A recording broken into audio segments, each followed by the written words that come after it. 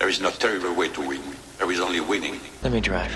I will make a fool out of you. Every one of us has to find a reason to do this. You do it because you're driven. I was beginning to think I'd never be anything more than a piston-happy, lead-foot punk.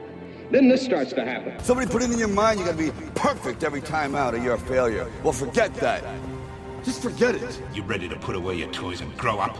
Are you ready to make more money in 1 year than your father made in his whole life? Are you ready to become a real race car driver? When I won it was probably the last time I ever felt pure victory. Because I'm quicker than all of you. And if you no longer go for a gap that exists, you're no longer a racing driver. I mean, hell, isn't that what we're in this for? To stare death in the face and to cheat it? I mean, come on, there's nobility in that. It's like being knights. No pressure, nobody breathing down my back, just driving because I left it pure. A lot of people go through life doing things badly. Racing is important to men who do it well. When you're racing, it's life. Anything that happens before or after, it's just waiting. I just hope when you do, that I'm there to see it. Racing. That's the name of the game, isn't it? Win or lose, put up or shut up. Fine. Then let's race. Hi, I'm Tom Ingram and you're listening to Downforce Radio. Hi, I'm Jacques Villeneuve, you're listening to Downforce Radio. Hi, I'm Bruno Senna, you're listening to Downforce Radio. Hi, I'm Chris Hoy and you're listening to Downforce Radio. Hi, I'm Landon Norris and you're listening to Downforce Radio. Welcome back into the action once again, the BLMRA 12 Hours of 2019. The 12 Hours of Mowers battling away here at Five Oaks in Sussex. Jake Sanson, Mark Akeroyd and Caitlin Penny with you in the commentary tower. And obviously all of us have been at various stages of drowsiness over the course of the race, but 8 hours in and we are still going strong and hopefully going to do so for the remaining 4 hours of competition. For the Northerners Kick Grass team, it is looking, Mark, as though it's business back to restored plan as usual. It does indeed, and without giving the commentators curse, they are definitely running very well and very smooth, and their pit crew is taking rests and braking. There's no rushing around. It looks like they have this one, and business as usual. Repeat of the previous, not last year, but obviously the previous 5 years before that. It is a very good mower, and with a very good team and some very good drivers. You were actually there in Essex when Bob was there. Bob Koenig came over for the World Championships. And it was also Daz who came down from the Northwest who drives the Northerners, and they raced like mad, didn't they, for the World Championship racing. But Daz is brilliant, and Baz, and so they're a good team. If the mower doesn't break, they've got this in the bag. So I wish them well.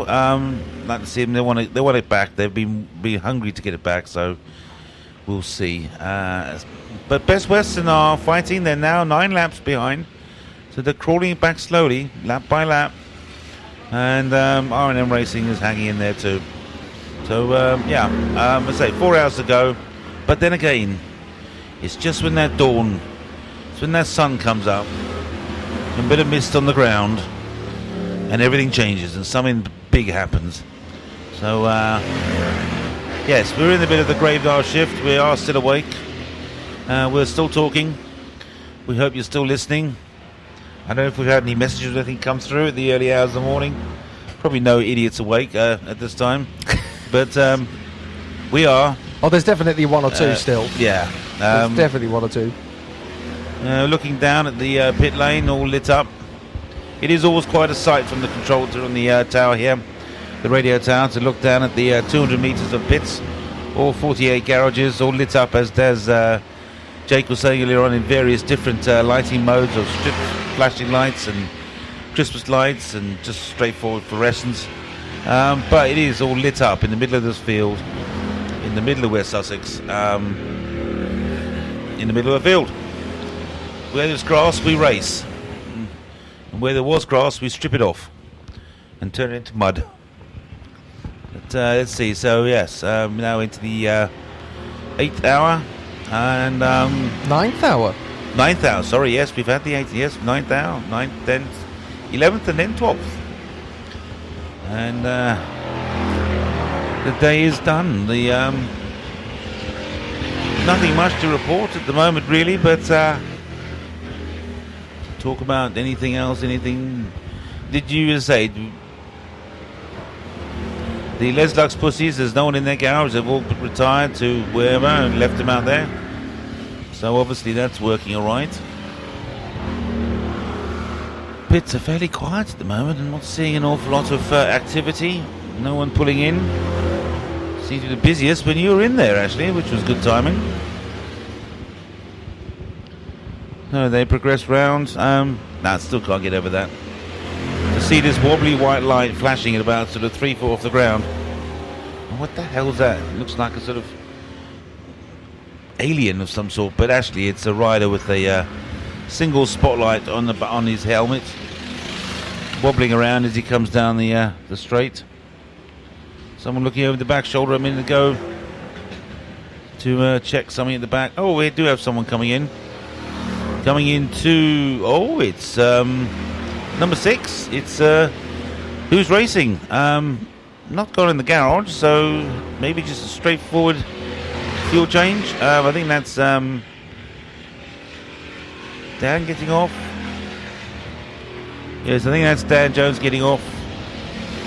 So someone else, unless he's just getting off for a drink or something. See, the rest of the team are just fueling, checking. No, someone is getting on. That is there's Dino getting on, actually. I think it is. Yes, you're right. Dino's getting on because Cleggy's wearing the orange suit. So yes, it's Dino's stint. Dan pushes Dino away, and off Dino goes. So let's just see what sort of lap times the who's racing currently at the moment are quite far down the actual tree. They're still 17th, lapping best last lap 149, best time 147, so not an awful lot of difference really. 37 laps off the lead, but 5 laps off away from 16, so bit of a mountain to climb with all the problems they've had.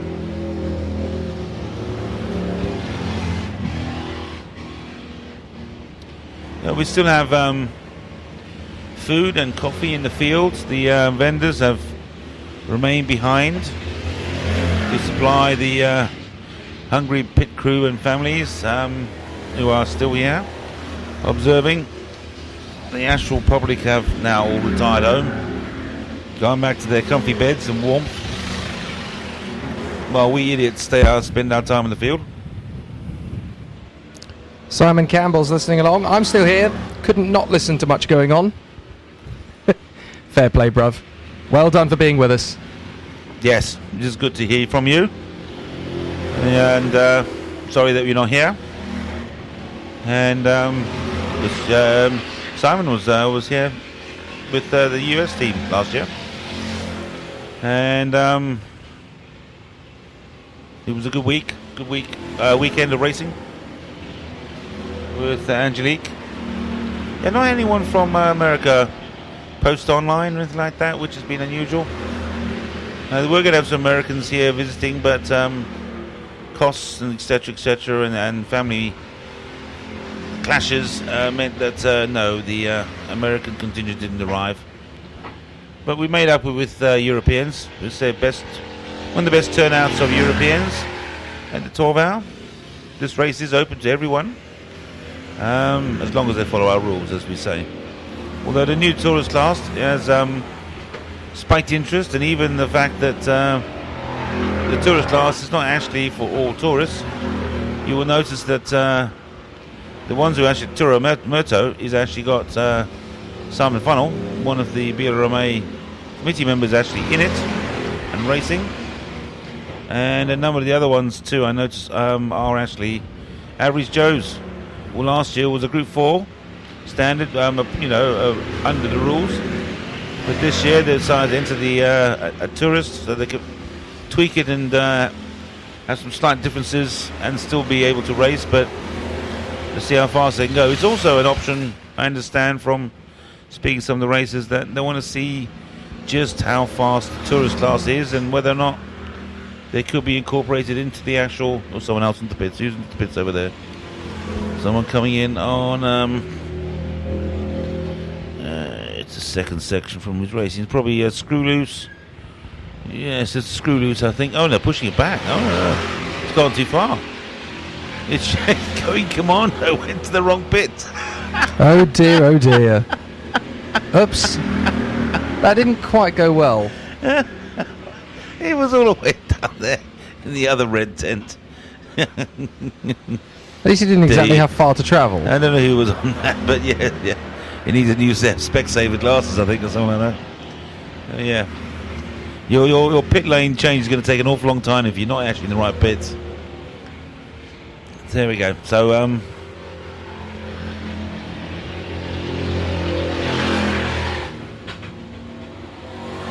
a few more coming down the hill. I was out earlier on, just having a look at the track. As Jake mentioned, you can see 2 grooves of completely stripped grass, really, which I say are actually on the far side away from the pits, which is the whole idea of keeping the fast mowers away from the pits when people are slowing down and pulling in. And then it's again as close to the far side on the uphill stretch too, but they're really quite smooth. If you watch the mowers run down them, there's very little bumping, very little sort of jostling of the actual mower. It's flat out, pretty smooth. And yeah, the speed gun is telling us we're getting around about 45, 46 miles an hour on some of the mowers. I don't know about the corners.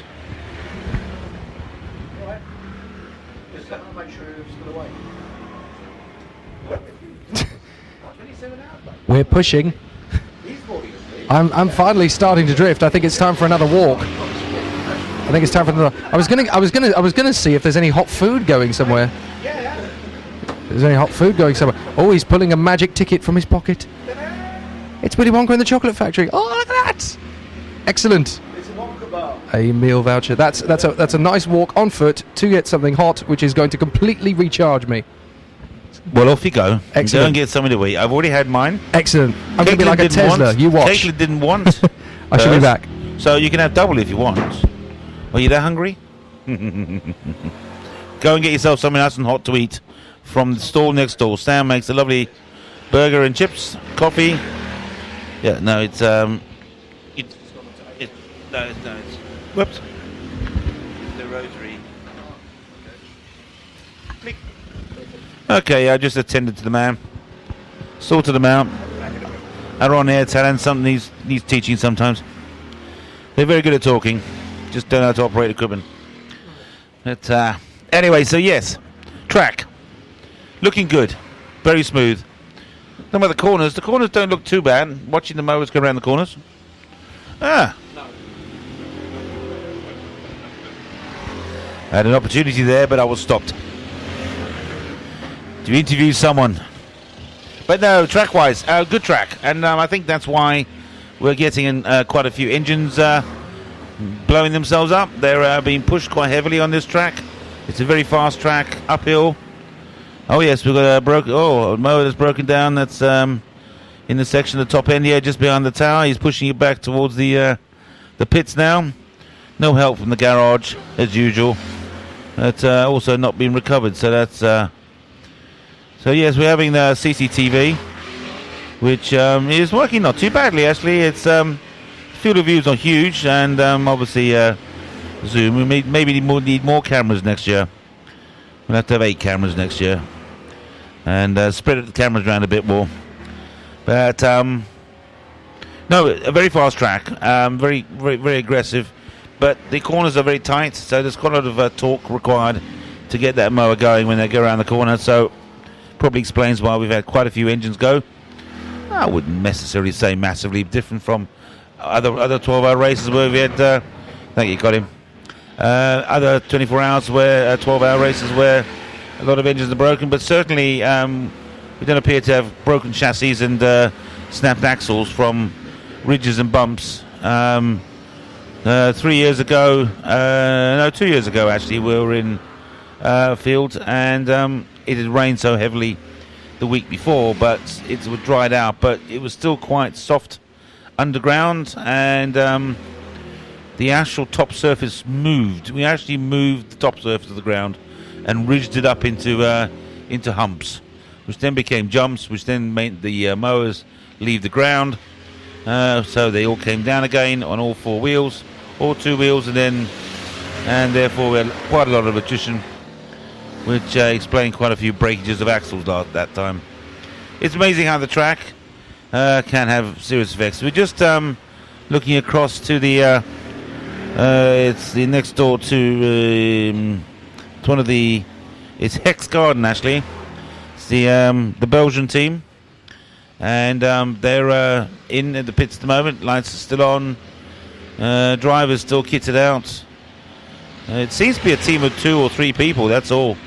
Doesn't seem to have brought an awful lot of other members. It's a very basic little operation. Everyone knows what they're doing, and they're just doing a refuel. So I think a pretty standard sort of pit lane pit stop. Going Commando's gone back out again after going to the wrong pits. I didn't see them go out, but hopefully he knows where to come back to now. So yeah, still refueling on Heck Garden. Ryder gets back on the mower, and there he gets a push start.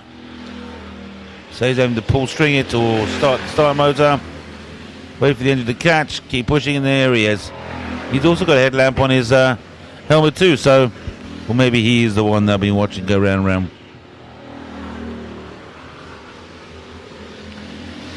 Little rotating blue lights on some of the wheels. Just trying to spot anything else that's happening out there. It's marshals. I can see marshals out there doing a sterling job, waiting for any actions to happen. Fortunately, we haven't had a huge amount, which is really good to know. And so marshals haven't been a massive requirement tonight. But yeah, always required, always needed. Can't do any race without marshals. They control the race, they control the accidents, they control the situation.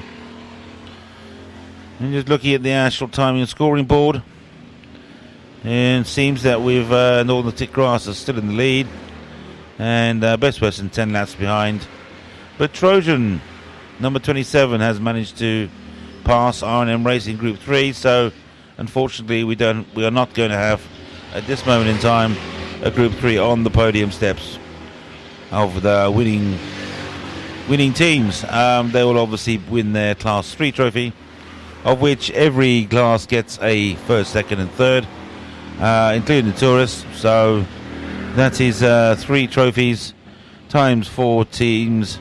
So yes, we've got 12 trophies to hand out for the teams, and then there is the overall winner, which is, let's say, with the cup, and we then have a second and third overall winners. So first, second and third in class, overall winners, first and second and third. We have 4 classes. Prize giving takes place after the race finishes tomorrow morning, 8 o'clock.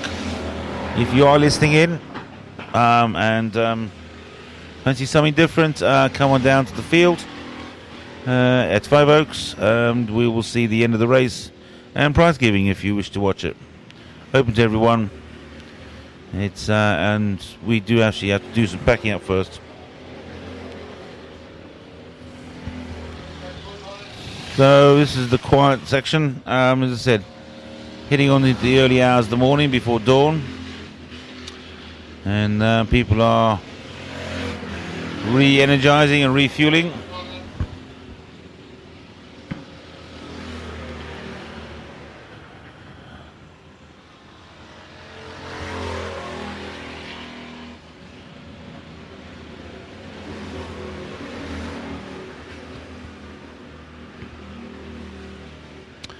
Still taking place as faster Group 4 passes another one. There's no let up. This is we have a Group 3 going in. Group 3 going in, and I think it's one of the Battlebridge Memorials. Let's see, which one does it go to? It goes to the second pit, so it goes to the yellow section. So obviously the yellow section's now having probably a fuel and refuel and driver change possibly. Actually, I can see also, must have missed it before, but the Red section's also in for its refuel, so both the Battlebridge Memorial Floods mowers are actually in for their scheduled stop. I don't think there's anything else wrong. It sounded quite sweet when it went past.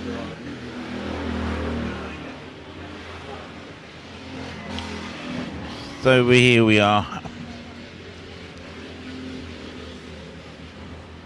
So far as the attrition, we've lost 5 teams out of the 48.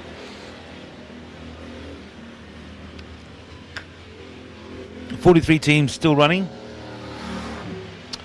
Number of laps completed 276. And the last team is done 102. Sorry, correction, 100.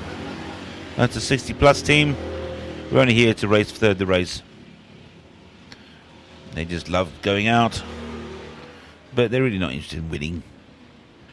Wonderful mentality to have. Oh, we have number 1's back in.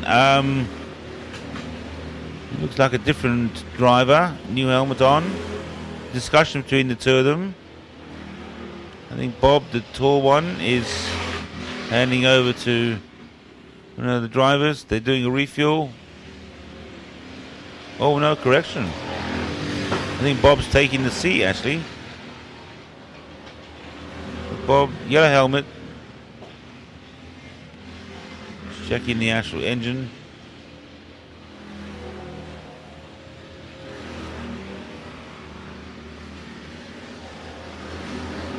So no, they're not going out yet. Still looking at the mower. Oh, and also at the same time, he is actually the leaders of the race coming. Number 12. Northern Tick Grass are actually in for their driver change and refuel. So, what were the 2 top teams fighting tooth and nail last year in the Trojan stages, last half an hour?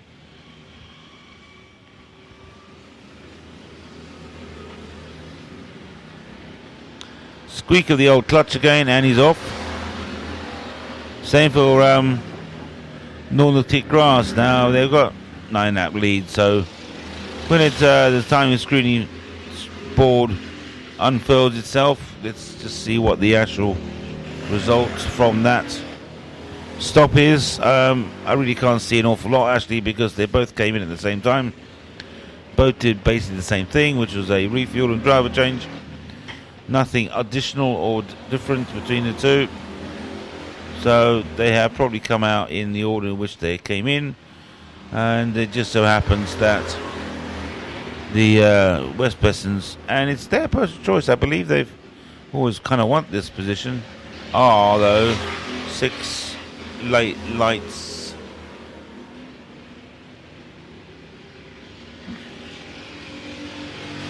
Sorry, I drifted off there for a second. See you game. Talking and drifting off.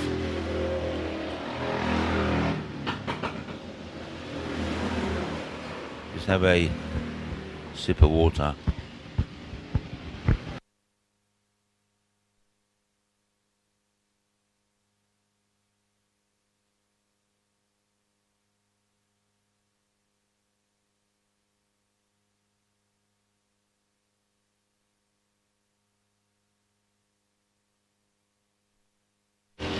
Right, okay. Wet the old whistle. Lubricate the cords.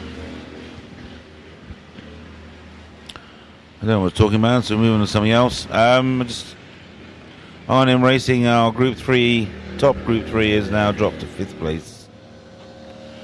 Must have had a pit stop. Didn't see it, but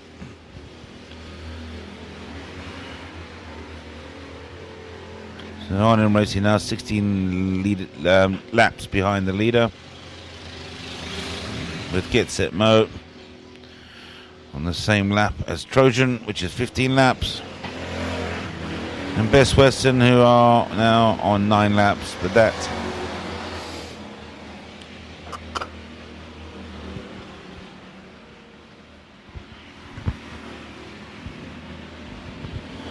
keeps vacillating. as they complete the laps themselves. I think Jake is right. We're going to break the actual lap distance record. If this keeps up, we're now 278 laps completed by Northerners.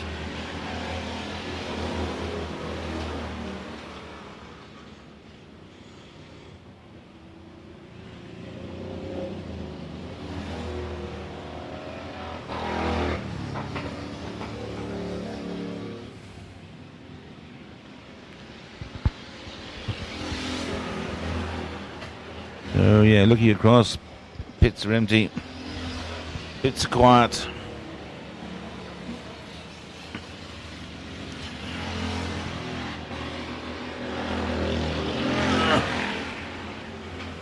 There's a lot of yellow sections still in, but the red section's now gone out.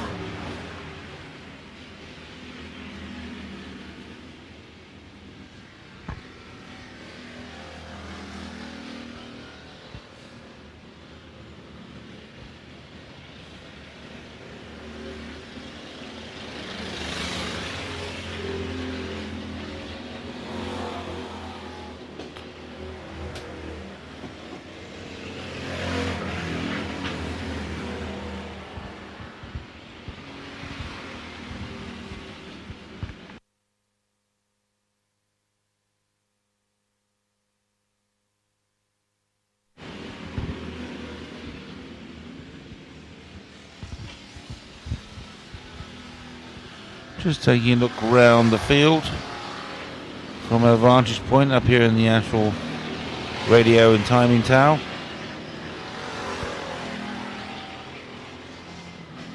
They're all circulating pretty much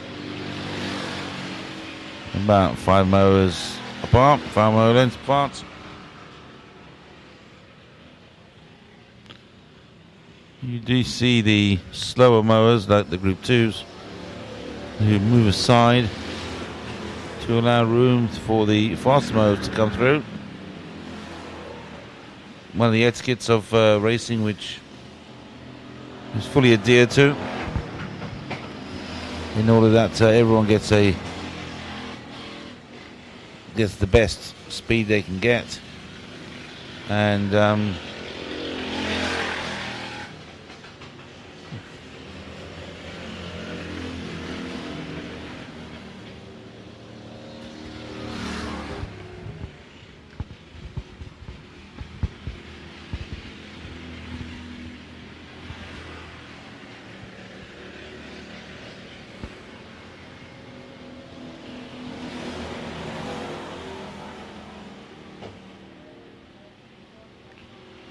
Torimoto have set up their chairs and footstools. Looks like they're having 40 winks. Tucking into what looks like a pot noodle, actually, one of them. No, I had a burger earlier on from Sue's Catering. Very nice it was too.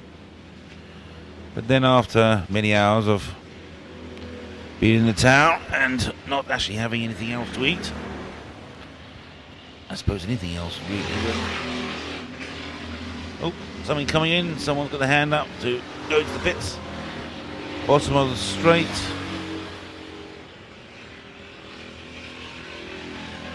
And in he comes. Oh, that's straight into the pits, that is. Straight into the pits for Paid in the Grass Racing, tourist class number 92. I think they're having obviously some more problems because the mower is going up onto blocks.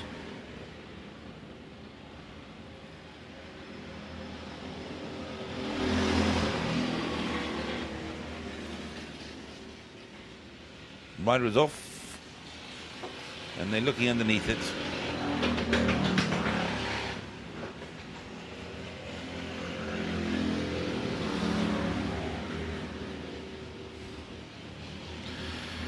Also looks like Another pit stop for these cross cutters, I think. No, yeah, it's next to Dead Bull Racing, so that must be cross cutters.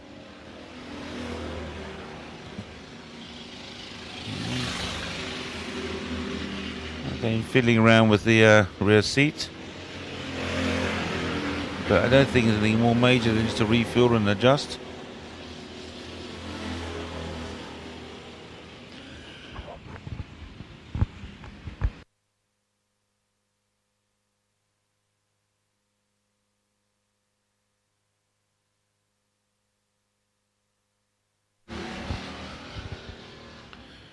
Well, we have a pit-in signal for Going Commando. I'm going to do a driver change.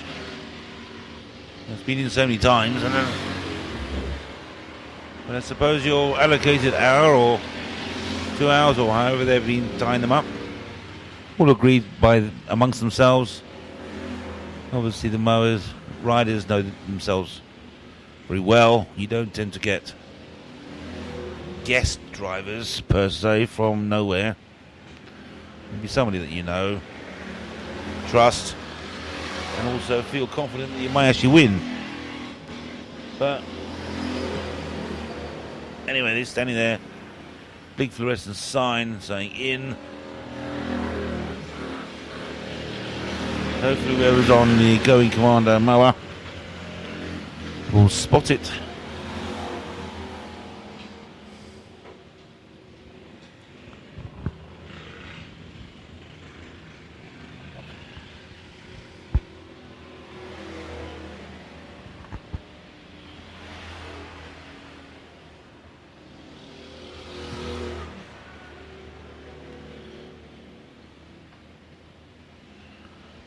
Here he comes.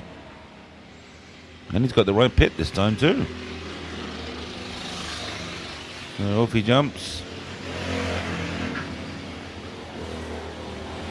Quick refuel. Undo the fuel camp. Fuel tank lid. In with the funnel.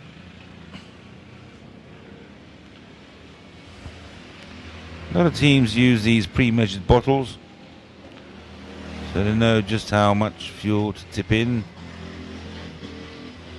and if it's correct in its size, then it's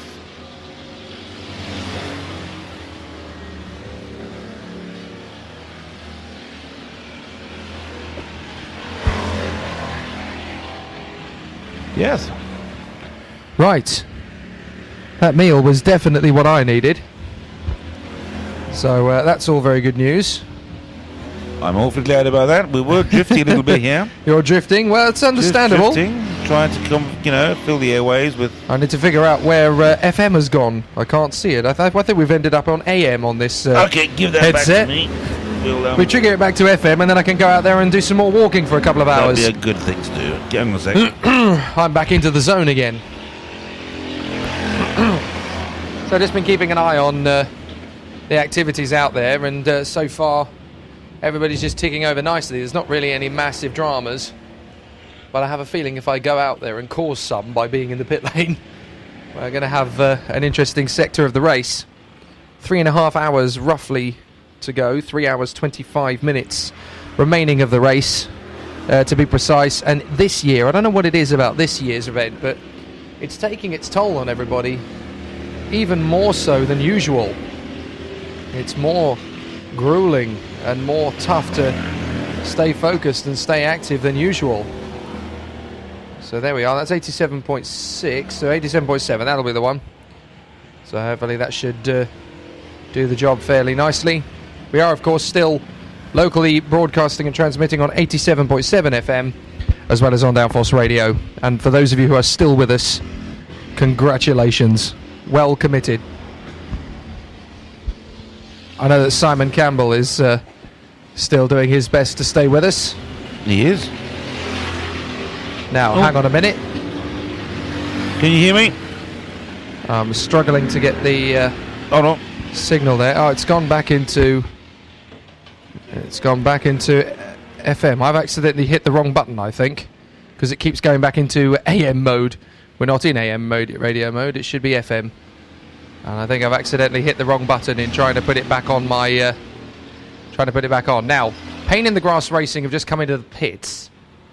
So that's the first port of call for me then, when I head back down into the pit lane.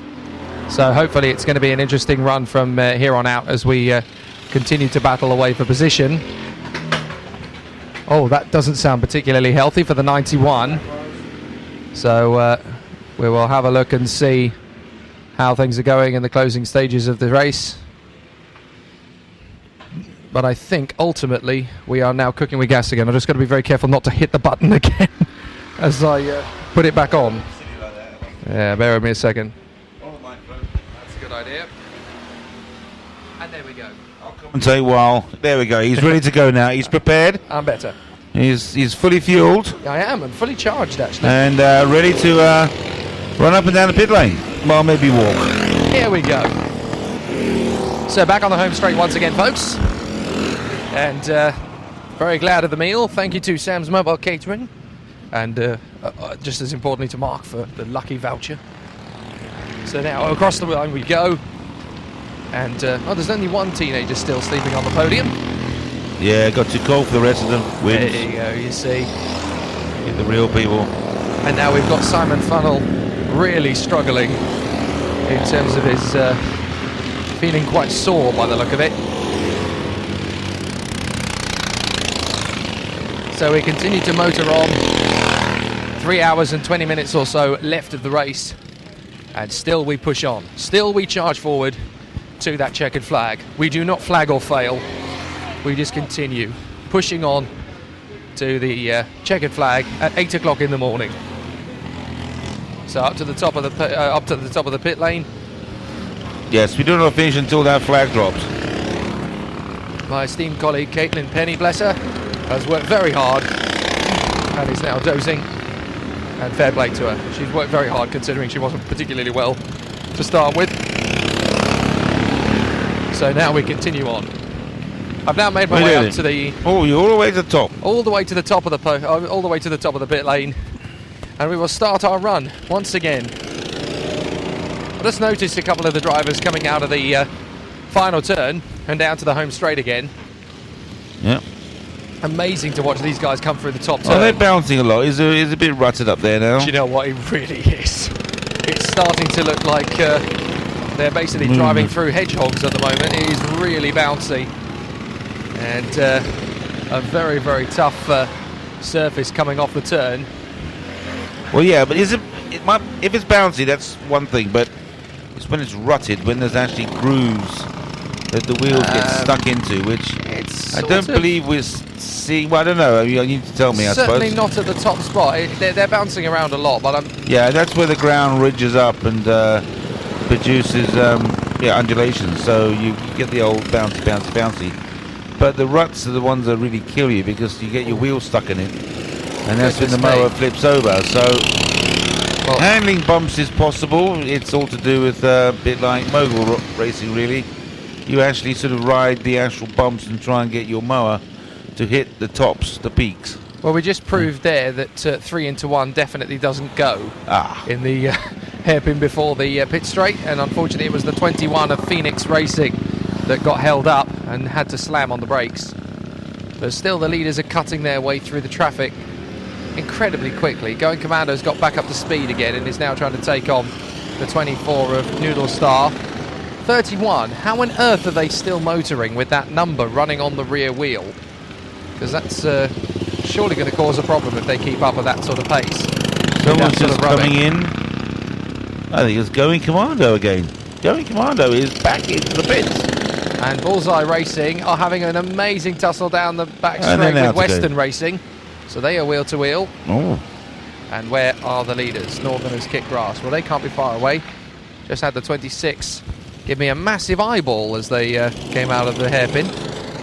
Obviously weren't expecting to see a rather tall fat man with a black race suit on at that particular point. You can trim down on the old back fat man, you know. You're on the racing suit, I suppose, but Right. They're not the most flattering of things, I'm getting there. Unless you're a stick insect. This is very true, I suppose. And a lot of these racing drivers are more like stick insect children. That's true. Well, the number one has passed my position. That is the Les Lux Pussy. I'm also waiting to see the Northerners Get Grass, the number 12, come past my position to see if things are still going tickety-boo. As they come off the turn, they go past my position, and they are close to lapping the number 3, the Dragon Coast Racing Team. So all is well. Right, now start our latest run down the pit lane from the top to the bottom. And we begin, as we always have, with mowing nowhere fast. And at the moment, their mower is in the pits, currently being worked on the underside. So I think it's mowing nowhere. At the moment, they are living up to their name, yes. So it's now just a case of trying to see where the current situation... Oh, we know what the current situation is. The belt has come off. Oh, again. So that's what we're currently fixing. No. No explanation. Yeah, that's the belts come off. If you don't get the actual height or the position of the pulleys exactly right in terms of vertical position relative to themselves, if there's any small angle where the belt has got to come off the pulley and then obviously twist down a bit, you'll instantly get belts just jumping left, right, and all over the place. In the meantime, they shred the edge of the belt, which means you just chuck it straight in the bin and go and get a new one. Yeah, so it's basically, that's where we're up to. The crash test dummies have long since abandoned their mower, which currently only has 3 wheels on it. Not sure where the 4th wheel is. I'm not sure they know where the 4th wheel is. Next door, over at Dynamo, still motoring around. There's not much activity in the pits as everybody is just winding these last few hours down. Let's have a quick word with the guys at Dynamo. How are things so far? Going well, thank you, yes. And the mower seems to be running pretty much ship-shape in Bristol at the moment. Going well, yes, very well. There were some hiccups earlier on, but we know that the mower is capable of running in the top 3, so there's a good chance it might come back. Well, there is a chance, yeah. Let's hope somebody breaks down and they'll get up there. Thanks very much. So Dynamo's still running on all cylinders and firing very well. Meanwhile, over at Best Western, they're grinning from ear to ear. You guys are properly in the hunt now for this victory. We've got the best part of 3 hours and a half to go, and you guys are right in the firing line. Yeah, well, we've got a nice 6-lap bumper now, which is quite nice. And I see that the light's just starting to break, so it's nice now that we've come out of the night into the day with not too much problems. It's always a nice sight. And that's the important thing psychologically, isn't it? Once you start seeing that sunlight come through, that's another little jolt. It's another little wake-up call, isn't it? Yeah, everyone starts to get a bit more of a buzz then, a bit more of an uplift, because they've made it for the night, and we can soldier on and try and at least complete and last. And that's the next sight. Get through the next few hours, get across the line, yeah. We've got a driver change coming up, so I'm guessing we've only got maybe 2 or 3 more stints to go. Yeah, 2 or 3 more stints. It's getting quite bumpy out there now. A few corners are starting to rut up. Yeah, so it's just going to be a challenge now. It's going to be a physical challenge, and hopefully not too many things are wearing on the mower. As I quite say, we've made it for the night. So let's hope we can. If the mower can, let's hope we can get it through. Fantastic, good stuff. Thank you very much. So they're also operating on the mower next door, which is the Gash It and Bash It. So they're actually helping. Yep, 96 tours class. So back into the action for Gash It and Bash It. A fuel stop going on as well. So in answer to the question, how is the 96 doing? It's still plugging on, doing a reasonable job as they continue their strategies, their fuel run. I'm loving the fact that the neon light that's connected to the top of the helmet of this particular rider is flashing. So basically his head is neon flashing at the moment. Right. Awesome. Over at Mofo, how do I put this? It's not exactly a front runner at the moment. It's a FOMO? It's not really running at all. Right. They've had some difficulties, and it looks as though it's certainly located towards the rear, the current problem. Under a tarpaulin. Something like that. I love the fact with what it says on the side here. Yes. I should point out there's a little inscription, a bit like they do in Rolls Royces and Porsches. It says driven by Lee Gornall, is that right? Lee Gornall? Or Lee Garvell, or something like that. Yeah. Ridden by Steve Mai and broken by Dillegaff. Now you have to know what that means to know what that means in essence, and I'm not going to repeat it on radio. Bless them. I'm certainly not going to translate it on radio. But yes, well, nice little acronym there, Dillegaff. So that's the Guernsey. Still putting in a good effort. It's nice that they can wander over next door to Gash It and Bash It, their sister Guernsey outfit, and get some assistance and get some advice. And obviously next door to them, Best Western, so they get some help from the Midwest boys. But so far, it's a tricky one for Mofo, and I'm not entirely sure if that mower's going anywhere or not. At the moment, it's only got 3 wheels on it, in a very similar stature to the 16.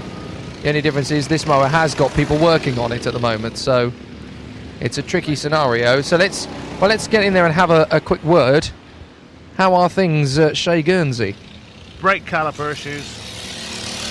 Okay, so obviously is that something that can be repaired enough that we can send it back out? Pistons aren't working this side, so it's trying to push the axle over that way, so we're going to weld it. Okay, good luck with the welding. So it's a long job, unfortunately, for Mofo, but they are not giving up. They are going to continue pushing on. Over at the Swede Bashers, well, I've never seen them looking so chilled in all my life. It's all right. The mower's running well, and at the moment, actually, fellas, it's all tickety-boo, really. Yeah, it's quite good. We had that breakdown. It's cost us almost 2 hours. We clawed back 12 places now. So, yeah, pretty good. Pretty happy with that. And certainly going into the last 3 hours, of course, of the race, that's when things can really start to bite again. People get that motivation and push a little bit harder, and that's when things can really get a bit of a teething problem. Yeah, well, we're doing 1 hour and 40 slots now on the mower, because the mower will probably do about 2.5 hours on a tank full of fuel. So we decided to do 1 hour and 40 to finish it now. Try and claw some time back. Sounds good to me. Keep it up. Cheers, thank you. Did you hear that? Like 2 hours 20 on a tank of fuel. Gosh. Yes. That's a big tank over at the number 90. That must be why they don't run to regulation, because they've got a massive fuel tank. You got it. Fuel tank. So yeah. Fewer pit stops, in theory. They can go for twice as long as everyone else. It doesn't quite work out in practice, though, of course. No, I mean, over at speed and stuff. Average Joe's, they are all still conscious, incredibly. How are things? Yeah, not too shabby.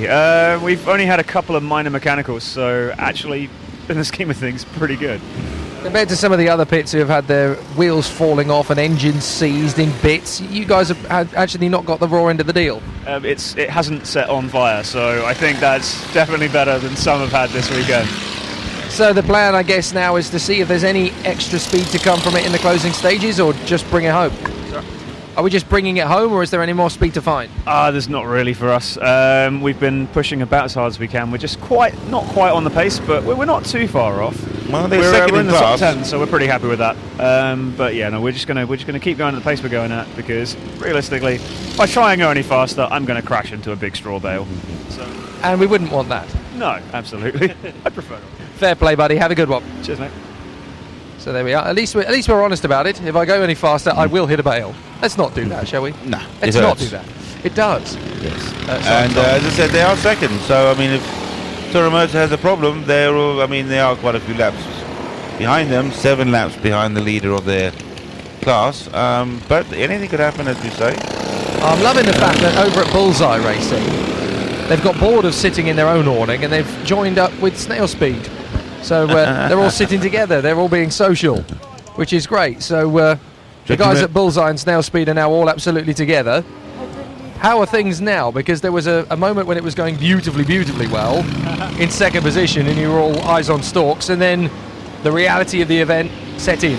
The bonnet mountings all snapped, which has made the wiring that was running along the inside of it, that's now all frayed and knocked out onto the bodywork and blown all the fuses, and that's why the lights keep going out.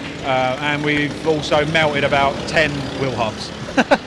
But no, that's an exaggeration. I think we're on the 4th now. That's still more than you want. Yeah, absolutely. Something's not quite right. We don't know what it is. We've just been patching it up and sending it back out. So, but we're here and we're having fun.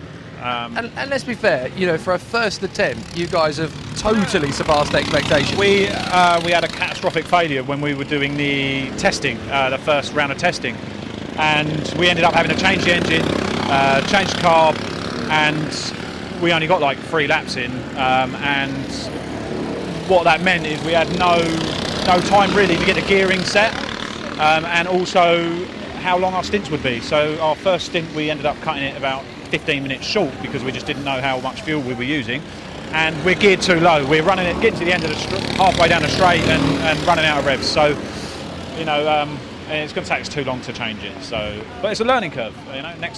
Next year we'll be a bit better prepared and know what to expect. Well, if you're even better prepared next year, you could even go for the victory. So I'm really excited about that. I was going to say, yes. We've got a pace. We know we've got a pace in the drivers. It's just getting the mower now to match us. So, there's some very quick boys here, and we hope to be pushing them a little bit faster next time. Well, I think everybody knows to expect you guys to be dark horses next year. Good luck. Thank you, and I'll see you then. Yeah, fantastic. Next door over at Snail Speed, there have been some hiccups and ups and downs, but overall, the mower is still running quite well. Yeah, no, it's been behaving, to be honest. I mean, it's the first year for us as well, so you expect a few odds and ends. We're still running, which is always a good sign. So, yeah, they're getting light. Just keep it going, really, now. So what does that do for the motivation, starting to see that the sun's coming up? Does that kind of kick things back into gear a little bit? Yeah, it's you sort of start to feel more alive again. I mean, the last stint I just did was the most painful one so far. So, yeah, no, it's good. Hands are hurting, neck's hurting, but a couple more goes yet. So, yeah, it's been good. Fair enough. Keep up the good work and we'll see you at the finish line. Brilliant, thanks very much. So all going well over at Snail Speed as they continue on their way, just like Bullseye. Brilliant, plucky rookies and doing an absolutely fantastic job. There is nothing left of the RK Case Racing awning. It's pretty much gone. All the equipment is in the back of the low loader and it's just waiting somebody to have slept enough to drive it away, basically.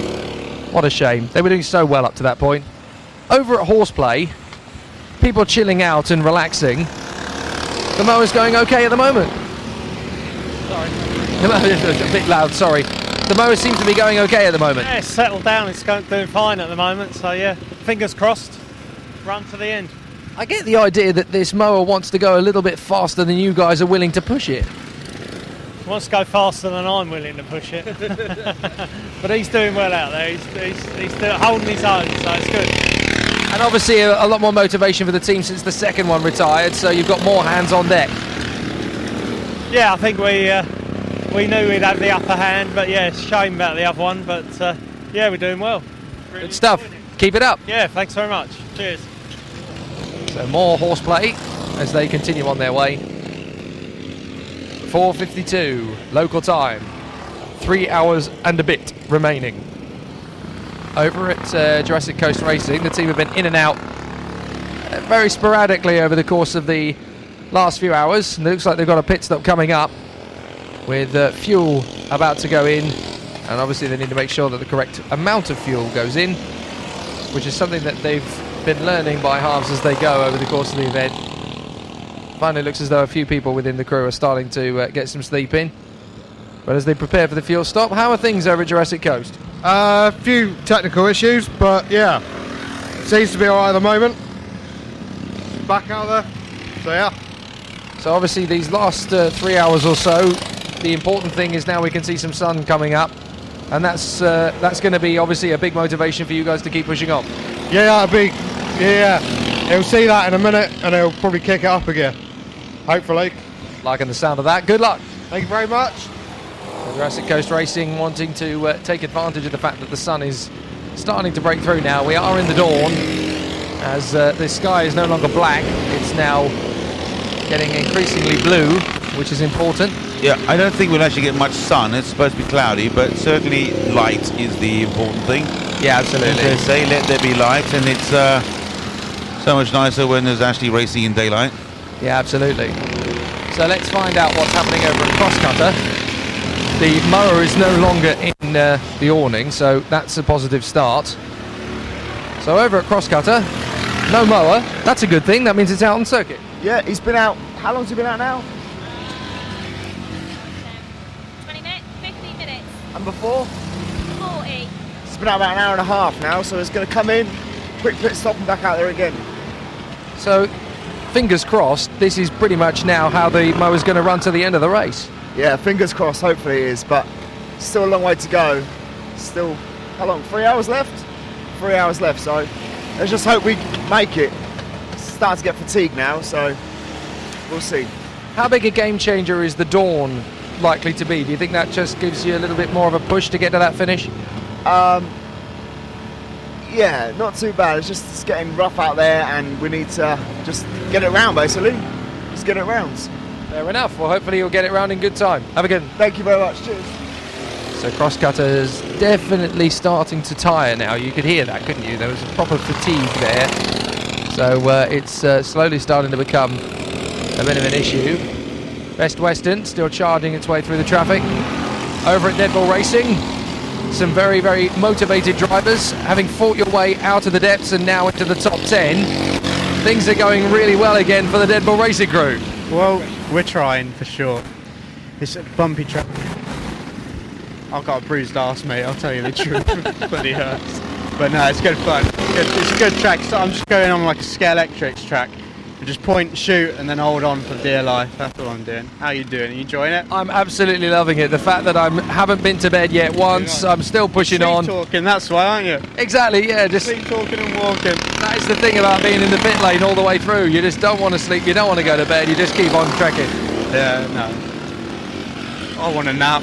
That's all. Yes, I know. I want my bed. I want my bed. Anyway, considering that you guys fell out of the top 20 at one stage, to now be back in the midst of the top 10, I mean, that's quite an achievement. No, yeah, we're trying. It's coming. Comes in the later stage of the race. You just got to keep playing the laps in. It's an endurance race, isn't it, at the end of the day? We'll see what we do at the end of the 12 hours, hopefully. Now, you guys have been here so many times before. We've now got the Dawn coming through.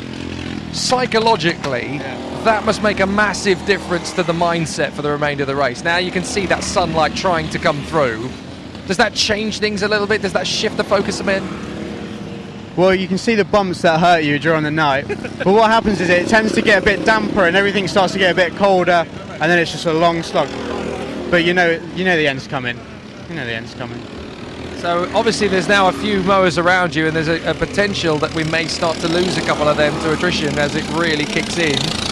As far as you guys are concerned, you've already had the problems. Problems early on, and now hopefully it's just smooth sailing till the end. Hopefully. Sunrise is at 5:31. Oh, I've just been told that the sun rises officially at 5:31, so you're not far off it. Hopefully. Then we can just go to bed. Keep pushing, mate, keep pushing. Thank you very much. Cheers. Always good to keep the motivation sky high. Northerners Kit Grass is still going strong as they continue to push on. So far so good, a nice cushion, but we said that last year at about the same time, so nothing is ever guaranteed at this sport, but things are going okay. At the moment, touch wood, everything's fine, everything's working as it should, and it's just easing back a bit now, making sure we try and fetch it home in one piece. Get to the end. I've got a question for them. Okay. Did they actually improve the strength of the actual top hat and bit that broke last year to make sure it doesn't fail this year? Okay, so Mark is asking up in the commentary box, did you make any changes to the strength of the mower this year to make sure that the problems last year are not going to occur again? Not really. The problem last year was the rear pulley. As into the pits comes the Noodle Star directly in front of us. The problem last year was the rear pulley.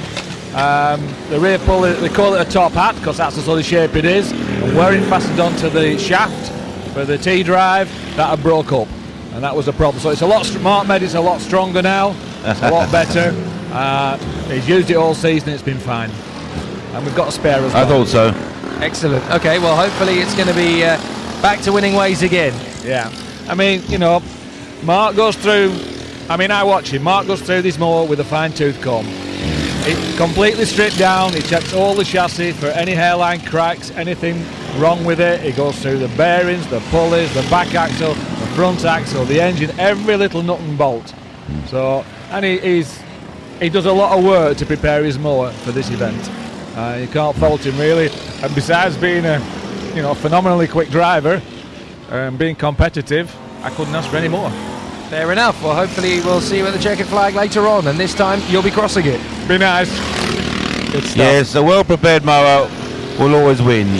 Absolutely. They just keep coming back for more. But their policy has been amazing since 2013. If it ain't broke, don't fix it. And it was only one minor little part last year that did, so they've gone on top of that.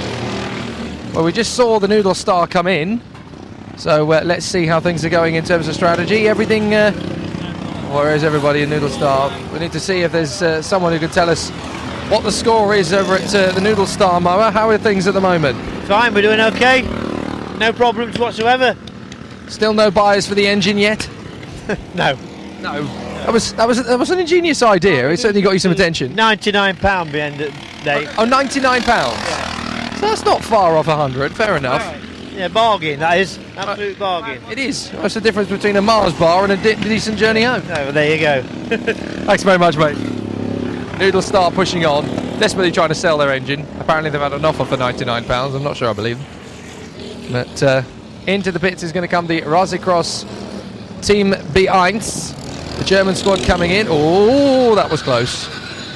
They're really struggling to get that thing stopped. They're in ninth place at the moment, so doing well. Well, I nearly got I nearly got nicknamed Tinkletoes there, because that could have been very nasty. But anyway, into the pits, and yes, the pace has been very solid from the German squad. They're really enjoying life in the British 12 hours. The first time they've ever come here, of course, and still putting in a really exciting run. They're filling up with fuel, and it's a driver change? No. As far as I can helmet's tell. coming off one person. Oh no, sorry, my apologies. Yes, there is a driver change. My apologies. So that's all been sorted out. There's probably be the one last change for driver change for the actual race. Maybe, I don't know. Oh, listen to that clutch. Oh, that clutch is terrible. It is good. At least they managed to get it going. No pace left on that. No. No. But and number one's just been in and out too. I don't know if you spotted that. Yes, indeed. Yep, they're disappearing down the hill. So I was going to go and find out what's happening with them in a moment, but so far so good for Rasikross, as they're now well into the top 10, still pushing on. Unfortunately, Les Lux is still in 20th place. They haven't been able to shift from that, and they're now 46 laps behind. Gracious me. Northerners. So I don't think, even with complete breakage of Northerners, I don't think Les Lux is going to have a chance. No, indeed. But then again, they have had such an attrition this year. Indeed. Things have gone wrong. Over at Het Garden, there are no conscious members of the team available to speak. They're already sleeping. Well, there's only 3 of them there. Exactly. And it's very tiring pace over at Team Ali at the moment. How are things with the mower? They're going okay? Okay. Just... The wrist is starting to hurt now. Un peu mal, mais ça va aller. Fair enough. Thank you. They're really starting to feel the physical pain now over at the number 11 Team Ali. Fair play to them, they've had to work very hard.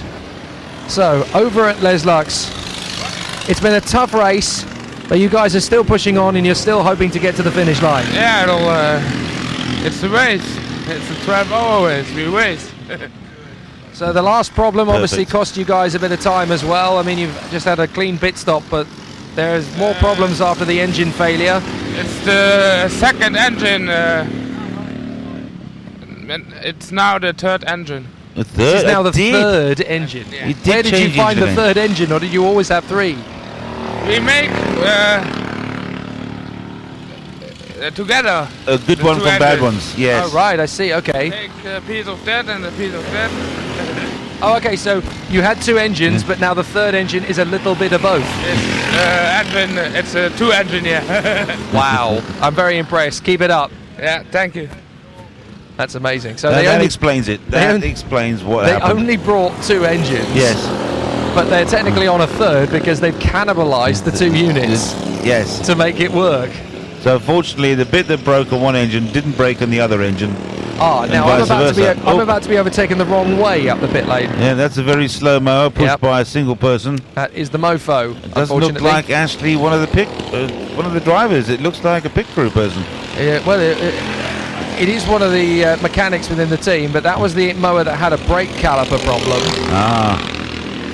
So either that's the same problem that's really starting to kick the bucket again, or it's developed a new fault.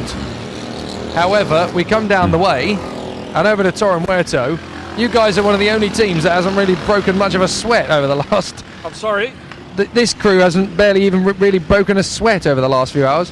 Well, they are my boys. They're doing well. 6th place. Yeah, we built them. We knew the mower would be all right. We tested it in Finland on the ice in February, and the only thing that got in our way was the fact that the lake started sinking because it was too warm. So we had to cut that short, 5.5 hours. So we brought it here as a bit of an experiment. It's a new type of drive it's got on it that no other mower has. So what's that? It's just reliability. Keeps going and going and going. That's all you got to do with it. So how is this engine different to all of the others? The engine is exactly the same as the others. All it is, it's got a torque converter on it, so it's taking all the load off the engine. And so No the clutch. engine will just keep purring away. It's You'll an automatic. hear the engine note as it comes past. It's really quiet. It never seems to be working at all. Essentially, it's the only automatic lawnmower that's out there. Basically, yeah. Still a fixed gear in. Once it gets to a certain point, you don't go any faster, but it just gets there. And the main advantage is when you come off the throttle, there's no engine braking, and that's what tends to be the major problem with lawnmower engines, is the engine braking, and that's when they start blowing up. So you can rev them as hard as you want. As soon as you come off that throttle, that's when they go bang. And of course, with the torque converter, there is no engine braking. You have to brake a little bit earlier into the corners, but you'd save a fortune with one of them all the time. Bigger brakes. I'm spreading the word, Jake. All right. Yes. Well, trying to get the idea out there. Maybe a few more people will give it a go. Good stuff. Keep it in the top 6. Yeah, and the lads are doing well. They're still, I think, the first in their class.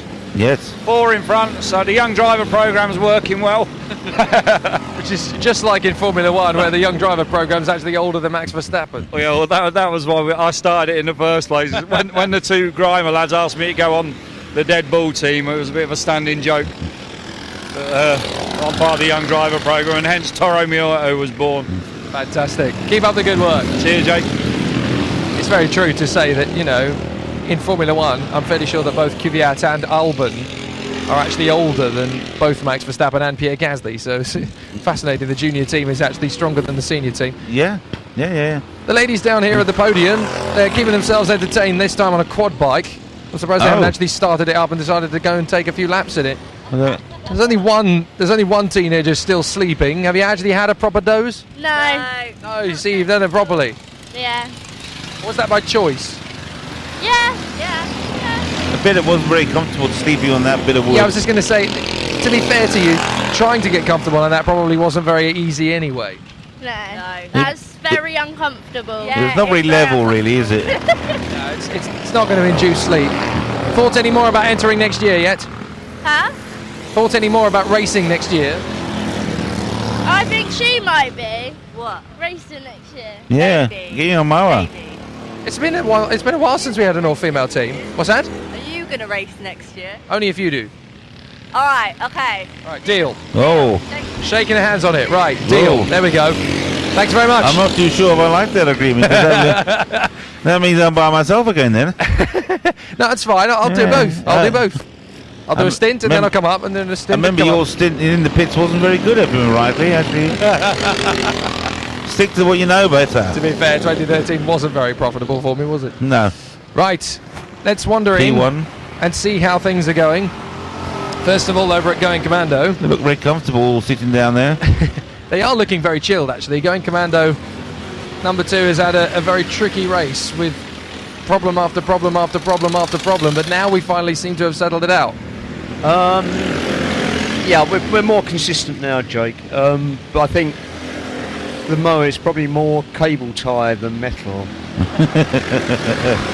Any gaffer in there? Could break, has broken, so just fingers crossed it will hold together until the end. Yeah. And how much electric tape has actually been used on this occasion? How much what, sorry? Gaffer tape. How much gaffer tape? Good reel. Good reel gaffer tape, yeah. No bad reels. Fair enough. Next door, of course, the number 6 is still going strong as well. So how are things currently at... What's that, sorry? What? But Someone's running in. Apparently, the Northwest have just blown. Northwest Oh, has they have. blown up. Oh my word. Yes. Yes, Best down Western. Down at the bottom end. They're coming back up the pits now. Coming past you. This is not good. This is really not good. This is the leaders of the race have had After the you same talk- problem. It's the same problem they had last year. The race leaders in trouble. So this has blown the race wide open. Wide open. Wow, this has changed things a bit. I was going to say to who's racing. There's smoke coming out the back of it. There is smoke coming out the back. I'm going to run up the hill. That's not Do you know top what? hat. I'll come back to you in a bit. I'm going to try and figure out what's happening. Right, back up the hill. The commentators kill a curse. They're not going to let you in here. Oh my goodness, it smells appalling down here. That could be clutch then. Yeah, that's definitely a dead clutch. Oh dear, oh dear. Wow, Best Western are actually putting in their best lap time. Well, that's the biggest motivation they've ever had. And they're actually only 8 laps behind. What's the situation? Engine's gone. Oh, you're joking, it's an engine failure. So there is a spare one waiting? Just that. So that's a half-hour job? 15 minutes. Okay, start the timer. Yeah, start the timer. Right, 15 minutes they think to replace the engine.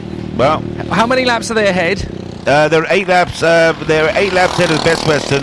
Right. Okay. And 14 laps ahead of Trojan. So yes. Right. So Best Western is potentially going to take the lead. Yes. They say they can change the engine in 15 minutes. Right.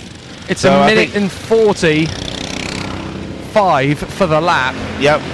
So that's two laps is 2 minutes 20.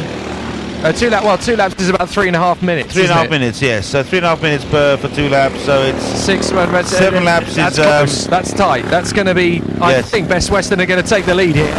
Yes, they are, and certainly they're actually, banging in some very, very fast laps at the moment. Whoever's on Best Western is really pushing it, and probably has got the signal from his pits to go even faster if they can. Well, this is a difficult situation in a way, because if they do push it, there's a risk that they can end up breaking their own mower trying to get through. Yep. So might want to pace themselves. If your team is listening, they'd take the advice of instructing your rider to pace himself, because he's got a good chance of getting into lead, and if he's pacing himself, he'll remain there. Well, big drama here, as there was earlier on for the Les Lux Pussies when they were battling for the lead with the number 12 Northerners Kit Grass, who were trying to claim the victory. They had a fire and 2 engine changes, and now the engine has failed on the Northerners Kit Grass number 12, the race leaders, who are leading by 8 laps, and the race is now blown wide open. Yep. 7 laps now. Well, this is going to be a major problem, and that's a 15-minute engine change if everything goes according to plan, and if the lawnmower synchronises beautifully enough with the new engine, because there's no guarantees of that either. Especially considering what it is in the engine that's failed, there is every chance that it's not going to be a simple fix. But this is the 2nd year in a row that Northerners Kit Grass, while leading, have had mechanical problems, and again leading by 8 laps, just as they were last year. And it's really the only thing you can't test, really. You can check frame, you can check bearings, you can check everything else, but the engine is always self-contained unit, so the blessing in disguise for Northerners Kit Grass is that it's happened now, rather than in 2.5 hours' time, because if it happens in 2.5 hours' time, they're really in the drink. But now they've actually got time to fight back from it. Yeah, so they can put in some fast laps and grab it back. Big crowd around the pits, I can see. Yes, people indeed. watching. Everyone's trying to figure out A, what the situation is, and B, can they get going again. Frantic work from the mower. It's now upside down as the engine change really gets into it. I'm not going to even attempt to get further in. No. Because this is potentially the race lead for Northerners Kit Grass, and for the 2nd year run, the chance of a victory potentially up in smoke. The only thing they've got going for them at the moment is that it's happened with 3 hours to go, so they've got time to make up if they can get it replaced. Yes. But we've got the bolts, or 4 bolts. Well, interestingly, the team that's come over to watch, you'll never guess. Yeah. It's the Les Lux Pussies. They've come to watch. It's almost as if to say, see, this is what it feels like, buddy. And it's bitter. The German team have come over to watch as well. It's a big, big moment in the race, this, and I think everybody is fully aware of the implications of what this means in terms of the finish. There might not even be one for Northerners Kit Grass for the second year running. So this is big drama, and it's put everything on a bit of a knife edge. But they are working frantically underneath the mower to unbolt the unit and get the engine back in. And there's problems too for the next door neighbours actually at Noodle Star. And I think it might be of a similar nature. Also in the pits, Cross Cutter. So they're all dropping like flies at the moment. It's as... do you know what it is, Mark? It's as we've got light, and that's when the mower's gone. They can see bumps. As he said, you can see the bumps you've been riding on. So yeah, they start opening the throttle up a bit, start taking the lines, and yeah. That's the thing. Oh, we've just got someone in from... Het Garden. Het Garden, yeah, they just come in. But this is tantalising to well, watch that's, now. There is absolute... 4 minutes now. There is mad, frantic desperation at Northerners Kit Grass. This is not looking particularly straightforward either, because they basically are struggling to take the original unit out and then place the other one in. This is going to be a very tough race now. Oh, Dead Bull Racing have called me over. You can have them. What? Yeah, you can have them. I'll get a new set for next year. I can have that? Of course you can, mate. Part of the I've just been given a set of overalls. There you go. Because I took them off. Dead Bull overalls. That is fantastic. They're about the same size. Yes, they will go straight in the wash tonight, and I'm wearing them this week. That is a brilliant present. Oh wow! I genuinely feel part of the crew now. Thank you very much. Thank you so much, mate. I really appreciate that. That is amazing. Oh wow! That's my first proper set of racing overalls. Thank you very much indeed. Look at that! Fantastic. You see what you I've get? got a set of racing overalls. And there you wanted to go and do go-karts. Well, I could have done, and I came away with a set of overalls and an amazing thrill fest. Okay, it's now 5 laps that they are in the in arrears. It's 9:18, so they've been in the pits for 6 minutes now. So another 50 minutes. I said another 9 minutes, and they should have the engine done. I'm all emotional down here. It's nice to have something better. Right. No, just focus. There's a lot of cool things going on. Team Ali have got a problem. They're in the pits now as well. Oh. So yes, all the way into the pits. Yes. And unfortunately, Ali is saying that there's a major problem. What's the matter? The brake is over. The brake. So no more brakes. Yes, the brake is over. So does that mean you're out of the race? You fix the brake? A new brake, and the oil come out. Oh my word! Brake fluid. So brake fluid is gone. So can you fix it? No. Oh no. So this is finito. This is it. I think yes. Oh, it's such a shame. It's not good. Unfortunate, but hopefully we'll see you next year. I don't know. Maybe yes. Okay. Unfortunate. Yeah. Well, that's such a shame for Team Ali. They've been so hard working and persevering. But yes, there's brake fluid all over the shop. The brake disc, unfortunately, is the only thing that you have to take the whole rear axle off to actually get the brake disc to slide on. Yep. So if there's any of the brake work, because they're actually it's mounted on the actual drive shaft at the back as a single disc. So yeah, a very difficult job to do. Remove the rear axle, take the T-drive off, disconnect the pulleys. I've just gone past Torren Muerto and Simon Funnell chilling out. Has gone, what have you got that in your hand for? Speak to your boss. Yes, he's got a prize. He's got a present. To your boss. I've won the booby prize. That's amazing. Right. Moving down. Four laps. Right. So this is serious game time now for Best Western. They've really got to step it up. Well, they can't afford to step it up too much. They've got to pace themselves to a certain extent. They can't afford to keep pushing.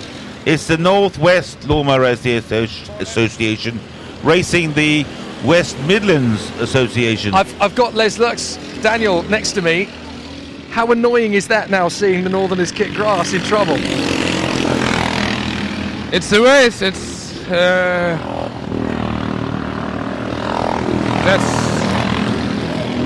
I have no words for that, but it's the way it happens.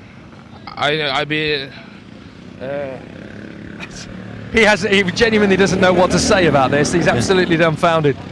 Looks like you both may end up having to come back and try again next year. I drive next year, yeah. Okay. Yeah. They're in 19th, actually. They've got another space back. Your finger will be better the next year. I hope. Keep pushing. Thank you. Oh, it's unfortunate, but now the two big players have had engine trouble. Yep. 2 dead engines at Les Lux. And Team now 1, Team 2. a dead engine at the Northerners. Right, I'm going to head back up actually because I want to see how close they are to finishing, because there's only 3.5 laps of a lead now. Yep. Over Best Western, and if any trouble strikes them again, that is Best Western leading the race. And there's no guarantee that this is going to work as a repair job, because it is in essence changing an engine, but there's no guarantees it's going to work. Well, that's 10 minutes gone. And they're still working hard. To be fair, they've done a ruddy good job in 10 minutes. But it's still going to be sat here for at least another 2 laps, because it's not an easy job to change an engine. As I said before, the only comfort they've got at the moment is that it's happened now and not 2.5 hours from now, because if it happened 2.5 hours from now, they really would be sweating cobs. But at this point, there is a genuine chance they can fight back into a race-winning contention. But it really sets us up with a proper showdown in the final stages of the race, just like last year. Yes. This is not going to be done until the final lap. This is exactly what we wanted out of this race. Their 5-year winning streak was very impressive, but we didn't really want the race to be over at the half-distance mark, and we thought again today that this was going to be the case, but this is the BLMRA 12 hour. You can't count anything until you cross that finish line. The race isn't over until the checker flag drops. Just looking across over the top of the trees behind you, or in front of you rather, where you're facing that way. But we have a beautiful pink sky. And the sun is starting to peek its way through, so yeah. Red sky in the morning, shepherd's warning. It is, unfortunately, which doesn't mean to say that there's a forecast of rain in somewhere in the Ashfield area. But as long as it doesn't hold, it just holds off until 8:30 in the morning, that's fine. Yes, I think it might have rained this evening more than anything else, I think. But the cables are being connected up in Northerners Kit grass. 2 laps. 2 laps is the gap. This is tight. This is really, really tight. I'm just keeping a lookout for Best Western now, actually, as they come through down the straight here in the pit straight in front of me. It's going to be a very tight run to see whether they're going to get out with the lead of the race still intact. But across down the straight now, past our position, that's the Het Garden mower. 90 goes through. Yep. So where is Best Western? Where's 28? Come up the top, I think that's the 96, that's Gash It and Bash It. How are they still motoring? Seriously, they've had all sorts of difficulties over the course of the race as well. It's been a bit of a nightmare race for them all in all, but how they are still motoring and how they're still smiling baffles and bemuses me in equal measure. R&M Racing flies past. 91, hanging on to 4th place, just. There goes Horseplay past the position. And the 14, Get Set Mo. But still peering up the top of the straight here as we wait for Best Western to try and charge their way back into the lead. Well, 1 lap now. It's all of a sudden got very, very hectic up here. Best Western, FYI. Best Western is going to pass my position any moment now. In fact, I think they might have already done. I was looking in the wrong direction, and I'm fairly sure Best Western have now gone through. Past my position. Well, they're 1 lap now, according to the timing. So, yeah, there they go. They've gone up the hill and into the corner, so I don't think they're going to be able to retain the lead here. It's going to be very tight. But this race has got one more... What's that? Sorry, Tony? You're like a couple of predators. Yeah, we are. We've got the camera crew here. And then there's me as well. We're all keen to see what happens. This is going to be... Well, talk about a decent show for the documentary that's being filmed. That's amazing, isn't it? What a story that'll be. Engine change and then win. Well, yes, if they can win it with an engine change, that really would be something special. But this is Northerners Kit grass. Never ever count them out. They didn't win 5 years on the bounce. by accident. It was done by pure determination. I was reminded that Best Western had a fire. They did indeed. Yes, they did. So they actually had a, they actually did have a major incident with flames and everything across the track in the middle there. Well, let's not forget the fact that they ended the first lap in 47th out of 48. Yes. So for Best Western to fight back and take the lead, they are going to and then to come back. Yep. They are going to be the 6th different team to lead this race. Okay, there's 16 seconds difference now. One more lap, and they will be in the lead. And I'm afraid to say 26 minutes past, so that's 14 minutes, 15 minutes coming up. I'm afraid to say for Northerners Kit Grass, they are not looking close to done yet. So they're going to lose some laps here. So yes, Best Western on the same lap now, 301 laps completed. Where's the best Western? We're waiting for the 28 to come into, and I think that is them coming down the back straight now. So there we go. The change of the lead is imminent. Oh, they're coming up the back straight now, up towards the pit straight.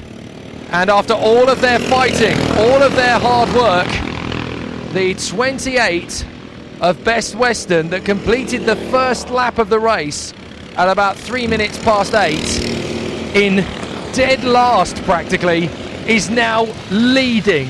That is absolutely astonishing. They have taken the lead of the BLMRA 12 Hours. Best Western have gone from 47th on lap 1 out of 48 to lead the race. Absolutely astonishing. And unfortunately for the Northerners Kit Grass team, they are still fixing it, and they are still not close to done. So this is a game changer. But what it sets up is a monumental victory if this goes the way of Best Western. Yeah, so now, Northerners Kit Grass is 1 lap down. What a turn up. What a turn up for the books. This race really does have a tendency to bite. Oh. And for the last 2 years, it's been the most dominant team in the race's history. It has. It's unfortunate. Really, though, we want to happen to them. You would love to see a race finish, but it does add excitement to the event, and it shows perseverance and domination and dogged determination to actually get that out and doing and racing and winning. Well, fantastic to see the actual sportsmanship and determination to win. As they say, winning is everything, coming second is nothing.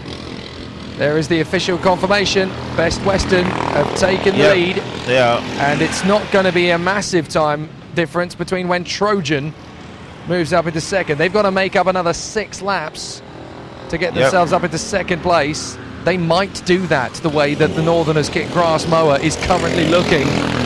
It's not a guarantee that this engine change is going to be fast enough to get them out. There is still a big crowd around the Northerners Kit Grass mower as they will it to get back into the race. Come on! The Fix it and get it out. He's got his helmet on. I think he's ready to go out, the driver. Yes, indeed. Well, they're just literally waiting. I think he's more just willing it by just being ready. They've stopped focusing on the unit itself. They're just doing the underside now. So I reckon they're going to lose about 2 laps total, maybe 3 at the maximum.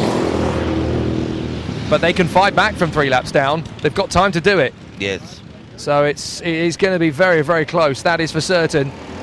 And this is now an impossible mission, essentially. They have lost a grand total of about 11 laps sat here in the pits with a blown engine. They've changed the engine, but we've seen 2 engine failures from Les Lux.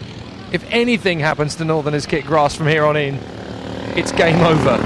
And I don't mind telling you that Bob is watching on, barely able to believe it, grinning from ear to a certain extent, but just bemused and baffled. He can't believe it.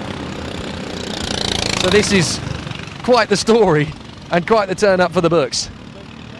You'd never have said this 25 minutes ago. You'd never have said, well, they're about to hit trouble. No, it wasn't forecast at all.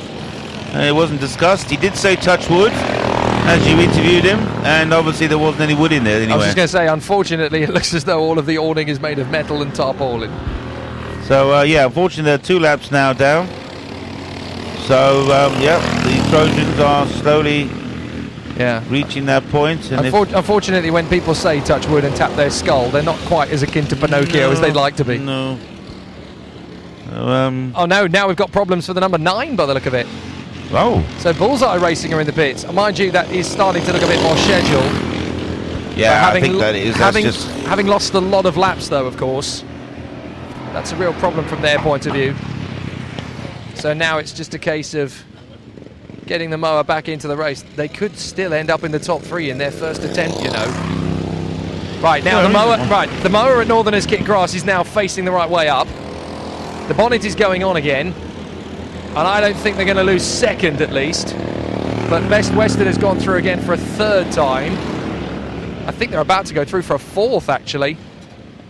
Because every lap they lose from here on in makes their task just that little bit harder. Oh, and there's a mower stopped at the edge. That is Noodle Star. Noodle Star are in behind me. So we've got a mower up towards turn 7. Up at the sharp end. Now that's one of the orange machines I can see from a long way back. Waving of his hands down at turn 7. Somebody's in dire straits. So who's that? Turn 7. Is that Het Garden? That is Het Garden. And unfortunately, it just stopped. Les Lux have had to inform Het Garden, your mower's broken down. Your mower's in trouble down at turn 7. Well, before at the end of the pit lane, it's turn 7. It's just on the inside, isn't it? Really. So the mower for Het Garden is being towing recovered. back, so that'll take time. And still, the Northerners are now 3 laps down on West Western. And still, they work. But I think they've just about got it sorted. So they're going to be 3 laps down. If Best Western go through another time, and they're going to be 4 laps down. They cannot really afford to lose more than a 4th lap. Because if they do, then I don't think it's surmountable. 3 laps is achievable in 3 hours. 4 laps, that's going to be tough. 5 laps, starting to look unachievable. I say the only way to do it, I mean, yes, you can achieve that with possible speed. Well, they need to clear the way because here comes the mower. Mower's out. So the number 12 is back in the pit lane. They're going to need to start it pretty darn rapidly. As through goes the number 9, Bullseye Racing back into the event. The 20 goes through. Hoping there's oil in it. Well, there's running up and down the length and breadth of the pit lane now. Well, if I was feeling groggy before, I'm certainly not now. On tenterhooks to see where this comes in or continues in. And they've got the engine fired up. So hopefully they can get going again. Back on the throttle. They're going to need some motivation and straight into the action. So they're back in. Yep. There they go. And where is Best Western? I don't think they're actually far away on the road, as out onto the circuit goes the Jurassic Coast Racing mower. Well, it says there's 4 laps in the lead. 4 laps. That's going to be tight. But in terms of where they are... Oh, McLaren are in trouble. McLaren are in trouble on the far side, behind you. Okay. So they are slowing very, very rapidly indeed, the McLaren. Yep. So that's got to crawl its way back. That's got to crawl its way back to the pits. And that's going to be a really, really tough order for them now. So down the pit straight comes Best Western. It's smoking though. Oh dear. Number 12. That's Northern's Kick. It's smoking. Yes, it Heavily is. smoking. Yeah, that's not going well. That's not going well. Northerners Kit Grass have just changed the engine and they're desperately trying to get the mower up to speed, but it looks as though fate is going to deal them another cruel blow. They're going to have to take it easy with that engine or check out why it's smoking, if it's rings or... They've got to be so careful. They've got to be They're going to bottom down out and then probably going to blow it up again. They've got to be so careful. They've got to push it because they've lost the lead, but at the same time, if they continue to push it, they're going to do more damage than good. So let's have a look for them as they come down the pit straight. No, they're a long way off. They're not even come back round. Oh, this is appalling. Northerners Kit Grass, their dreams of winning are over. I'm afraid there are more problems for the Northerners Kit Grass team, who won 5 years in a row from 2013 to 17, and the mower has stopped out on the road by the look of it. Yep. Oh, disastrous. Absolutely disastrous. Their lead of 8 laps disintegrates. History repeats itself and lightning strikes twice in the same place. That is a shock. That is a big, big shock. Oh, they're coming around now, though. Right, so somebody's coming around. I think they're just coming around to the top of turn 1. Number 6 is coming into the pits as well. That's Who's Racing. Yeah, just coming around now. So the smoke has stopped. So maybe it was just over full. Well, they're coming down the actual pit straight now. I don't know if you can see him going past you now. Is that 12? No, it's 21. That's the 21. So so where is the 12 is going past us now on the first corner. So they are motoring around. Yes, they are, and they're not smoky anymore. Well, has that cost them another lap? That's the problem. Has them tiptoeing around trying to make sure that the mower isn't going to break. Has that cost them another lap? I must admit, there is quite now. I can see it now. There's quite a jump on this corner. Oh, and Les Luck's in trouble again. Les Luck's in trouble again. Oh, there comes. It's been pushed back. Don't tell me that's the 3rd engine failure, because if that one breaks, they really don't have anything else. No. The gloves are off. The helmet's off. Well, let's have a look. That's pushed back. They're not even putting it in. There's no hesitation. Well, there's no urgency to fix it. Is that the end of the mower? Yeah. You pushed it so hard, there's now nothing left? No, it's engine broken. And that's the third engine. Well, 2.5 engines. Finito, game over? Game over. There's Lux, the reigning champions in the BLMRA 12 hours. Yeah. They got themselves to 19th place. They got themselves back, but yes. Oh, and there's still problems for Northerners Kit Grass. They're having problems on power. The number 12 pushing down the main straight, but he's hesitating on the throttle. He's jamming his foot on the throttle and shrugging to the team. I've got nothing. And now there's another problem. Now there's another problem. That is the number 10, I think, having broken down on the way coming back up the pit straight in the wrong direction. That's now the number 10 in trouble. That is the Speed Snails. Snail Speed even. So Snail Speed in trouble. Snail Speed in trouble, the number 10. And unfortunately, that is a big, big problem at this stage of the race. Yeah. And the Snail Speed's running down the pit lane to go and collect their mower. But what a sad... number 12. Yeah. Well, what a sad sight for Les Luck's pussies. Whoops, it was somebody very slow there. Number 7, or... What a sad sight for Les Luck's pussies. They were never, ever going to continue after that point. It's fully in the garage now. Something coming up your way. Yep, that is the Snail Speed. Snail Speed. Driver is out of the mower. Let's go and have a quick word. Night Riders going through. What went wrong? Just for a chain. It was getting noisier and noisier, and then it just went. Fair enough. Unlucky. I know. We'll get back out. I'm glad to hear that. But now there's some very long faces at Northerners Kit Grass. I don't think they're confident that this is fixed yet. Well, the two big players. 4 laps difference between the Northerners and Best Western. Trojan are still 7 laps, but they're 3 laps on the Northerners now. So if there's any more slow laps from the Northerners, then the Trojan are going to be taking their place too. Well, Best Western have been trying to win the race for so many years now. Yes, they have. They've come so close. Second and third place finishes. They've come so close so many times. But maybe this is their year. This is their year. And when you consider that they ended the first lap in 47th out of 48, yes, that is one heroic story. One amazing comeback. They came back to almost 5th or 6th in 3 laps. It was incredible overtaking and racing that was to get them up so many places, so many overtakes. Well, Best Western flashed past my position, and they are looking rosy. Absolutely serene. Killer curse. But number 12 appears to be back up to speed again. So that hiccup, I think it was temporary. They finally got the speed back again as the Speed Snail crew once again dashes past my position.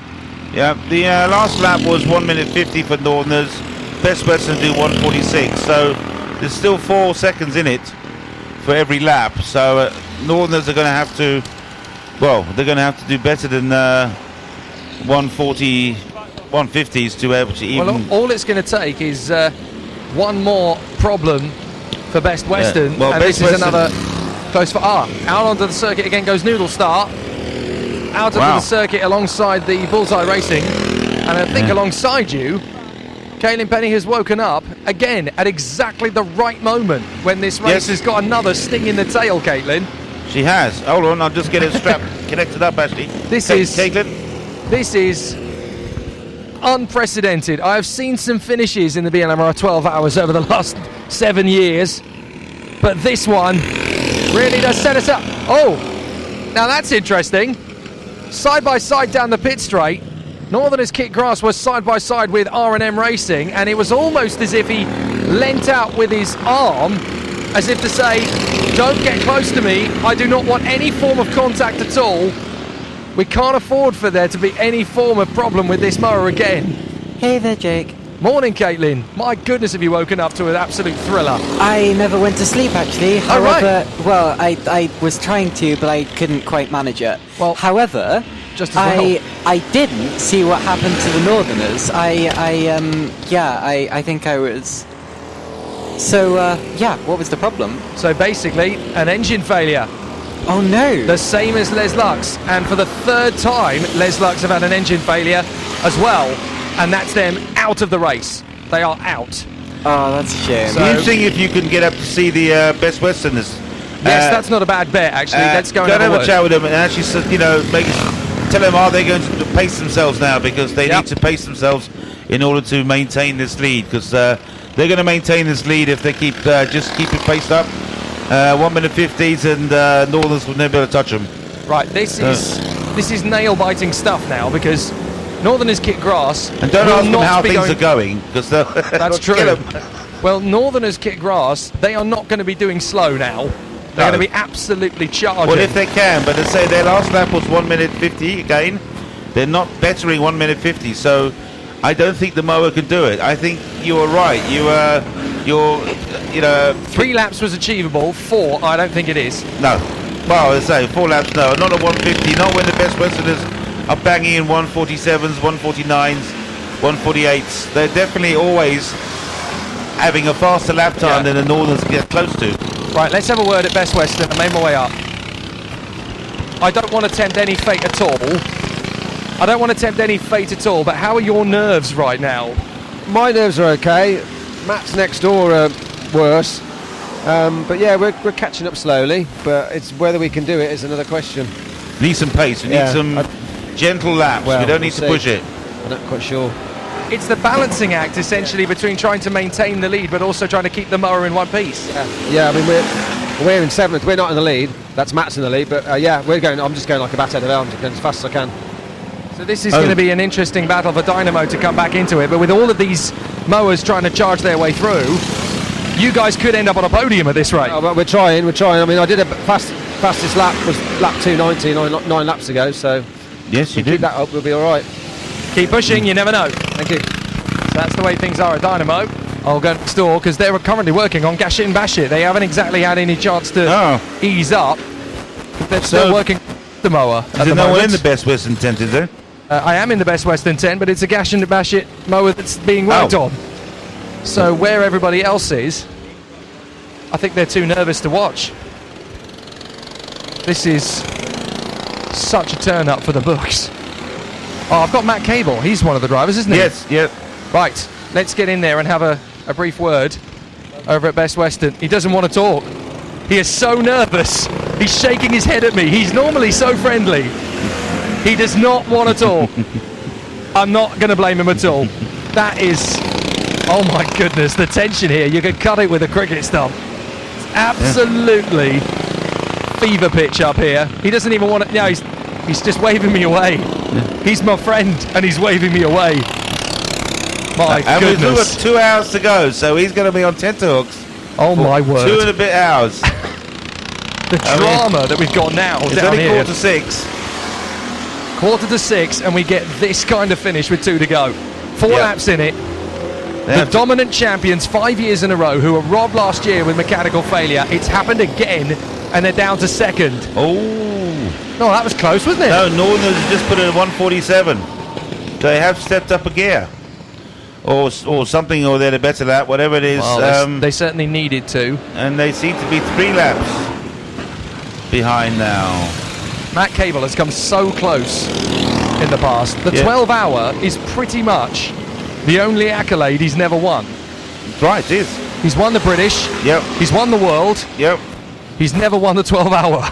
Never. How close is this? He's won the French, he's won all sorts of other countries, but never so the 12-hour. far, the only accolade Matt Cable hasn't won is the 12-hour, and he is leading it with 2 hours to go. Matt Dable, Charles Dimmock, Carl Dimmock, and Jeff Bishop.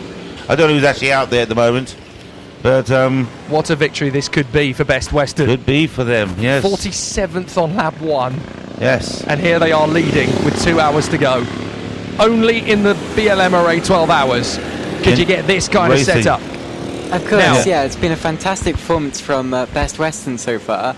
Although I must admit, with 2.5 hours to go, or less than 2.5 hours to go now, the track feels considerably quieter than I remember earlier. It's because they're looking after the mowers. They've got to. They have to be conservative at this stage. This is when, at this stage, if your mower breaks, you're pretty much taking it home in bits. Because there's no time, essentially, to repair anything major that goes wrong at this stage. So they've got to be a little bit more conservative than they would have been maybe, say, 3 or 4 hours ago.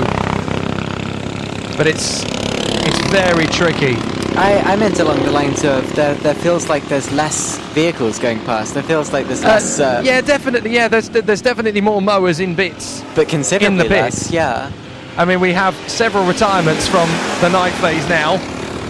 We've got the 16 out of the race. So they obviously pulled out during the night phase when there just wasn't enough wheels to bolt back onto the mower. So the 16 is out of the race. Obviously we are somewhere in limbo as we try to figure out whether Mofo are in the race or out of it. They're still not sure themselves really.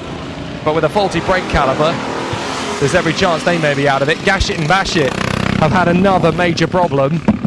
So they might be out of it. We know we've already lost the SLR mechanics. In fact, they've put everything in the truck and gone home already. They're not staying around for anything. The truck has been packed up by RK Case Racing.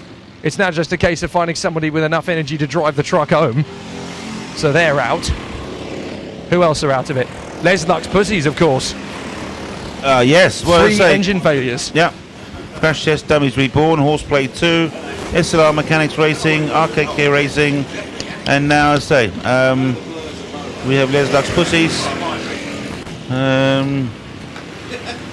Who else actually? They all rest seats, but I haven't got any more crosses on my sheet. But yeah, we have lost a lot of them. There are still some that are being worked on, of course, in the pits, but there's no guarantees yet. But now it's all about Best Western's pace compared to the Northerners Kit Grass, who have got no choice now but to go flat out. Oh yeah, we lost the 11, didn't we? Did we mention the 11, Team Ali? The Belgian team? No. They're out of it now. Faulty brakes. There's no more brakes. Yeah, no more brakes. They're gone. Broken. And the number 1, of course, they're out of the race as well now, which is devastating. The reigning champions, gone. Northerners just put in a 145. Best Western 147. So the Northerners are ramping it up.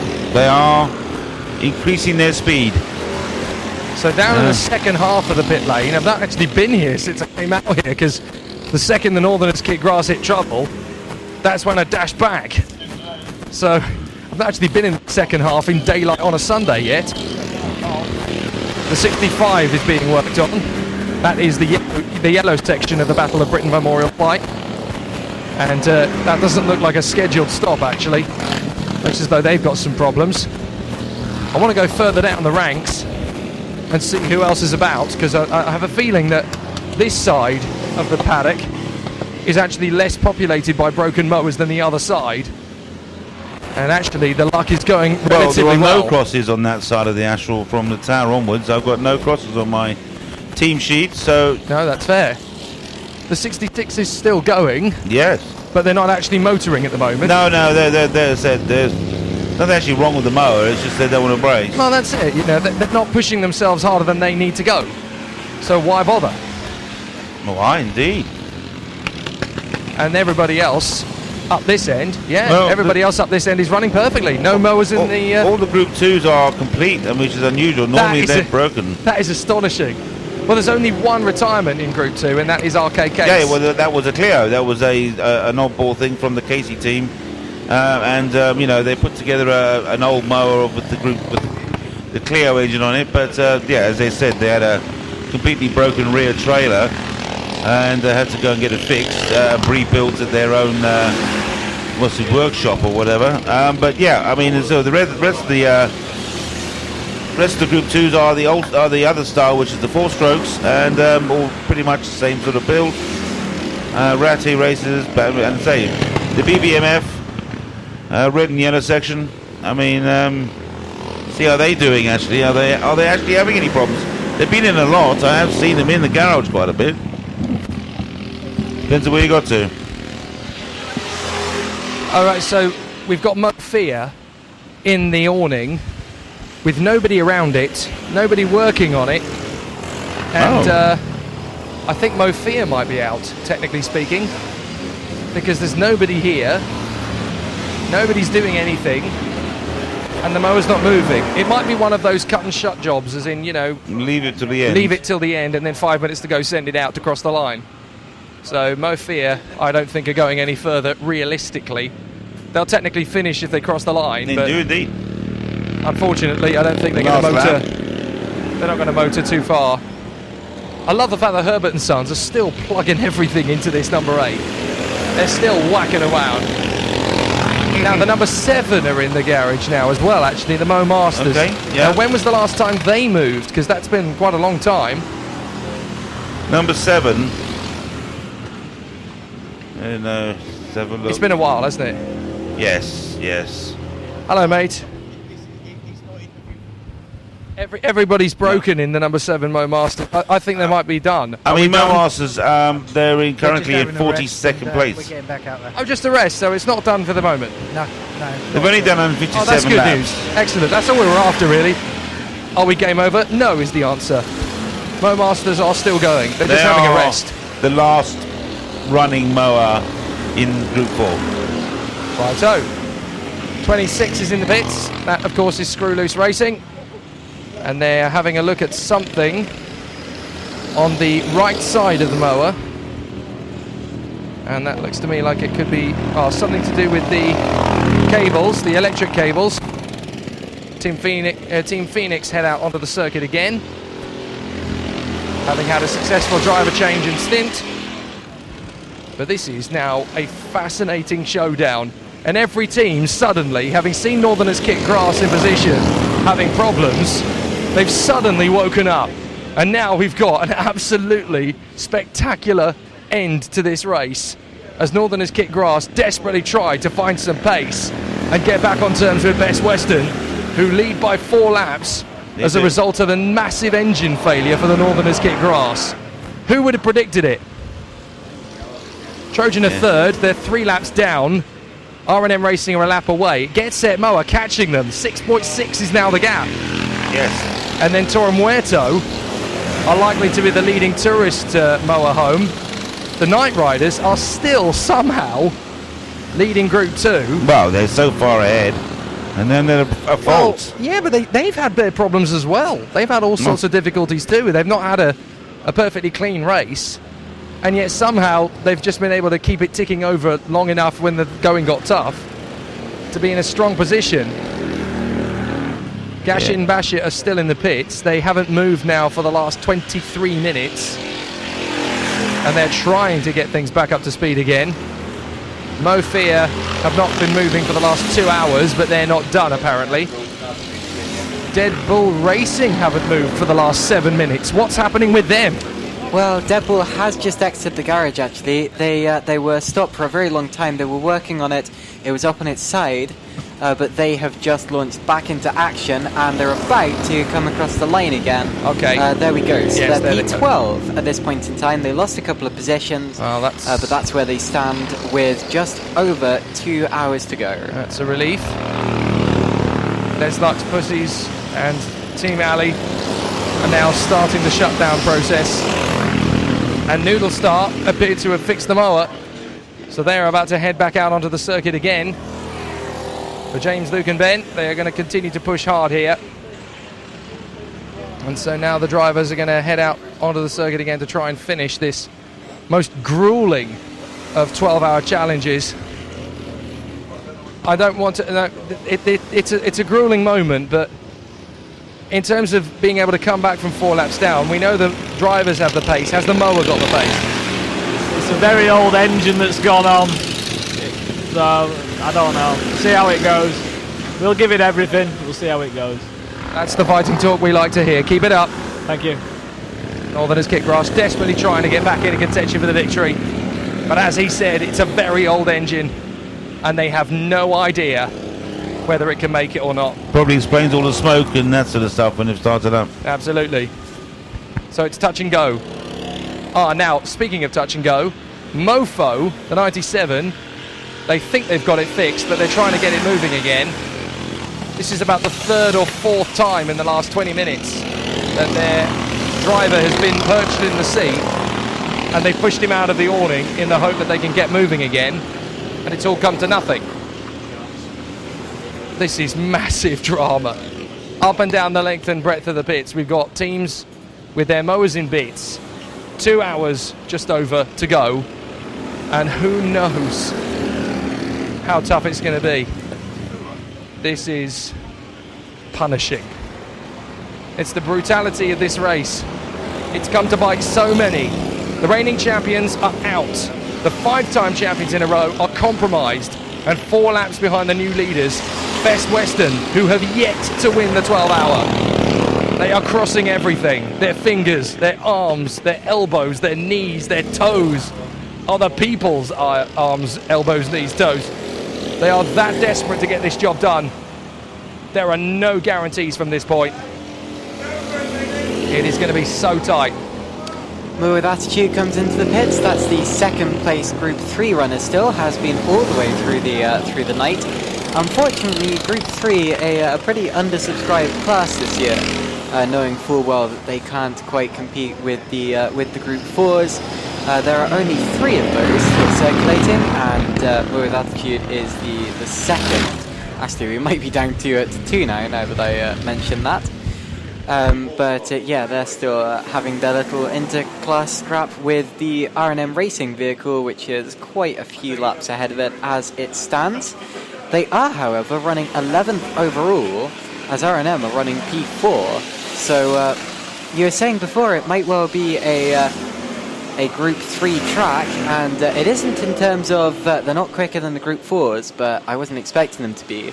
This is still a Group 3 track in the sense that it's much closer than it would have been at the other layouts of the venue we've used in the past.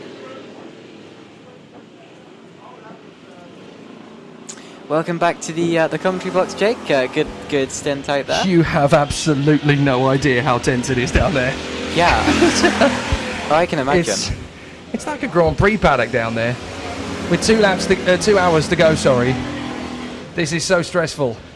Normally, Northerners kick grass and Best Western are 2 of the nicest teams you could ever wish to talk to. Very friendly, very amiable, very approachable, and always willing to help. Right now, both of them have looked me in the eye and said, don't. Just don't. They're so stressed. I went into the Northerners garage overnight, and the person at the front pointed me to the person at the back, so I went over to the person at the back. The person at the back pointed me back to the point of the person at the front.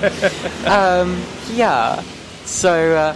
there's proper pressure down there, though, now. That was that. Yeah, proper pressure. I mean, fair play to the Northerners kick grass. I've just noticed they've gained a lap back. The gap is down to 3 laps. Yes, and I think that's through a pit stop for the Best Western, which happened a couple of minutes ago. Meanwhile, number 30 is being pushed back down the pit lane, and that is not one of their drivers on board. That is, yeah, very much not one of their drivers on board. That goes back into the garage, the cross-cutter machine, as it's done several times so far through the course of the day, or the night, sorry.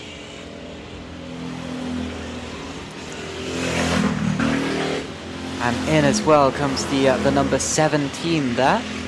That's the Razzie Cross Team B1, the German team.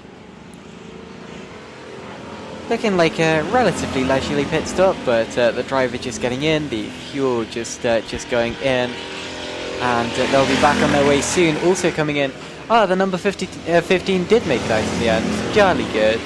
That just making a stop, and right as they're trying to push the Herbert & Sons car backwards as well, gets a little bit hampered, but at least the number 8 is back out on track. That's one that just doesn't give up. Well, 2 hours to go, and Best Western have taken the lead. If you've only just joined us, or rejoined us, I should say, boy, are you in for a treat these last 2 hours. The leaders are Best Western. They lead by 3 laps to the Northerners Kit Grass after the long-time leaders by 8 laps suffered an engine failure and have had to change engines, and they are bolted on an old unit. They have no idea how far it can actually go, but they have rejoined in second, and they are trying to catch them. They've gained back a lap because West Western are currently in the 147s, and Northerners Kit Grass are flirting with the 145.7s. So this is such a tough ask for the Northerners Kit Grass to fight back from this, but they will not give up. They've got 2 hours to make up 3 laps. It's only just achievable, but even then, they've got to be careful how they push this, otherwise their second engine could go at any time. It is going to be so tight. Right, now who's that stopped up in the S's over there? Is that... That is Toro Muerto. Is it? That's a big shock. That's Toro Muerto. I'm not sure that it is, because I thought its number started with a 2.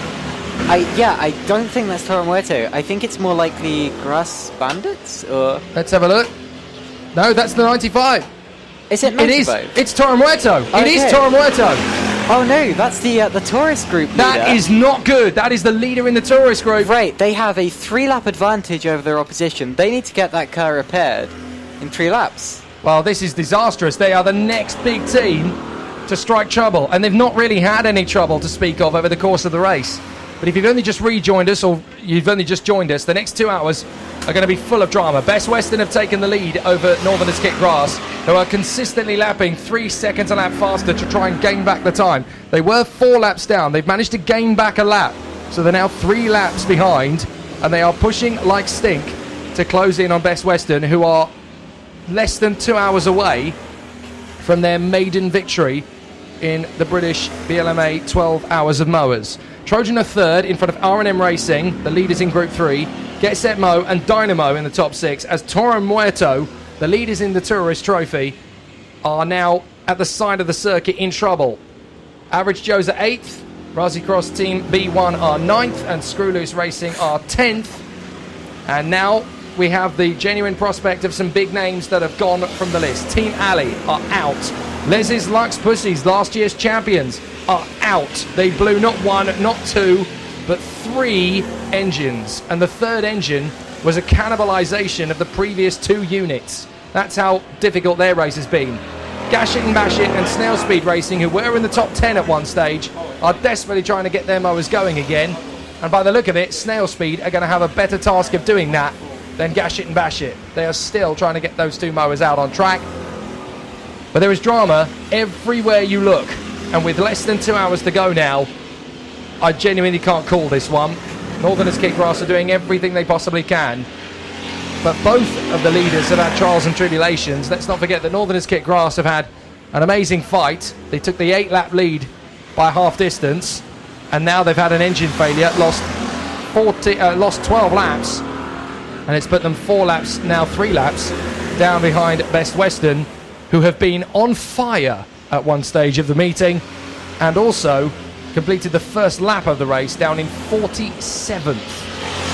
It's going to be an amazing winner, whoever wins this now. And if neither of them do it, it goes to Trojan.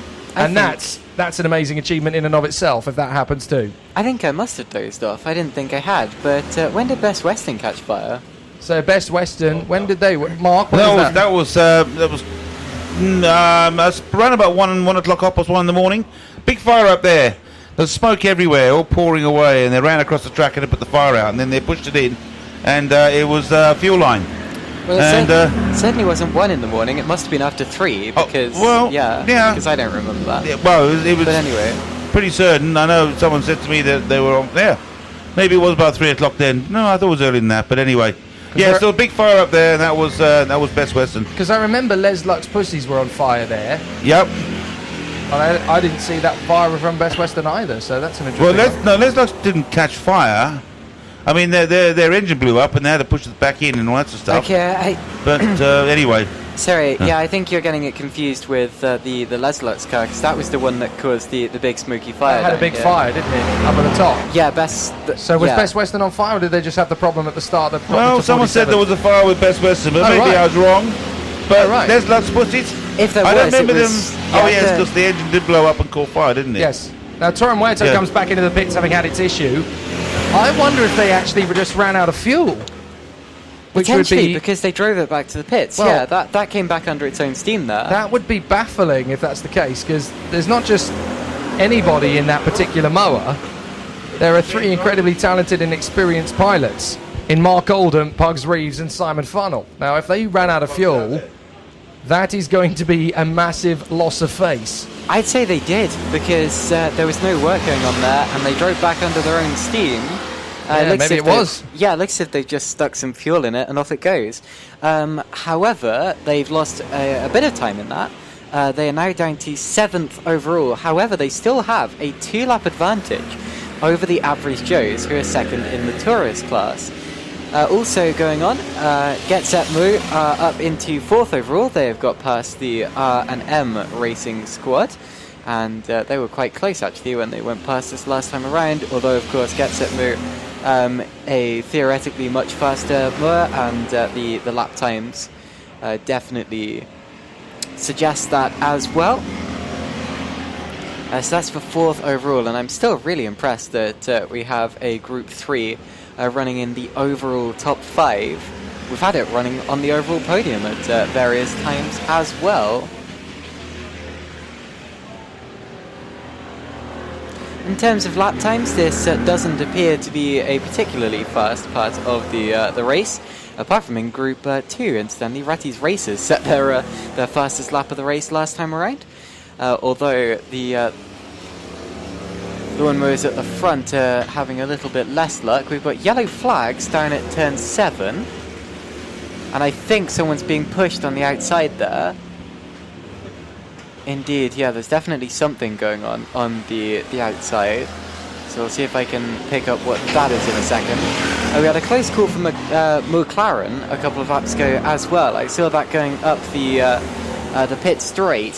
Had to take avoiding action as it found a Group 2 exactly where it wanted to put itself.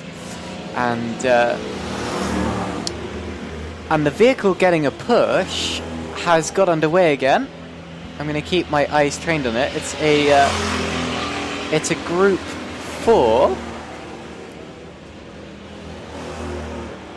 and that's just going to come onto the start-finish straight as well. It's got it's the number 3, so that would have been the Jurassic Coast Racing vehicle, causing a little bit of problems. That's 17th overall, and as it heads up the straight, doesn't appear to be hampered too badly. So Best Western are struggling to hold on to this 3-lap advantage for the remaining 1 hour and 58 minutes of this enthralling race. How on earth has it come down to this, with a 3-lap distance between the two, and Best Western trying to continue the pace in front of Northerners Kit Grass, who for 2 years in a row now have hit massive trouble in the closing stages with an 8-lap lead. Unbelievable that Lightning should strike twice in consecutive years. But now we've got some amazing duels between drivers as the competitors try to fight their way back into contention through the field. Best Western leads Northerners Kit Grass by 3 laps around the circuit. Trojan are another 3 laps back. Hang on a second. What have you spotted, Jake? I think I've spotted that Northerners Kit Grass are now 2 laps adrift.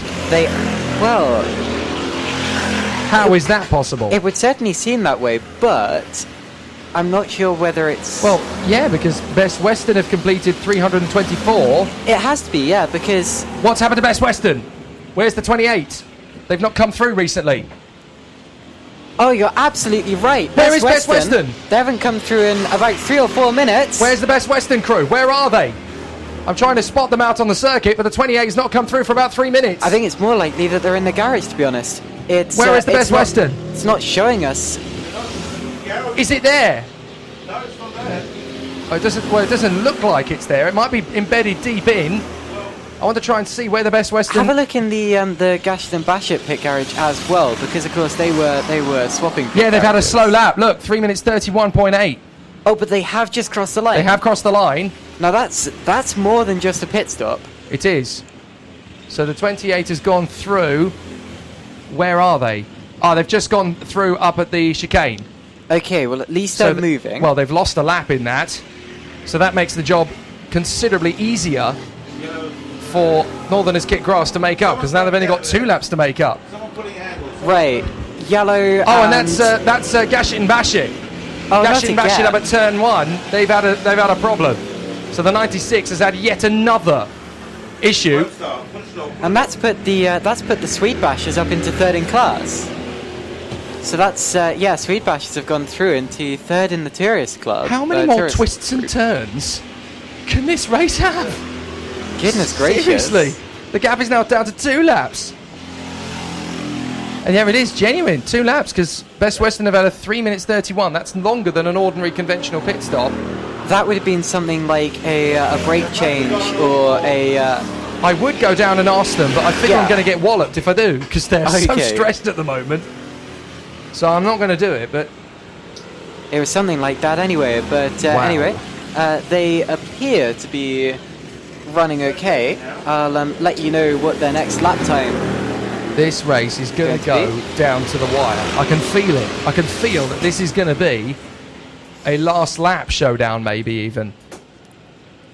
Because they are pushing so hard, Northerners Kit Grass. They've just set their personal best. Best Western just set their personal best, so they're back up to speed. Well, there you go. Maybe it was a pit stop, we missed it. Yeah, maybe it was a pit stop that just took a long time, because normally... but it was about a minute longer than most pit stops. Normally a scheduled pit stop takes about 40 seconds. There was a driver change too. Still, it was about a minute longer than I expected Yeah, to be. because, well, most of the driver change pit stops with fuel and whatever are about 2 minutes 20. They were in the pits for an extra minute and 10 seconds, so maybe they've changed something on the mower just to make sure it gets to the finish. Compromised themselves by a lap, but now they've got their fast driver out there. Well, that's to counteract it. That's the importance of building up a safety buffer in endurance racing. You can afford to do things like that. Yeah, very true. And that may end up being what saves the Best Western. Across the line comes the Northerners Kit Grass, and they're in the 145s. Best Western are in the 144s. So it's 2 laps, not 3, but they're still clocking faster than the Northerners Kit Grass at the moment. So maybe that extra minute, they've maybe taken 1 step back to go 2 steps forward. So that would be an amazing bit of strategy, but as far as Best Western are concerned, they've got, as you say, Caitlin, time to play with. I'm surprised they're pushing that hard at this point in the race. It all depends, I suppose, on what the issue was. Another factor, I suppose, is that they can see more at this point in the race due to the sun being out. That's one of the things about Northerners Kit Grass. They are incredibly strong in the night time. That's where they build up a lot of their... Very true, That's where they build up a lot of their gap. And that's how they got an 8-lap lead, essentially. So now we've just got to see how these guys are going to continue to keep the rhythm rolling for the remainder of this race. Well, Best Western may have hit traffic on that last lap because they were about 3 seconds slower than their previous one. We have got a yellow waving down at turn 6. Now there is someone slowing on the inside. I think that's someone's stationary on the inside. Yeah, it's a stationary mower, isn't it? So more problems potentially. It's a very tight corner down there, actually. It is. It's much tighter than I thought. Right, I've had some time up here now. I think it's going the commando. 4. It's the 4. Is it? So that is going to be... No, that's Herbert and Sons. Oh, it's... Herbert and Sons. Trying to get it back to the pits. He was reaching down to the right-hand side there, and that's where the clutch is, right? Potentially, yes. I think you might be right. Yeah, it's brake and accelerator down there. Sorry, yes. Yeah, brake and clutch. So he was reaching for one of those two things. I would say that there's some breakage on the accelerator cable, which is why he's trying to fiddle it to try and get down to there before they can fit a new one. More problems over at Crosscutter. And a pit stop for Bullseye Racing, but I think that one's scheduled. And they've got problems too at the other green machine. Crosscutter's in trouble, but also up there at Mofo even. They've still got problems. Oh my goodness, they're only just getting Gashett and Bashett back to the pits now. So that's taken them a long time to get it through the bales. Now this is interesting because they're sharing an awning with Best Western. So they are in some dire straits at the moment. And the team is almost getting distracted by the other mower having difficulties. They cannot afford to let this advantage they've built up fade away. Northerners are pitting next lap. I just saw them signalling the driver in. Right. And I think they're going to have one more pit stop after this one in the race. So this, I expect, will be their penultimate stop. Actually, they may need to make two more from here. So down the straight and up towards the chicane. This is going to be an absolutely fascinating run from here on out. Up the straight goes the snail speed, lapping the leaders in Group 2, who are still the Night Riders, having had a very consistent race, just keeping themselves very much to themselves and not really getting too flustered. This is a very dramatic end to the BLMRA 12 Hours. Last year's was pretty dramatic because it all happened at once. But all the elements are conforming together, conglomerating together essentially to create a perfect storm. This is going to be a really intense finish. I don't think you can ever have a dull endurance race. Nope. Because it just doesn't work that way. There's always things going on. You genuinely don't know what's happening. Yeah. I don't really think that it's possible to put on a BLMRA 12 Hours without this level of excitement, without this level of thrill. And there's, talking of that, there's one that's just stalled down at turn 6 again and got on its way, and that, I think, that's the... Noodle Star? It is Noodle Star, yes, yeah, 24. Noodle Star, indeed. Well, how about this for a showdown? It's really starting to get that way.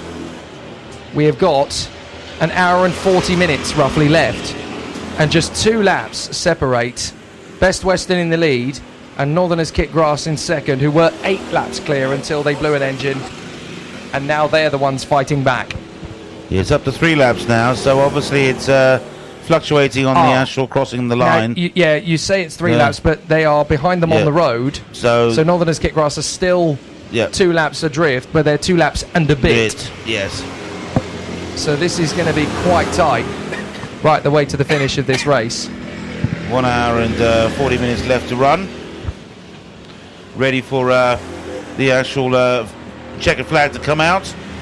Then the PA can go back on at 7 o'clock. So no public as yet arriving. A few people, no, mostly just people from the pit crews and families.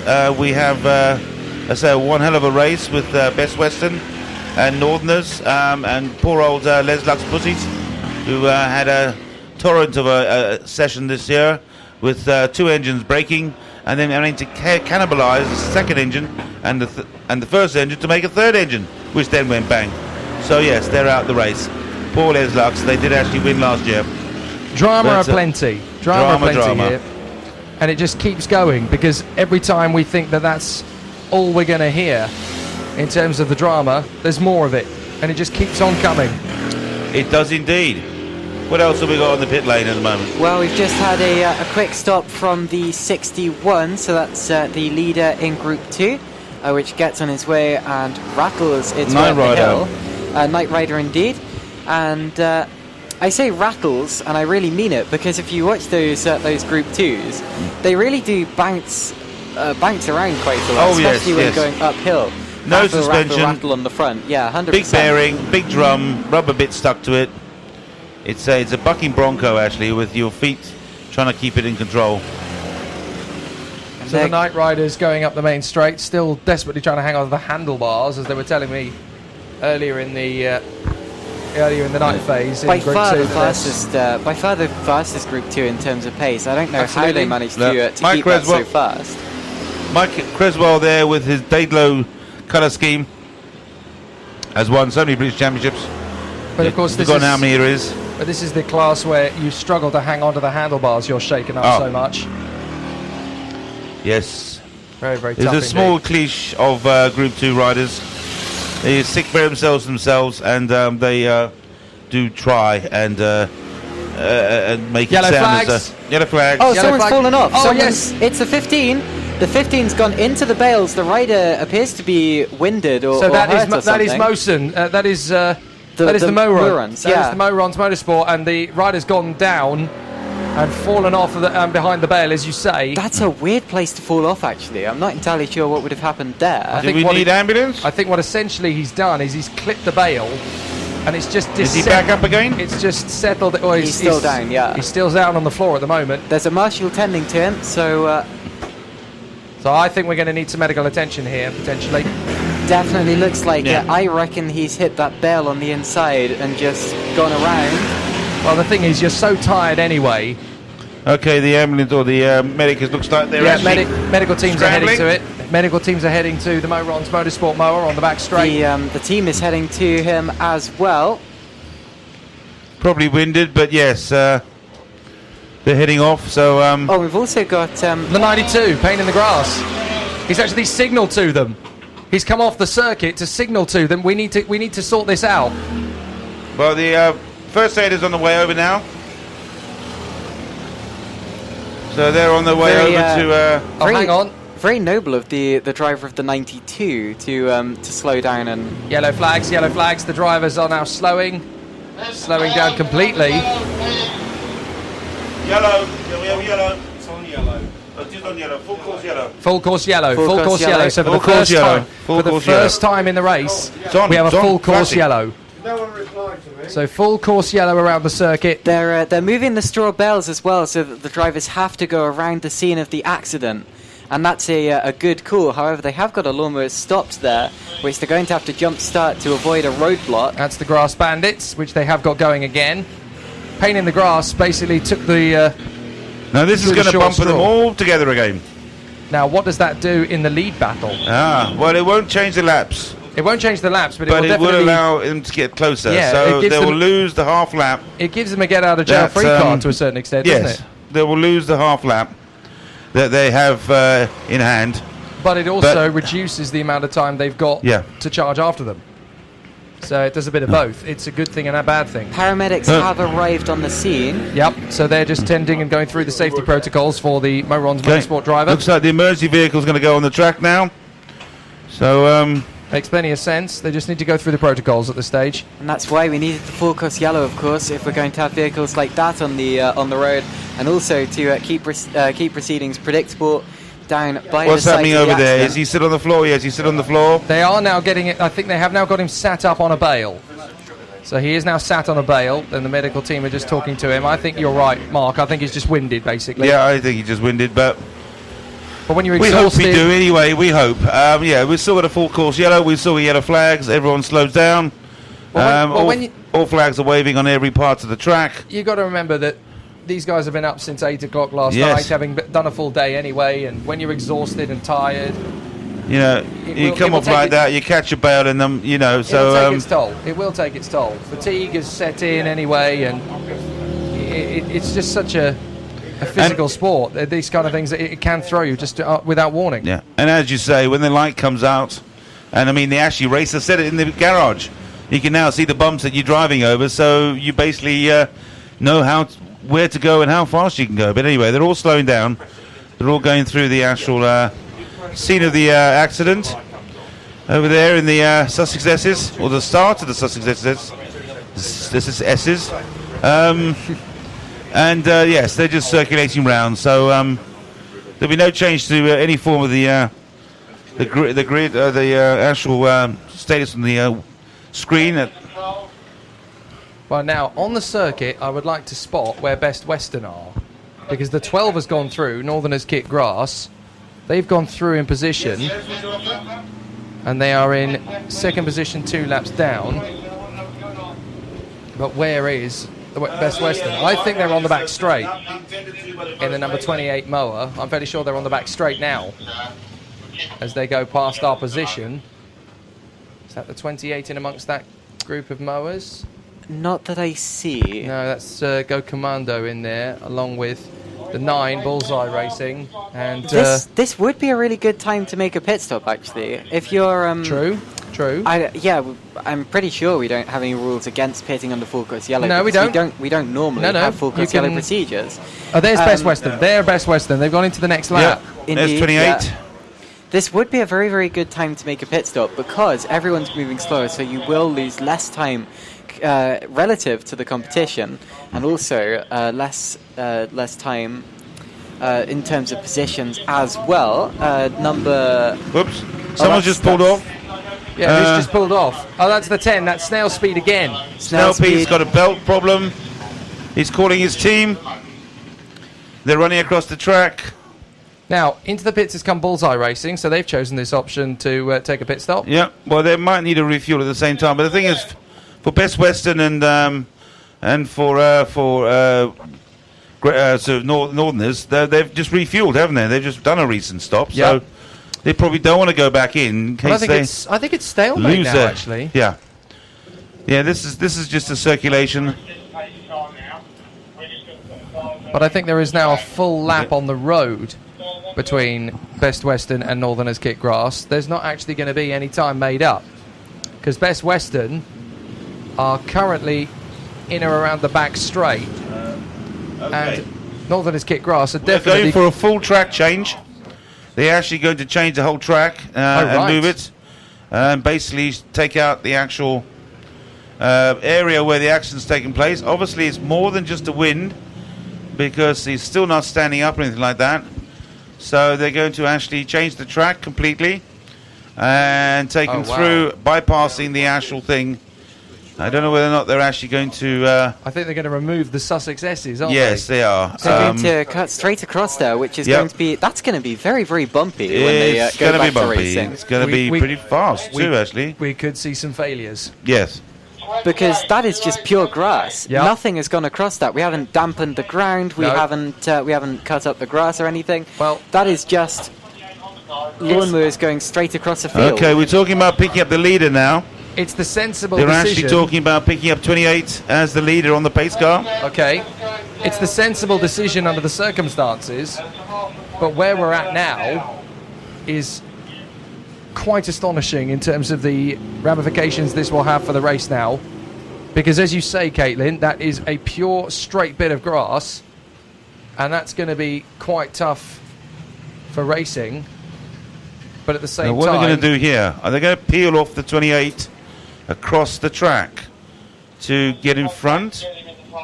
I think they're going to let them all go around, and then they'll potentially make a decision from there. They're going to give 28... So yes, effectively, if you're listening at home, they have basically removed the section of road, removed the section of course that comes out of turn 3 and up to the Sussex S's. They have now cut across that from the exit of 3, across the green infield, the grass infield, and rejoined the circuit on the exit of the Sussex S's. So that's an entire strip of green field. Okay, 28's going through. That's an entire strip of green field that has not actually... So he's got to jump on that one. Where's... Yeah, but where's Trojan's not happy. Can you see Trojan gesticulating? Yeah. Not happy at all. They pulled him forward. Where's 12? Where's 12 in that pack? He's not in that pack. 12 is not in that pack. 12 is on the other side of the circuit. Yes. So now they're feeding them across through the new section of track. If you look in that new collection of mowers on the far they're side... they're bringing out a pace. They're bringing out a pace. I'm fairly sure 12 is in the back of it. So they're going to take... 12 is in the back there. Yeah, so he's now actually... Last in the road. Last on the pack. Right. Oh, how fascinating. So that's gonna if you look at the timing and scoring now, I mean, okay, we've still got one laps and stuff like that, but it's gonna take a while for that to settle out. So Best Western are leading the queue, and the number 12 Northerners Kick Grass are at the very back of it. Yes. No, there is a pro and a con for the Northerners team here. The pro is that they are technically closer to the Best Western vehicle, and that has closed the gap up a bit. The con is that now they have less time to do it in, and it's going to be more hectic and more congested on the restart, which may cost them time. And of course, they've got to go over a patch of green grass that has not been used for racing. Same boat for everyone. Same boat for everybody, but we could get a lot of failures here because that's going to be ridiculously bumpy. So this is now a fascinating conclusion to this race. Mark Barrett writes on the stream, "Come Northerners, kick grass, bring it home."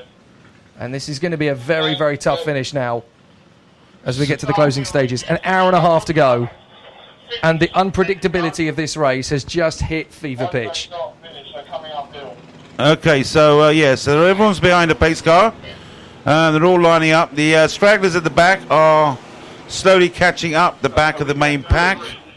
But they're going to do another circuit by the sound of it, according to official radio. Yeah, I need you to catch up. And so that everyone knows of the new circuit, the new shortcut across the grass. They're all putting their hands up to indicate they know there's now a new section. What a situation. I really hope no one forgets when we go back to racing, because otherwise they're going to have to go through those bells there. Where? And that would not be very comfortable. But anyway, it seems okay, and everyone's aware of it now. They're a little bit spread out, which isn't too much of an issue, but it does mean that the vehicles at the back won't be too happy about that. And it's not like so the pace car's coming up. It's not like those gaps So are we're waiting for them to pull off. Easy to sort out either, because he's probably going to do another one. Or he's going to pull off. No, we've got green flag. Okay, green. Okay, can we hit the button? Can we hit the button and make all full green? We have done. Green. Okay, we've got green racing now. Well, the track is open. We've got an hour and a half to go. I'm going down in the pit. Okay, go for it. You've got the headphones? All right, so we've got big bumps there. They go straight across the new section. Running across, completely missing out the actual S's and straight on down. It's now an incredibly fast section because they're actually got full speed straight down heading towards the dip in the hill where with the offset camber before they have to come round. It was fast in the first place, even with just a short acceleration from the S's. But now they're actually cutting it out completely and going full chat. This has actually reduced the circuit distance, of course. So they'll be doing less mileage, to actually complete the mileage, but they'll be doing full chat. So coming through is 7, and they're coming through the back here around the bales. There still is actually a problem down there with the rider. He hasn't really sat up. The first aider is there. I don't know if the ambulance is coming. What are they doing? They're putting him in the actual. Is he actually in the back of the? I don't see him on the ground, so I think. Yes, I think he is in that 4x4 there. Yes, he is. So they're going to bring him back to here, and they're taking him through the barriers. So we've got wait for it. Now I would be very, very cautious across this grass. Oh, he's hit the bale. The 4x4 is not the bale. Yeah, onto so the track. there's someone there to take it away. Luckily, fortunately. Okay, yeah. Luckily, that's being pulled off the road again. As I was saying, though, I would be very, very cautious across that part of the track for the first couple of times because it's so bumpy there, and because you just don't quite know. It doesn't look well, I must admit. What it's going to be like. So I believe, there's procedure. So the mower's coming back, so it appears to be working right. Doesn't look like too much damage to it. No. I suppose just a roll. The mower looks as if it's just spun harmlessly away. It's more what happened to the driver that was the problem. And that's being recovered to the pits. I'm not sure if they're going to attempt to get it out again or not. We shall soon see about that.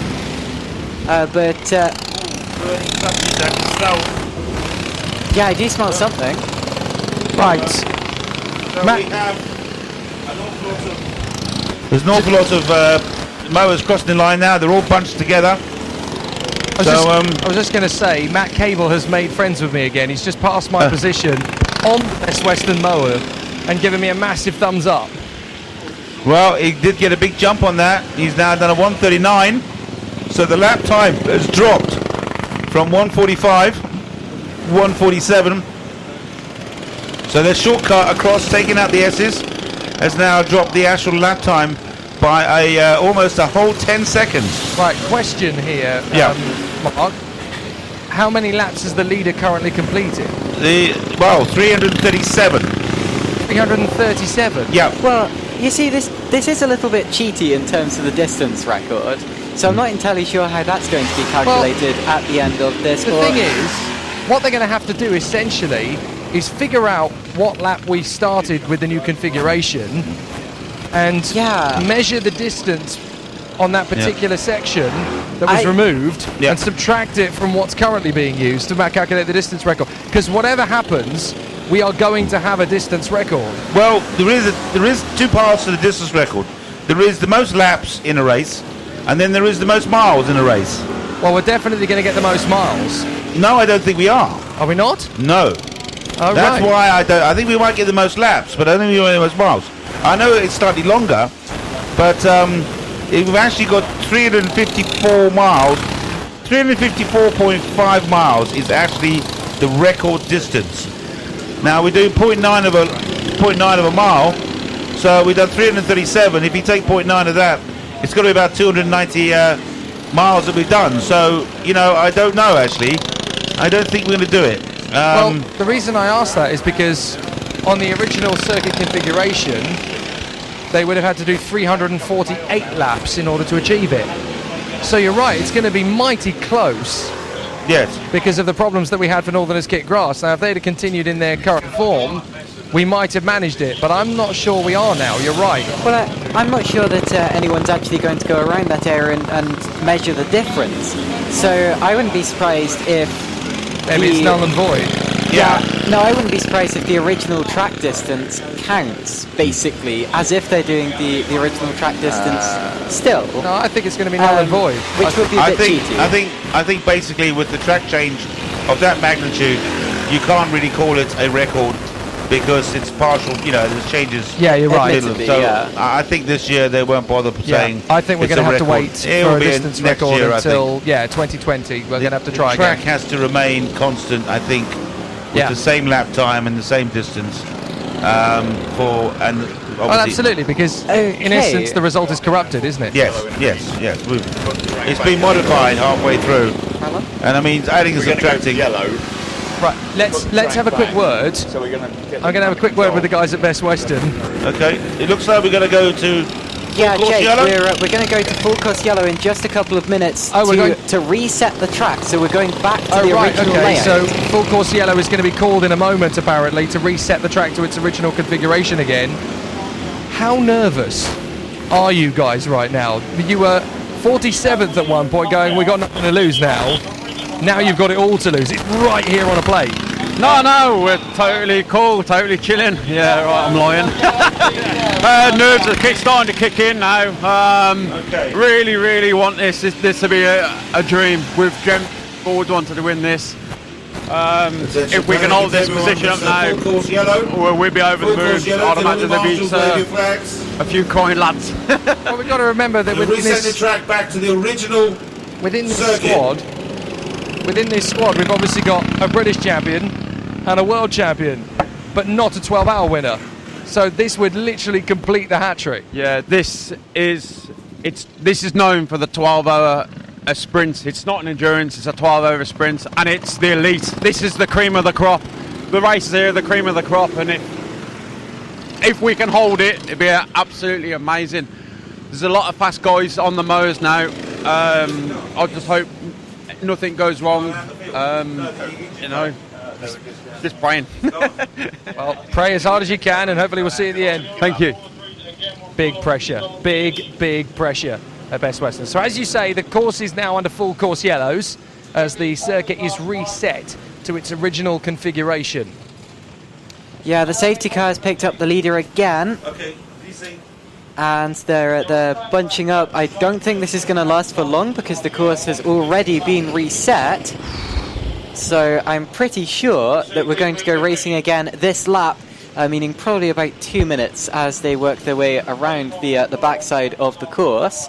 I do want to pick up exactly where the Northerners are, though, because I don't think... Oh, here they come. They're actually 3 wide with 2 other drivers, gesticulating to each other down the straight. No one quite knows who should be ahead. Well, I'm sure the drivers have their own individual opinions, obviously. And that's a little bit messy there. And that's a lot of overtaking under yellows, and a lot of very angry drivers going up towards turn 1. Come on, guys, calm down.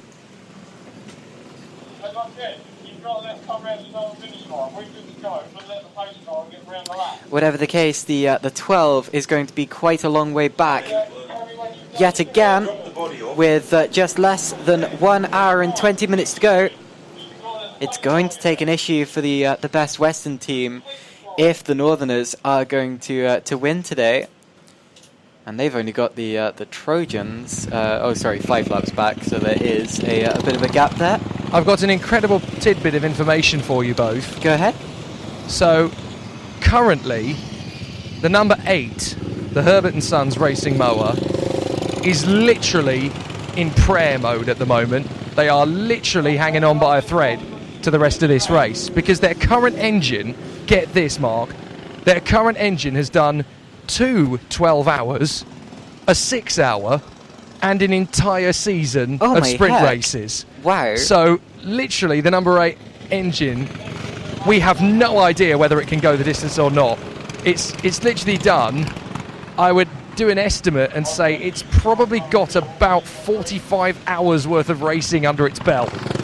And that is flirting with disaster. It really is. But they've got no alternative. 100%, yeah.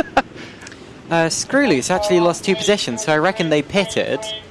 And through has gone Moore with Attitude and Deadball to 10th and 11th. And we go green, so it's go, go, go. The 28 gets a good jump and extends away from the pack. That's the Toro Muerto car behind. The 97 is lifting off and dropping back a bit. That's the Mufu vehicle. As other cars try to pass the Group 2, the number 4 gets boxed in a little bit, and there's another car up the inside with a driver with a Mohawk on the helmet there. Number 4 got very, very boxed in. That's the Red Rooster, and actually they're backing off the pace, so I think there might be a little problem there with the number 4. Now the Northerners have just crossed the start-finish line as well. They're at the top of the hill, making their way past the Group 3, catching the Dynamo car to put another lap on them. Dynamo currently running in 6th position as everyone streams through the S's that were cut out a few minutes ago and have since been reinstated. You can see a thin layer of yellow grass where the racers went over that for a couple of laps. But now we are back to our original layout, and I think it is possible to very much work out exactly how much course the racers missed in terms of distance.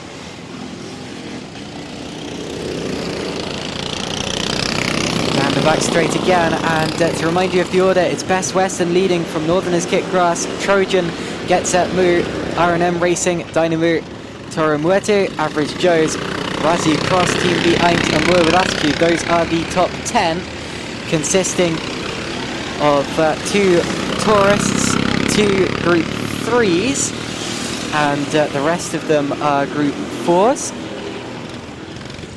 Of course, the only other class we have here today are Group 2s, although they are further back, much older spec lawn mowers.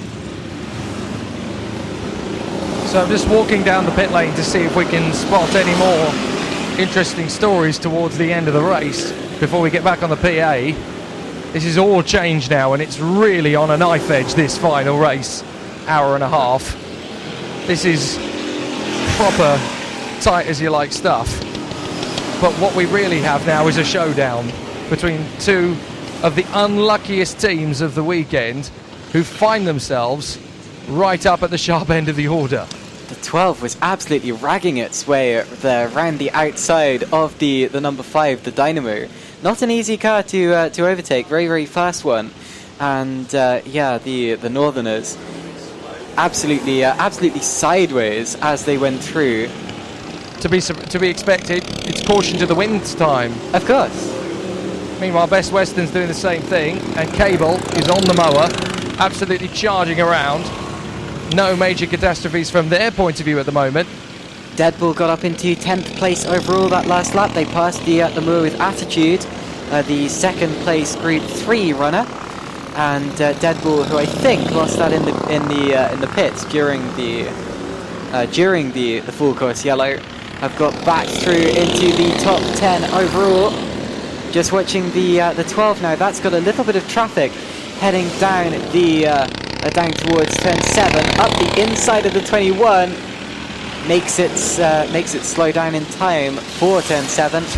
And overtakes another car on the exit as well, Jake. I'm watching down the main pit straight, and we've got the number 9 of Bullseye Racing side by side with Horseplay, and Bullseye are getting right into the atmosphere. They were going side by side with Horseplay down the pit straight, and he had his one arm on the steering wheel and the other arm in a fake mockery, whipping the wheel to make the thing go faster. It's absolutely brilliant. Bullseye have totally embraced the spirit of this event, and they have totally got it, and they are lapping it up right to the bitter end. The team that led the first lap of the race still very much in the mix, and we've had 6 different leaders. Don't forget, we've had Bullseye, who led for the first lap.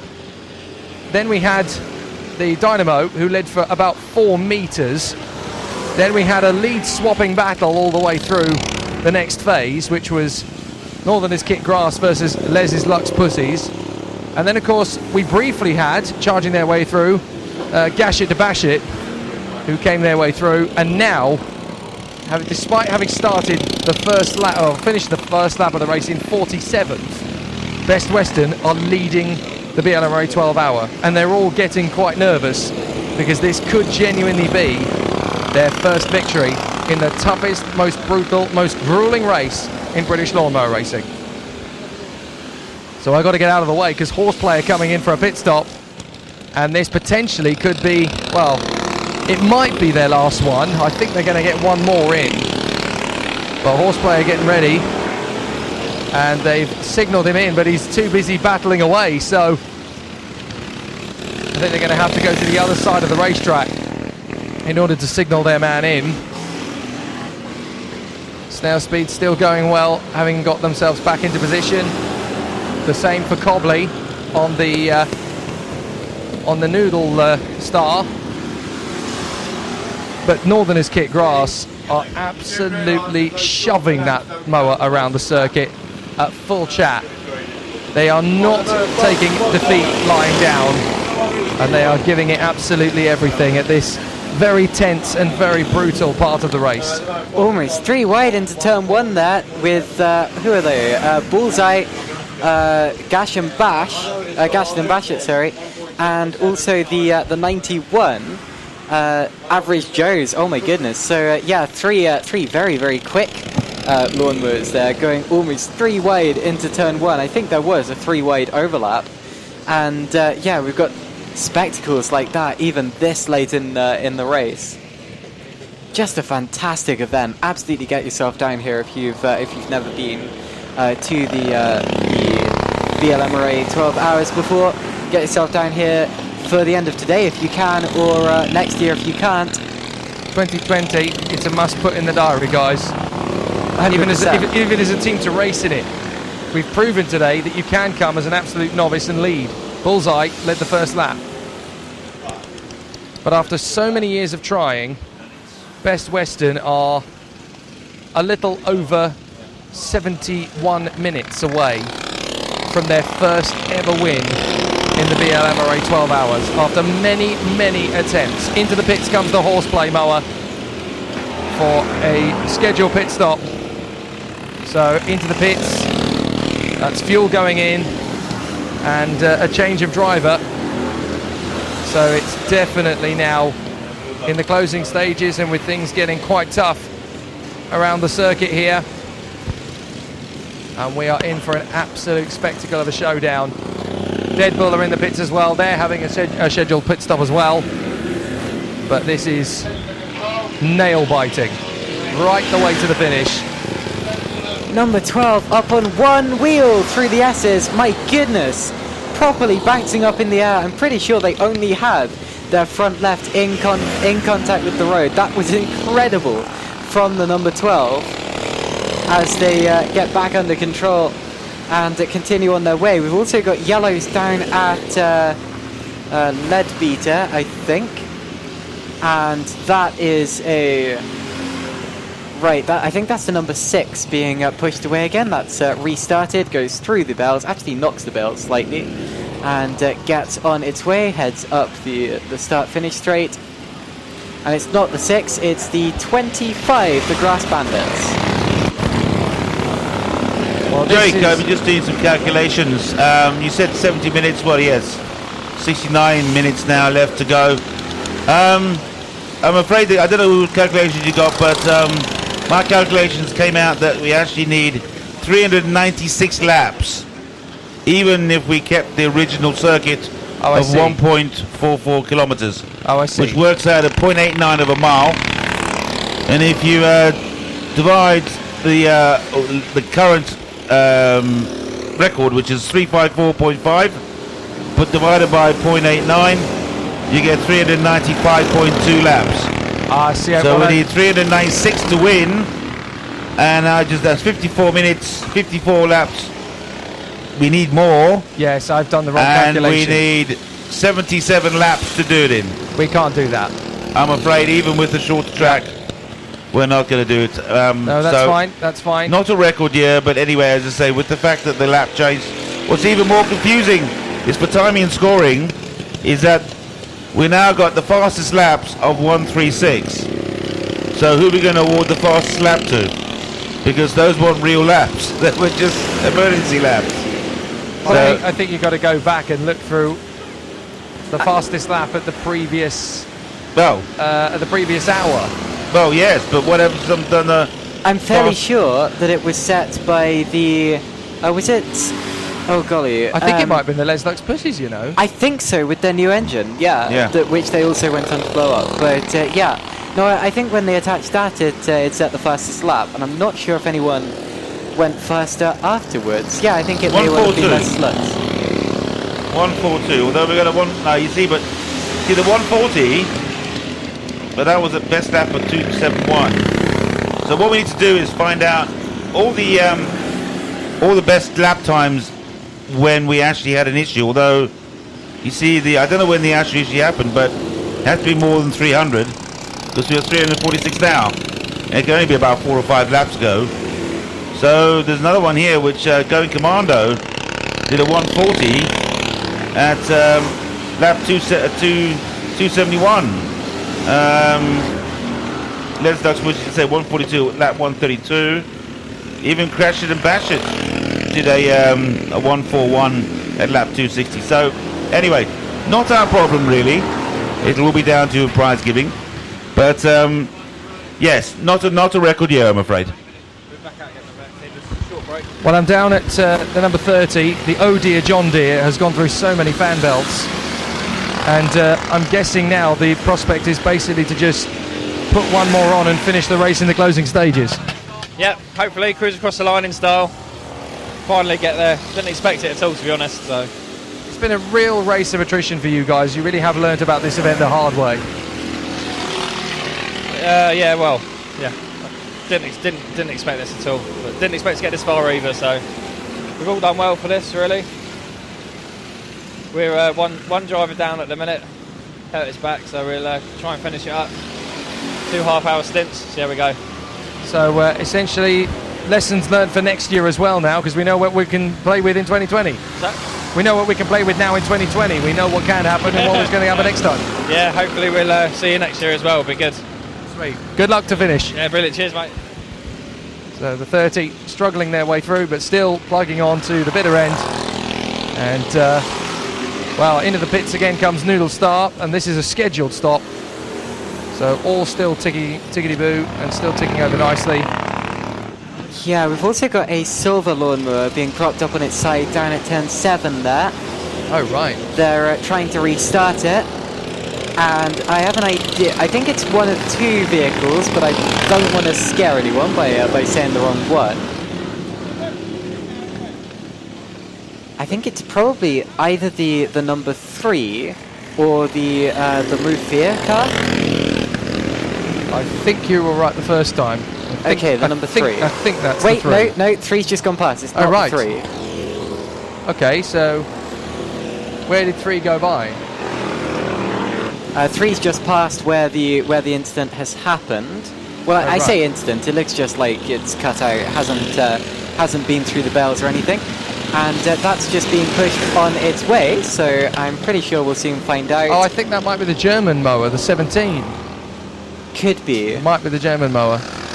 Well, Morons have continued after their little roll, and they're back in the action on the 15. Oh, jolly good, yeah. Well done to that team for pressing on. Oh my word, and they are pushing a straw bale down the pit lane. Yep, that didn't quite work out. By the way, the car that was having issues was the 31. It was... Oh, that's Bandits Brothers? Yes, I think so, yeah. Yeah, 31 Bandits Brothers, okay. Out onto the circuit comes the Snail Speed Racing team, number 10. Now, I reckon that incident for the 15 that we just saw probably highlights what caused the incident, because... Steering. No, it looked to me as if there was no brakes, because it went a long way. It didn't slow down in time to avoid the bale. It went a long way down the pit lane. They had to push it back miles, and now they're pushing it back into the garage. So I reckon that the brakes have almost completely gone on that thing. Well, that does make logical sense, as onto the circuit again goes the 30. The Tops Autos. Well, oh dear, John Deere. It still doesn't make that much sense, because where the driver fell off, you don't use brakes through there. So definitely something amiss with that car, but it's not making much logical sense at this point in time. Well, Les Lux, I've just passed them, and they've gestured me very friendly and just kind of shrugged and said, what can you do? It's a race of pure misery for them after the glory of last year, but what we are set to get, of course, is another heroic result. And it's going to be a bit of a fairy tale, actually, because if Best Western do get the job done, there are many people up and down the length and breadth of this pit lane that are going to be so delighted and elated for them. Jake, just wanted to give you a bit of information. Okay. The gentleman who had the accident on the far side, number 15, who are Motorsport. Yep. He's broken his collarbone. Right, okay. But I don't know who the rider is, so I don't know if you want to just trundle down to... I will find out. 15 and just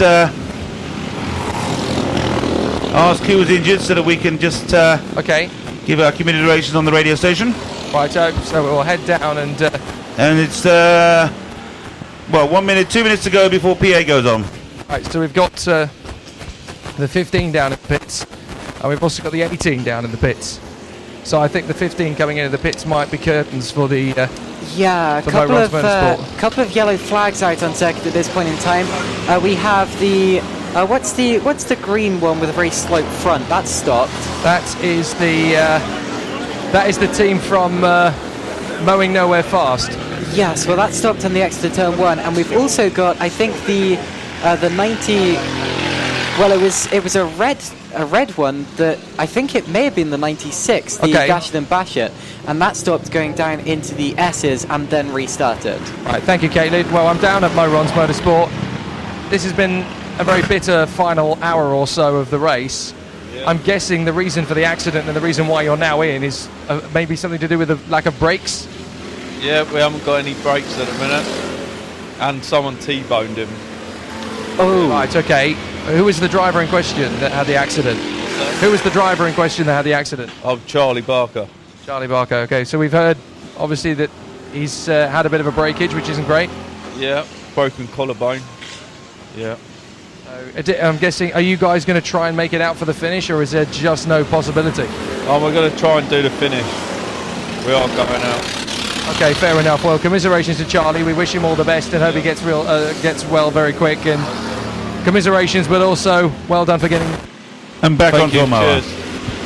So the 15 is going to take the finish, but I think it's going to be a very casual end after a very tricky period of racing. Over at McLaren, they've got an issue with the right front wheel, and over at the Low Sweet Chariot, the number 20, they're having some difficulties too. So I think the PA is about to go on again, Mark. And it is indeed. I was going to say I'll turn the PA on, and you can announce from the pit lane where you are, what's going on, and introduce the public who seems to be turning up in numbers. Okay.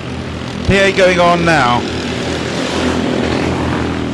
Well, a hearty good morning to you all, ladies and gentlemen. Welcome back to the BLMRA 12 Hour. If you just rejoined us, we have about an hour to go in this gripping race. When you left us on the PA system last night at about 11 o'clock, we had a very interesting and dynamic race between the Les Looks Pussies team, who were the winners last year, and the Northerners Kit Grass team, who won 5 years in the trot from 2013 to 2017. So much has happened since then overnight. The Luxembourg squad, who won last year, have had not one engine failure, not two, but three. And they have only had 2 engines to play with. The third engine was basically a cannibalization of the previous 2 that had failed, and now that has failed as well. So incredibly, the Luxembourg team that won last year are now out. They're going no further. So the Northerners Kit Grass were basically left with an 8-lap advantage, just as they were last year. But then incredibly, with about 3 hours to go, lightning struck twice in the exact same way as last year. 8 laps in the lead, and it's all over, essentially. They are in second place, now 2 laps down from the leaders, who finished the first lap yesterday in 47th place out of 48. Best Western are now leading the race by 2 laps, would you believe? And they are on course, if they stay where they are, for their first win in the 12 Hour. Their team consists of a British champion and a world champion, but never a winner of the British 12 Hour. And that is quite an incredible achievement. But there are stories all up and down the field. If you've only just joined us, we had an accident about 25 minutes ago for the Morons Motorsport team, which has very sadly caused Charlie Barker to come off the mower, and he has had a broken collarbone. So a bit of an incident there for him, but fortunately the safety team were there pretty quickly. They shut off part of the circuit to tend to the incident pretty rapidly, and we're very grateful to the first aid team and the safety team, who have given Charlie the best possible care and attention, and will continue to do so in due course as well. So that is the only major incident we have had in terms of injury over the course of the event, and we wish Charlie Barker the best of speedy recoveries, and hopefully he's going to be back in the event again in 2020. That's the way he would want to return. There's been all sorts of drama over the course of the event. When the Les Looks Pussies team had their engine failure yesterday, the first time, it was because of a massive fire on the way down the pit straight at about the 4th hour mark, and that really did cause a major issue. But there's been fires, there's been rolls, there's been contact with barriers that have put several mowers out of the race. It's been a real race of attrition. We're not going to break the distance record, but we're certainly going to have a very close and tense finish to the bitter end, because now we have 2 teams fighting for the victory, separated by 2 laps, and if anything happens to either of them over the course of the next 40 minutes, the other team is likely to take the victory. So let's talk you through the running order as it currently stands. Leading the way is the number 28, Best Western, who, as I mentioned, were pretty much dead last on the first lap, 47th out of 48, and are now leading, would you believe? 2 laps clear of Northerners Kit Grass. The Trojan Racing team are in a very solid 3rd place, 4 laps behind Northerners Kit Grass, so still with time to make a difference. Then we have in 4th position, well, actually the timing screen I've got in front of me has not updated for a while, so I'm actually going to walk away from that one before I give you the incorrect information. I think that is being updated as we speak, so I'll come back to that one in a bit. In the Group 3 race, it is still a very, very tough fight up at the sharp end of the field. But Mark Akeroyd and Caitlin Penny, you've got the timing screens up there in front of me. Behind the top three, it is an incredibly close fight.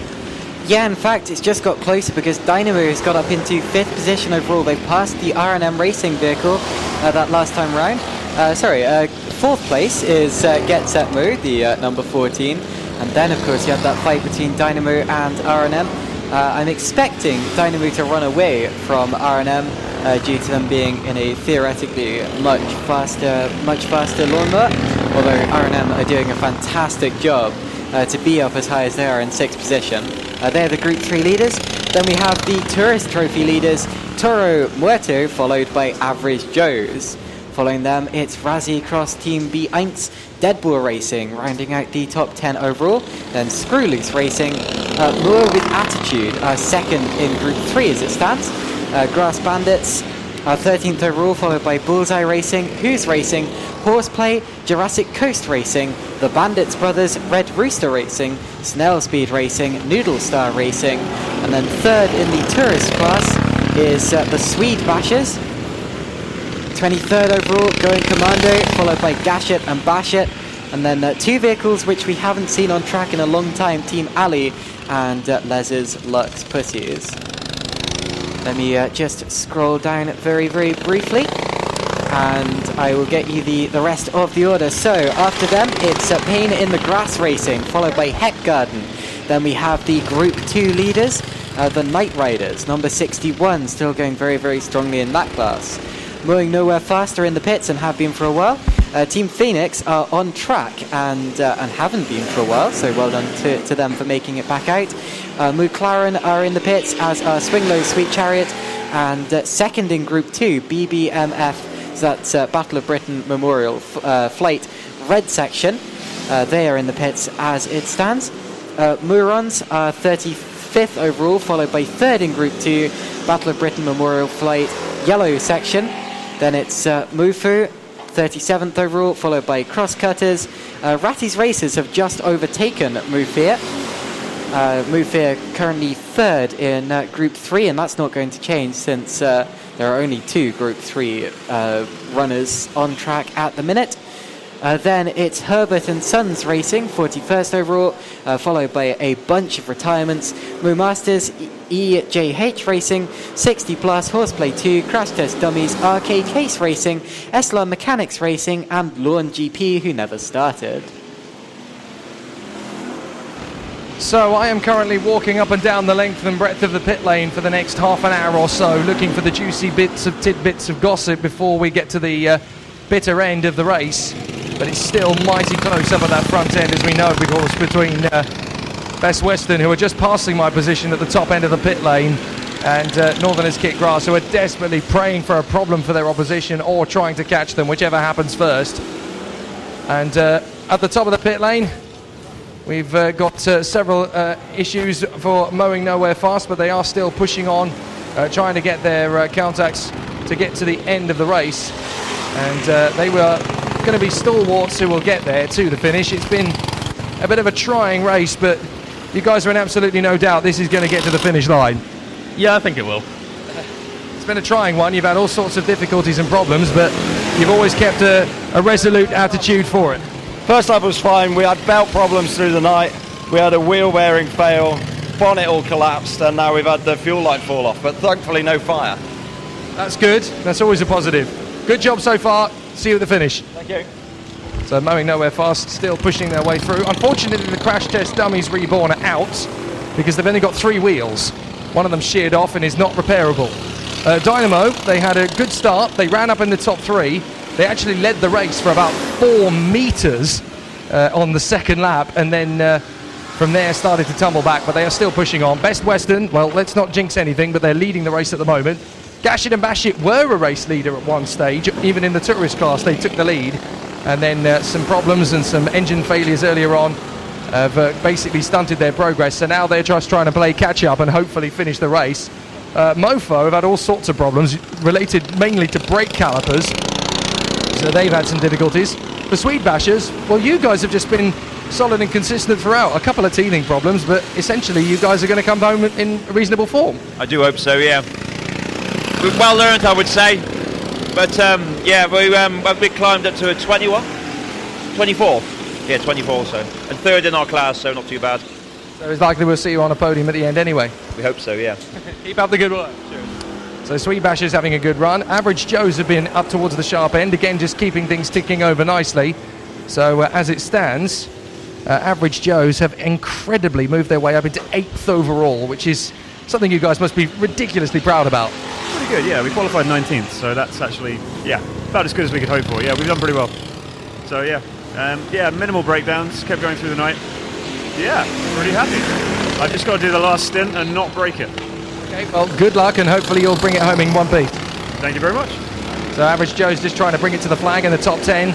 We've got to give the guys at Bullseye Racing a massive amount of credit. They have done so much hard work through the night, including leading their first ever lap of the event.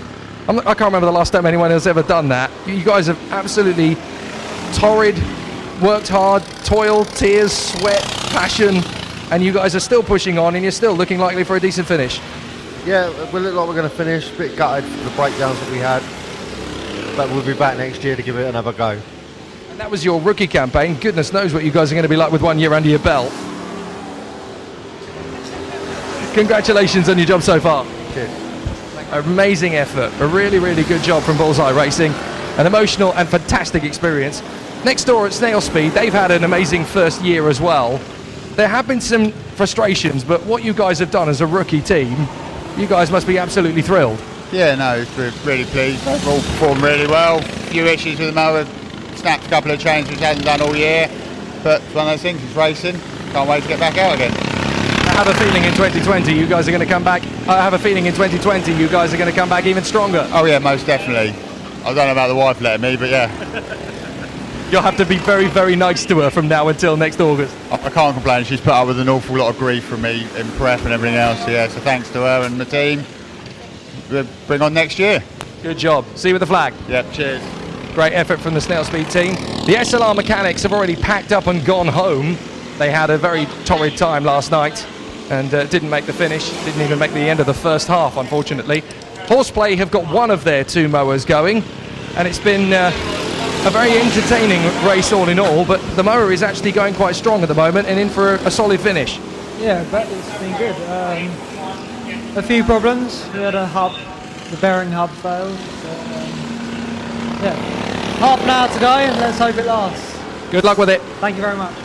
So one Horseplay is still running. Horseplay the second has pulled out, but the team is still pushing very hard indeed. There's nobody here at Jurassic Coast Racing, but that's because they've had a bit of a race on tenterhooks. It's not really clear how they're going to finish up. Crosscutter are finally looking solid enough to get to the flag now that they've gone back out again. It's shaky though, apparently, according to the crew. Over at Dead Bull Racing, it's been a yo-yo race. At the front it started well.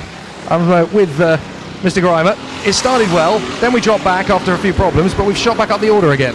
Yeah, it's been a recovery exercise after, like you said, the earlier incidents and that. We've had a few teething problems. It is a brand new machine, brand new engine, everything is brand new, so this is its test bed basically. We're doing rather well. We're still up there knocking on the door, so yeah, we're going to go home smiling. We'll be back. Good stuff. See you at the flag, mate. Yeah, cheers, Jake. So Dead Bull Racing still plodding on. Northern is Kit Grass, so they're in second position, having led by 8 laps earlier on and still in contention for the victory, still pushing hard. After what was a tricky engine to put into the mower, now things are looking positive for the finish. How do we think we can catch up with them? Can I swear? Not at the moment, because we're back on the P8. Push like anything. Okay, fair enough. Thanks, mate.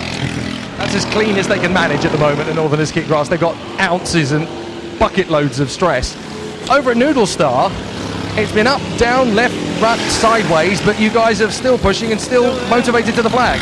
Still there, yeah. We had a bit of an issue with the cable, but accelerator cable for going as well. But we fixed that. We seem to have made the places back that we lost, so it's looking a good result. So we're happy with it. It's the first go, so see if we finish it. Excellent. Well, hopefully you'll still be there at the flag. Good luck. Thank you. The Noodle Star, one of the ones who've done a great job. The team from Germany have had an amazing comeback. Razikross team B1 have been absolutely fantastic. You guys have worked so hard over the course of this race to come back. You must be so proud of where you are now. Yes, it is a very hard track and a momentum of Platz 9. It's amazing. Congratulations so far. Keep it up. Thank you. So feeling thanks to the Germans for coming over. P9. Het Garden is still motoring somehow. They're still signalling. They're actually going past the start-finish straight now, actually, the Het Garden, and still plodding on. Sadly, Team Ali are out of the race, the number 11, because they had failed brakes. And if you have no brakes, you cannot race. The Leslux team from Luxembourg, who won last year, have had 3 engine failures across 2 engines. Try and work that one out. Over at Toro Muerto, there have been some problems at Toro Muerto, but the team is actually running brilliantly well and looks good for a decent result. We'll see. We've still got 45 minutes to go. We'll see. And a tourist victory is not bad at all in this kind of field. Got to finish before victory. Okay, keeping cards close to the chest, I like that. So Toro Muerto are definitely not expecting anything to be confirmed just yet. Still a good, still not too long to go in the race battle. Our spectators are still absolutely froze to the toes, but enjoying the action all the way through. Over at Who's Racing, there have been some ups and downs and pendulum swings, but the mower looks like it's pointing in the right direction this time. Yeah, we didn't have a great start to the in practice. Mower caught fire, so got all that sorted before the start of the race. Had an appalling start, managed to crawl our way back up to 7. And then, we had a short circuit again, lost all the lights, so we had to rectify that, so we've gone back down. Now we're slowly crawling our way back up, and so far we've had no issues. It's just too late to do anything with it, but it's been a good race, really good race. And there's always 2020 when you guys will bounce back. Well, we said that in 2018, there's always 2019, but obviously, we'll back next year and try and go for the win then. Okay, good luck to the finish. Cheers, thank you. And then next door, obviously, at the team beside them over at Going Commando, it's been a pure race of attrition. It's been really hard work and hard going for Going Commando, but you guys have stuck in, you kept pushing and kept plodding. You guys just won't say die. Yeah, it's such a nice track to race, and there's good racing out there, so it's worth keep going. We vowed once never to give up again when we gave up about 5 years ago. So it's been really enjoyable, even though we've had many problems. Hopefully we'll see you at the finish line, and it's been great having you here again. Yeah, you'll see our mower and loads of cable ties at the finish line. Thanks, mate. The Going Commando held together by cable ties. They'll continue on. Hello to all of our spectators at the side of the circuit. It's great to have you with us again for the closing stages of the race, and you're going to be in for a thrilling finish, that's for certain. Now, Pain in the Grass Racing fast asleep. The ones that are not out on the track anyway, they're still pushing on. They've had topsy-turvy day at the office as well. Team Phoenix really have lived up to their name because they've been up and down and all around all over the place. They look almost too exhausted to speak, but it's been a very difficult one, but you guys have fought valiantly all the way. We're knackered. We're knackered. Yep, I'm hearing that. You crack on. Bless you. They really have tried everything and fought valiantly. Over at Screw Loose Racing, these guys really have punched above the average that they were looking at in the early stages. You guys have fought fantastically to come back up the order. The team must be so elated with where they currently are. Yeah, absolutely over the moon. Simple as that. You felt like you rehearsed that. Yeah, I have done all week. Congratulations so far. Thanks. The Screw Loose Racing right up at the sharp end. The number 7, Mo Masters, unfortunately are back in the garage again. Yes. And I have a feeling they're just about going to make it to the flag. They've had about 2 to 3 hours of rest because it really took the toll. The family team, Herbert and Sons Racing, have been in and out of the pits like a jackrabbit, and they're still pushing on in the pit machine. The Northerners are making what I expect will be either, well, probably their last pit stop if they can make it from here. They've got just over 40 minutes to go, and away they go. So this will be a dash to the finish for the Northerners, and a dash I expect it will be. So that's going to be an interesting one. We'll keep an eye on that. We're just going to finish off our pit lane run, and then I'll join you up in the commentary box for the final dash. At Morons Motorsport, we've had a collarbone break, but other than that, it's been quite an adventure for the team. Yeah, definitely. It's been a good, fun race. We're still going. We're going to finish. There he is. Indeed, and obviously this is dedicated to Charlie, who put in such an amazing effort, but I have to say it's been a very, very tough element, but you guys have never given up. You've just stuck on through and through and put in an amazing show. Yep, definitely. Just keep on going. Don't give up. Good stuff. Keep it up. Cheers, man. And best wishes to Charlie on his recovery from a broken collarbone that he had about 45 minutes to an hour ago. Over at McLaren, they're still struggling on, still throwing everything at the thing to get it to go faster, and it's going to be a satisfying end after all of the torrid tribulations, but at least you guys are going to get a solid finish out of it if it carries on like this. Yeah, we were aiming for top 30, ideally top 25, but we're down at 32nd at the moment, chasing the guys next door, so we'll see what happens in the last half hour or so, but we'll get to the end. Keep pushing, don't give up. Cheers. So McLaren's still working hard, and hopefully they will be rewarded with a good finish. Mo Fia, well, this is rather tragic actually, because the Mo Fia mower is sat behind us. Just how many things have gone wrong at the end of what's been a very tough race? Just one thing, just slapped the rear axle, so we're across the line hopefully. Just about. Well, you never know. You've only got 3 corners to do it. Oh no, we're going to go over. Oh, I see. You're going to do the whole snake across and do that way. Okay, fair enough. Hard luck. Jake. Yes. Just want to interject here a little bit of snippet information that was given to me about the 12 hours so far throughout this year. Right. The very first 12 hour this year was held in Finland, which Les Pantry of the British Lawnmower Racing won. It was actually only 7 hours. I think as someone mentioned before, the lake actually started to melt, crack, and they were afraid of the actual mowers going through it. The actual second 12 hour is what Best Western won, and that was the French 12 hour. So they won the French, as it noted in the book, and you read it early on. So Best Western won the actual 12 hour French, and maybe if everything goes to plan, they'll be winning their third 12 hour, which will be the British one. That would be an amazing feat for them, and certainly their first of doing so. Over at R&M Racing, there is a genuine shout potentially for a solid finish in Group 3. The victory is still technically there, but it's looking a long shot after some difficulties. I think we've got half an hour to go, so anything could happen. Unfortunately, I think there's only 2 teams left in our group, but it's been a good race. We've really enjoyed ourselves, and it's a great way to stay in shape. At least you can find the positive in every situation. Keep it up. Yeah, thank you. That team had an issue a couple of laps ago, actually. I saw it propped up by the side of the road with the rider working on the bottom of it. So it's good to see that they've managed to make their way back into the race. In fact, here they come past the pit straight now. But yeah, that car was having some quite urgent work going on at the side of the road a few minutes ago. Okay, good to see they're still cocking on. We've only got a few more teams to meet one more time before we get back to the commentary box.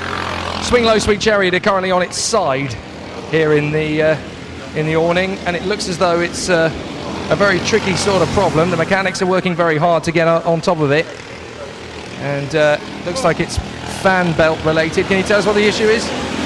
The belt snapped on it, and it just basically fucked up. So yeah. Okay, apologies for the word, but thank you very much indeed. It's frustration, I do understand, but obviously for the younger viewers here, apologies for the expletive. Battle of Britain Memorial Flight, red section and yellow section have been working very hard. The red section's currently in pieces, but the yellow section is still going strong. Really has been a tough race of attrition for you boys, but you're still smiling and you're still putting in 110%. Absolutely, yeah, still enjoying ourselves. Nearly there now. Probably got 35 minutes, yeah. Yeah, we're quite happy. Pretty major blowout on that last circuit. But both the rear suspension and the chain blew out on the corner, so fixing that now and just trying to get it across the line, keep second place. Okay, well, don't give up, keep pushing. Yeah, cheers. So the Battle of Britain Memorial Flight, their 25th year of racing in the event, that team, and it's still doing an amazing job. Now, Raddy's racers are chilling and relaxing, which is quite a novelty because there's not many teams up the pit lane who are chilling out and relaxing, but it's been a quite reasonable race for you guys. Yes and no. Yeah, no, it has. Like in comparison to how it could have gone and how it's gone in other years, it's been easier. The track's not been easier. It's been getting harder and harder, and the bumps are hurting more and more. But so far, fingers crossed, the mower will hold together. The bane of Group 2s are things like clutches and chains, which, as I say, touch wood, we haven't had that.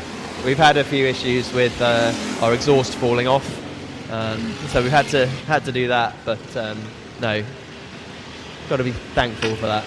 Well, good luck, and see you at the finish line, hopefully. Yep, will do. See you. Awesome. Great performance from Ratty's Racers. They've given us another fantastic show, as they usually do. We've just got a couple of the mowers coming into the pits. Over at EJH Racing, this has been a tough race for you guys, but you've been right at the sharp end battling for victory all the way. And is there going to be a solid finish, or is it really struggling to get that far? No, we'll be okay. We're just having a little rest, letting it cool down. We'll put some more oil in it, lube up the chains, and about 10 minutes and it'll go back out again. EJH are having a race, and Night Riders are having a race, but it looks as though you may have just about sealed the Group 2 victory. Well, hopefully, yeah. Give us another 5 minutes will be all right, as long as we cross the line at the end. Okay, well, good luck, and hopefully you're there at the flag. Yeah, thank you very much. So the two teams there in beside each other. The 60-plus team, so-called for obvious reasons, because they are over the age of 60, this team. Only 2 drivers, but they've just been chilling out, and every time they've gone out, they've said, well, we've done enough. We'll come in and have a cup of tea and go out a bit later. That's the team I want to be part of. A little further down, the Bandits 2 teams, Grass Bandits and the Bandits Brothers. They've had an interesting race. They've had ups and downs and good speed and tough attrition, but it looks like we're finally going to get a decent finish from you guys to the flag, but it's been a tough road to get here. Well, we've had a few problems, but nothing serious. The trouble at the minute is the seat's falling off, but he seems to be managing okay. So the seat's not connected. How on earth is he balancing in position at the moment? The muscles in his backside. Good to know. Good glutes. Thanks very much. Bye-bye. Bandits having a very tough race of it.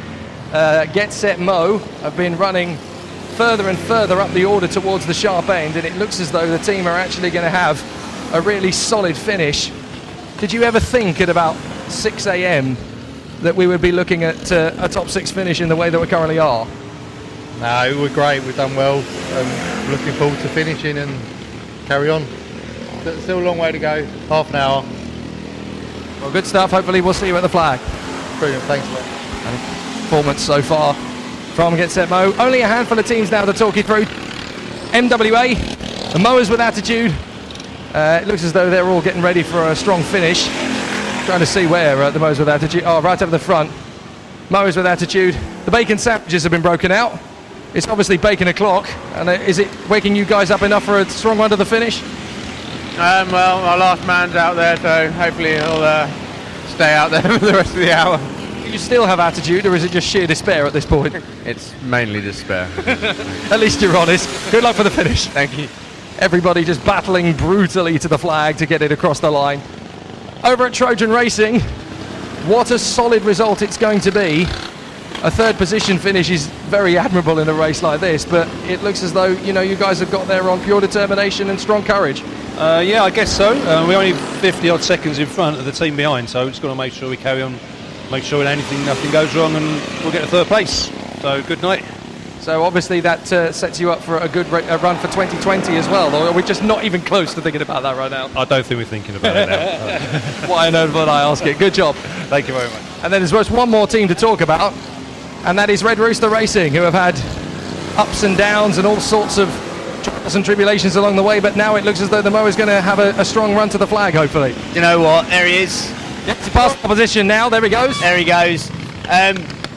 If you'd have said that we were going to finish 19th today, like starting at 37th, I'd have taken that in a heartbeat. So we're over the moon. I think I've coughed up 2 kidneys, had 3 heart attacks, and broken 2 ribs. But it's worth it, isn't it? I think that might be the quote of the race. Well done. Good job. Cheers, mate. Thanks. Absolutely fantastic, and an amazing coup for all of the teams. They've all put on an absolutely stellar performance here, and it's been absolutely spectacular. We've had breakdowns, we've had collarbones snap, we've had engines blow up, we've had fires, we've had wheels falling off, we've had people rolling over, we've had the track had to be changed at one stage because of an incident. But here we are 11 and a half hours later, still pushing, still racing, still determined, and still a great deal of mowers hoping to get to the finish with an amazing climax. The team that started the first lap, or ended the first lap, I should say, in 50. Oh, we've got a message. I would like to have a shout out to my nanny Wendy for making such a good seat for Red Rooster. Oh, well done, Nanny Wendy. Well done, Nanny Wendy. Brilliant performance to make that seat. But it's been a heroic race for Best Western. They have come from 47th at the end of lap 1 out of 48. And they are so close now to taking a heroic first victory in the BLMRA 12 hour, the pinnacle of the sport in this country. What a sensational story if they can pull it off. I don't want to jinx it, but what a race it's been, and it's still going to come all the way down to that final half an hour. Absolutely astonishing. I'm going to get out of the way, otherwise I'm going to get run over by these last few mowers. Making their to add to that, stops. Jake, I'd say brilliant race, most entertaining, incredibly fantastic. As you make your way back to the actual radio tower for the last half hour, as I said, with clocks ticked over, it's now 7:31. We have a column tower on the left-hand side of the tower, giving the hours left and the actual positions, and down on the right-hand side you will see a speed camera. Basically everyone wants one of those, showing you how fast the mowers are actually doing as they come down the hill on the fastest part of the track. But yeah, we've done 367 laps since the start, since Best Western pulled away in 47th place. And basically we have 20 laps to go in the last half an hour. So we should be 387 laps to actually complete the actual race. So we're going to now bring up and say the full on-air talent crew of myself, Mark Akeroyd, Jake Sanson, and Caitlin Penny up here to take you through the last half an hour on the PA. You can listen to it on the radio on 87.7 if you brought one, or and when you get home, for those of you can listen to it on Spreaker from Downforce Radio, or actually replay the whole event and enjoy every minute of all the commentary. The last 14 hours of us talking our heads off non-stop to entertain you. Back to you, Jake. Thank you, Mark. You are indeed listening to Radio Le Mans on 87.7 FM, live coverage of the BLMRA 12-hour race with Jake Sanson, Mark Akeroyd and Caitlin Penny in the commentary box, and broadcasting live around the world from Downforce Radio, your radio on the road. And every single minute of this broadcast is available to download and listen back on demand at your leisure for free post-event via Spreaker, Spotify, Apple and Google Podcasts, Castbox, Deezer, and from all your favourite podcast providers. What a thrilling race it has been, Caitlin. This has been non-stop intensity from the Union flag. I wouldn't expect anything less from the BLMRA 12 hours of Whisper Green. It's always a fantastic event. I very much enjoyed it last year when I came for the first time, and this year I'd say it's been even more enjoyable, especially in the latter stages. Very, very much enjoyed it, and I just noticed actually the 17 as it came down the pit straight, the rider on board absolutely gesticulating to the pit garage, pumping his chest like King Kong. It was quite something. Deadbolt Racing in trouble. So Deadbolt Racing having to push their mower back into the awning, and that is not good within the last half an hour of racing. So the Deadbolt Racing team having a critical problem. Some problems for a couple of vehicles. I think there's a slight problem for the 17, which is why he was just gesticulating, and also one for the Red Bull, which is now being propped up on its side so that they can work on the bottom part of that lawnmower, the 23 there. And of course the important thing is that they cross the line, because you have to cross the line to be classified. Yes, absolutely right. That will be their main aim at this point in time, as we have less than half an hour remaining in this race now. So really it'll be all hands on deck to get that car out for the finish, much as it will be for every team up and down the pit lane. Very true. There are a handful of teams who are literally here with their mowers sat in the pit lane, whose only aim is to now cross the finish line at the checkered flag at 8 o'clock in the morning. There are some who are struggling even to get to that stage. But what an amazing moment this could be for Matt Cable, Carl Dimmock and Jeff Bishop, on the Wheelhorse 856 for Best Western. French 24-hour winners for the last 2 years on the bounce. And of course, last time, earlier in the year, they beat Going Commando to that title by just 22 seconds. That's how close it can be after an amazing event. And this is going to be quite tight to the bitter end. But Best Western are just not doing anything sudden. They're just taking their time. They're just bringing it home. And it's going to be a truly amazing event to the flag. Well, the 15's back on track. They've just gone past me now. And to be honest, they're probably my tip for Spirit of the Race, if we're giving an award such as that. Definitely Lawnmower of the Spirit of the Race, due to them continuing despite all of the various incidents and problems that they've had. Right, we have got the race leader coming down the main straight, the 28, Best Western. He's leading the race, but look back, because there is the 12. That is the Northerners Kick Grass on the number 12 machine, and they are trying to unlap themselves to stand any chance at all of getting back on terms. The only way they're going to do this now, with 24 minutes remaining roughly, is to unlap themselves twice. That's the only way they can do it. They've got to hope for a problem now for Best Western, or some absolutely incredible luck to go their way. And this is sheer determination and desperation for Northerners Kick Grass. They have come back from a 4-lap deficit after their engine failure about 2.5 hours ago. But amazingly, they are in with a shout of their first 12-hour victory. They've won the British title between them and the world title between them, but never the 12-hour enduro, the toughest race of them all. And this really is the jewel in the crown. And it is James Pawley who is in the Northerners Kick Grass mower at the moment, trying desperately to gain the ground needed to unlap themselves at least once, but of course they need to twice. But there's some great battles on the circuit. We've got Pain in the Grass being chased down by the Snail Speed Racing team and the 30 of Crosscutter. The 10 is in there as well. The 18 is in there as well. That's the Mo Claren squad.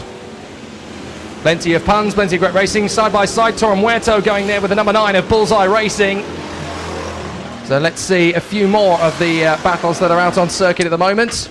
I'm trying to pick up the leader. The number 12 took 0.7 of a second out of Best Western that last time around. However, they're coming around again now. And that gap, I expect, will continue to come down slightly. However, of course, there will still be 2 laps between them. And it may well be too little too late. It probably will be too little too late for Northerners Kick Grass. Here they come across the line.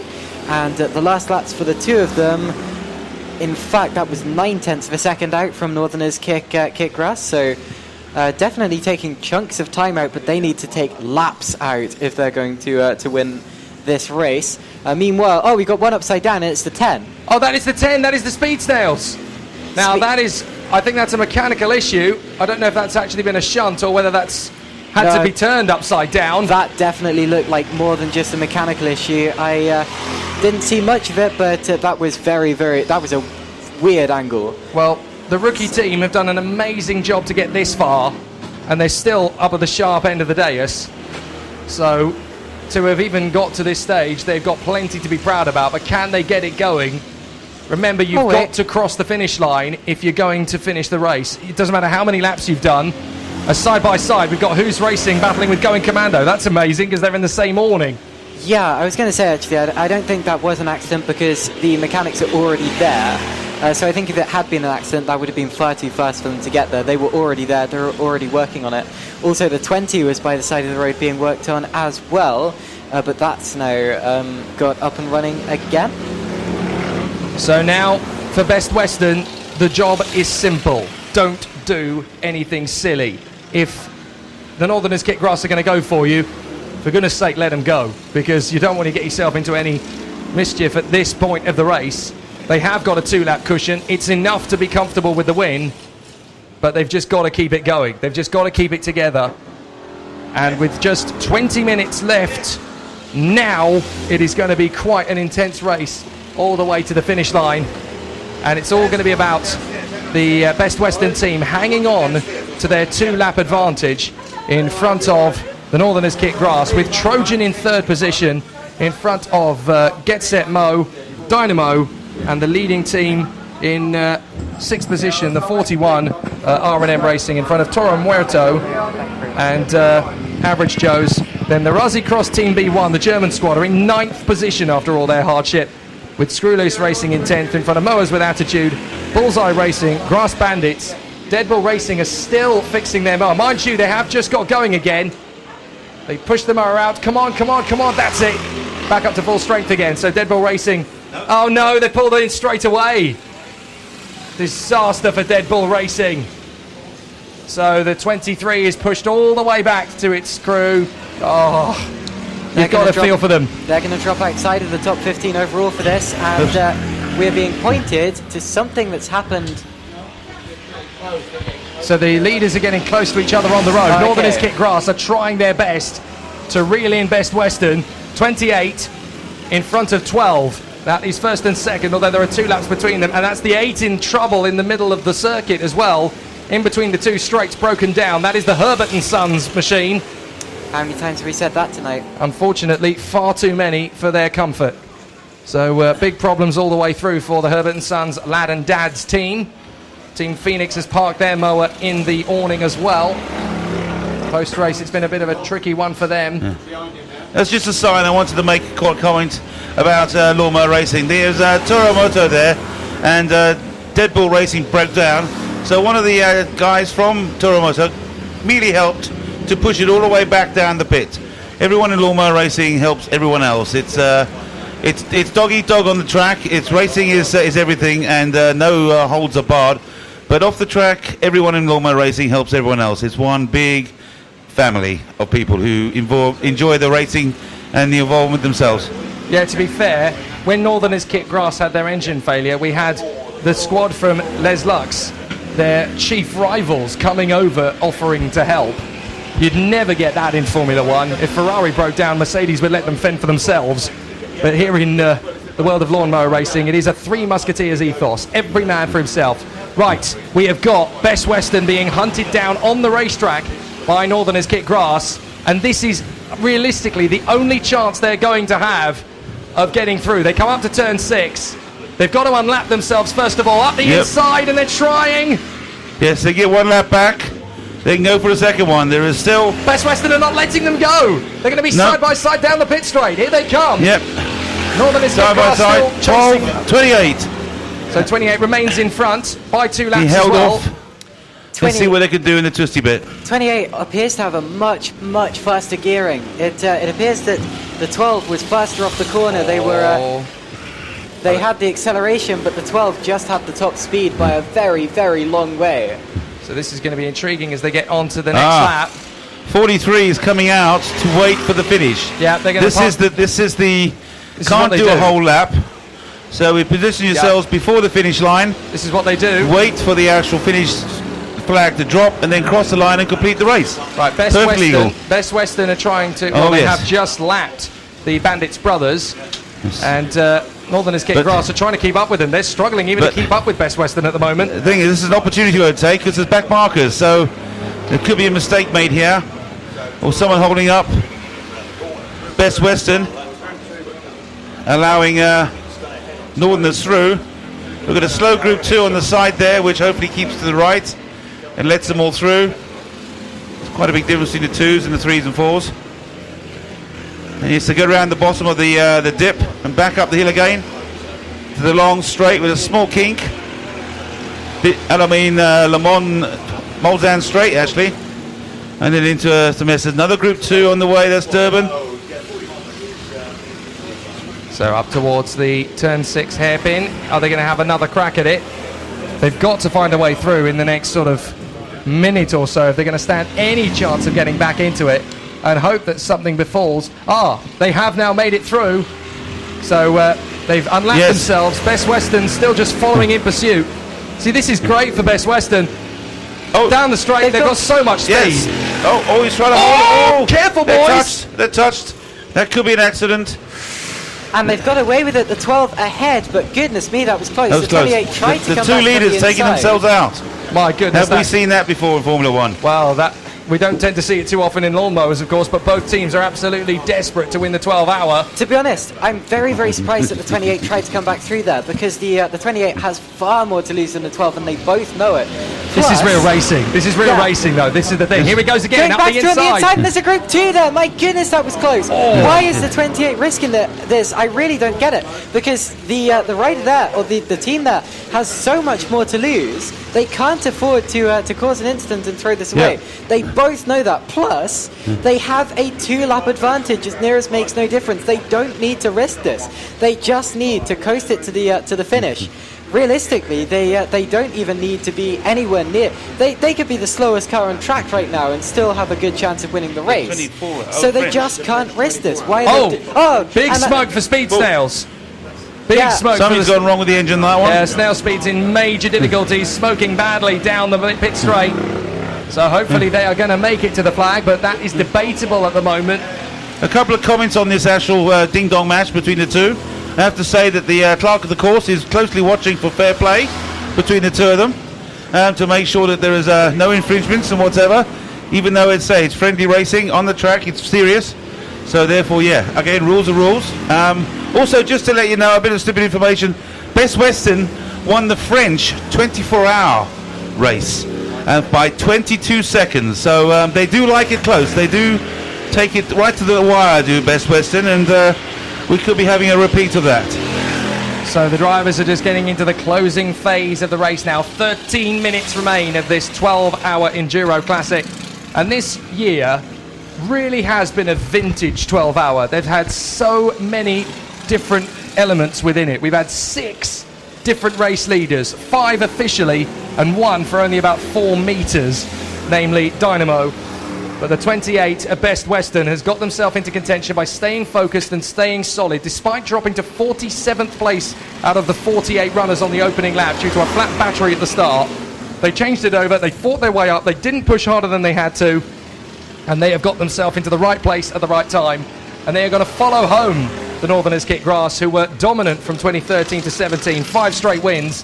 They were desperate to get back into position. They were leading by 8 laps earlier on, as they were last year. And incredibly, lightning struck twice in the same way, in the same manner. And it's not going to be Northerners Kit Grass who get the victory unless something ridiculously dramatic happens to Best Western in the next 90 seconds. Now the 10 have stopped smoking, and that can either be a really, really good sign, meaning the problem's fixed itself, or a really bad sign, meaning that it's run out of whatever it was. There's no oil smoking. left in the engine, yes. Yes, that's true. But whatever the case, that means it goes grunch and stops, and the mower flips, and that's the end of their game. So out in front, Best Western, just following in the wheel tracks of the number 12 in second place, that they are now a lap and a half, well, just over a lap and a half ahead of the Northerners Kit Grass, who have pushed them so hard. But it looks as though after years of trying, Best Western are finally going to take the victory for Matt Cable, Carl Dimmock and Jeff Bishop. It's been a long, long time coming for Best Western. They've worked so hard. They've won everything else between them. They've won the Finland 12 hours, which they did last year. They've won the French 24 hours 2 years in a row. Between them, they have a British Drivers' Champion and a World Drivers' Champion. The one event that always eluded them was the BLMRA 12 hours, which every lawnmower racer knows is the pinnacle of this sport. It really is the race everybody wants to win. It's our Indy 500. You win this, you're amongst the elite in your sport. And it's so hard to win. It's brutal, it's grueling, the attrition rate is high, the nerves are jangling, the bones are tingling, the bruises are everywhere by the end of the race. But what a stellar spectacle we have to wrap up with now. Best Western are now just 10 minutes away from the victory that they have waited for years. This is genuinely going to be an emotional moment for the team. And for everyone down the pit lane as well. They're a very popular team. Very popular team, yes. They are full-on, members of from West Midlands Lawnmower Racing. They are fighting against the Northwest Lawnmower Racing as the Northerners Kit Grass. But yes, they're well-liked, a wonderful team, help everyone out. And yes, they've never actually won the 12-hour, British 12-hour lawnmower race. As I said, they won many others. My goodness. What's going on there? Trojan are pushing so hard. They actually went airborne. There's the 4 bumps. wheels left the road. They were genuinely flying for a moment. Absolutely incredible. You often see that down at the S's there. It's very, very bumpy there. Yeah. Tyres flying up like fans at a rock concert. Dead Bull Racing have finally got going again. That is really good news. Dead Bull Racing have finally fixed the problem, and they are going to get it to the flag. So as long as they just keep going for another 9.5 minutes, they are going to be there at the checkered flag. 377 laps elapsed since the start of this race, 8 o'clock last night. Racing through the night. If you weren't here last night, they all have lights on their mowers. And yes, they race all the way through the night, non-stop. 3 drivers per team, sometimes 2. Cycling it every 45 minutes, which is generally a tank full, or maybe double stinting or something like that. And they fully share it. Take all the bumps and the knocks and even the broken bones if it happens, as unfortunately we did have an accident this event. Bumps on the track, I must admit, Catherine was talking about it. In actual fact, this has been a very, very good year, I think. The ground and field that we've got this year, by kind permission of our friendly farmer Neil Morris, who allowed us to race on his field. It was a perfect condition to actually start setting up the track. It was no plough lines. Plough lines act like corrugated iron. You don't want those. So yes, a nice flat, unploughed field that the actual riders can then scrape the grass off the top, end up with a nice smooth surface. You do get bumps in the corner where the mowers push the dirt around, but generally, if you look at the mowers, if they actually stick to the inside line, it's not terrible. The slow corners are the worst. But yes, they've got some fantastic elapsed times. You've seen the speeds. We've had actually up to 50 miles an hour, but generally averaging around about 45, 46. Closing stages. Caitlin Penny, who is your team of the race? That's such a hard question. It really is. I suppose it depends on exactly what you mean. I think spirit of the race is, for me, the number 15, because they've had so many problems of so many different kinds and have fought on nonetheless. Although you have to say, team of the race, as in pure performance and pace and consistency, it has to be between the top 2, Best Western and Northerners Kick Grass. Probably Best Western, because they have had the superior reliability, and you can put that down to luck, but that's endurance racing, and at the end of the day, it's the team that finishes ahead that gets the result for the better. That's how it should be. Best Western are my winners. How about you, Mark? You've seen this race so many years. Yes. Who's your team of the year this time? Well, again, just like Caitlin, it's difficult to choose because, yes, you can have the team that's performed the best or the team that's actually been through the most attrition. So basically, if it was the team with the most attrition, I've got to say I'll go the Les Lux Pussies. Les's team from Luxembourg, who went through, as I say, 2 engines and actually managed to cobble together a third from the 2 broken engines. How do you make an engine together on the side of a track? You actually put all the bits together and make an engine work, which did last another 2 hours before, fortunately, it went bang too. So they went through 3 total engines. They won last year. They were coming back to retake and hold the actual trophy. And so, yes, my heart goes out to them and I feel sorry. But yes, I think team of the event has got to be actually the Northerners Kick Grass. They are metronomic in their ability to race. The way they take the lines on the track, the way they handle their pit stops. And if it wasn't for that engine, they would have taken this by laps. So my vote is Northerners. Fair enough. I'm going to give a massive shout out to the rookies who led on the first lap, Bullseye Racing. They were spectators here last year, watching the event, just like you spectators are down there. Saw it, fell in love with it, despite laughing all the way through, and thought, do you know what, we can make a crack at this. And they led the very first lap of their career. That is an amazing achievement. I don't We've care got a broken who down you mower. Sorry to interrupt. Broken down mower. It's not one of the big teams. Oh yes, it's one of the Group 4s. Yes, red. No, I can't see the number, unfortunately. Is that the 96? The oh yes, it could be. Bashir? Yes, it could be Gashid and Bashid actually. And it looks like it's terminal. Well, I think the belts come off, which means they're not going anywhere until they get back to the pit. It's one of those dashed belts that drop off. The Gash Dash If Bash. there's no drive, there's no drive, no matter how fast the engine goes. Well, just to finish my point before, Bullseye Racing, as complete and total novices, have been one of the race leaders, and that's an amazing achievement. Even if it was only for 1 lap, they took on the might of the sport and they're going to finish 12th in their first ever attempt at this. Take a bow, because that is an absolutely phenomenal effort for a set of rookies, and I think they've proven their point very well indeed this weekend. Hey Jake, I think that the Battle of Britain Memorial Group 2s are setting up for a formation finish. Oh, this is brilliant. They are running they will do. Oh, yes. They always do. They always do. Paul Durbin. They are running side by side on the RAF track. trainer and pilot. For me... Oh, he's riding side saddle. Oh, yes, he's got a puncher. He has got a puncher, the 25. He's just trying to keep the thing going. Or is it just his bum saw? Yeah, it could be the bum saw. Trying to ride He's done that 3 laps in a row. He has indeed. Yeah. I'm going to give my team of the race, I mean, the spirit of the race, I'll give it to Bullseye, in my personal opinion, but in terms of the team, you've got to give it to Best Western. They've had an amazing season. They've pushed hard. They've dug deep from 47th at the end of lap 1 to fight back to the lead is truly sensational.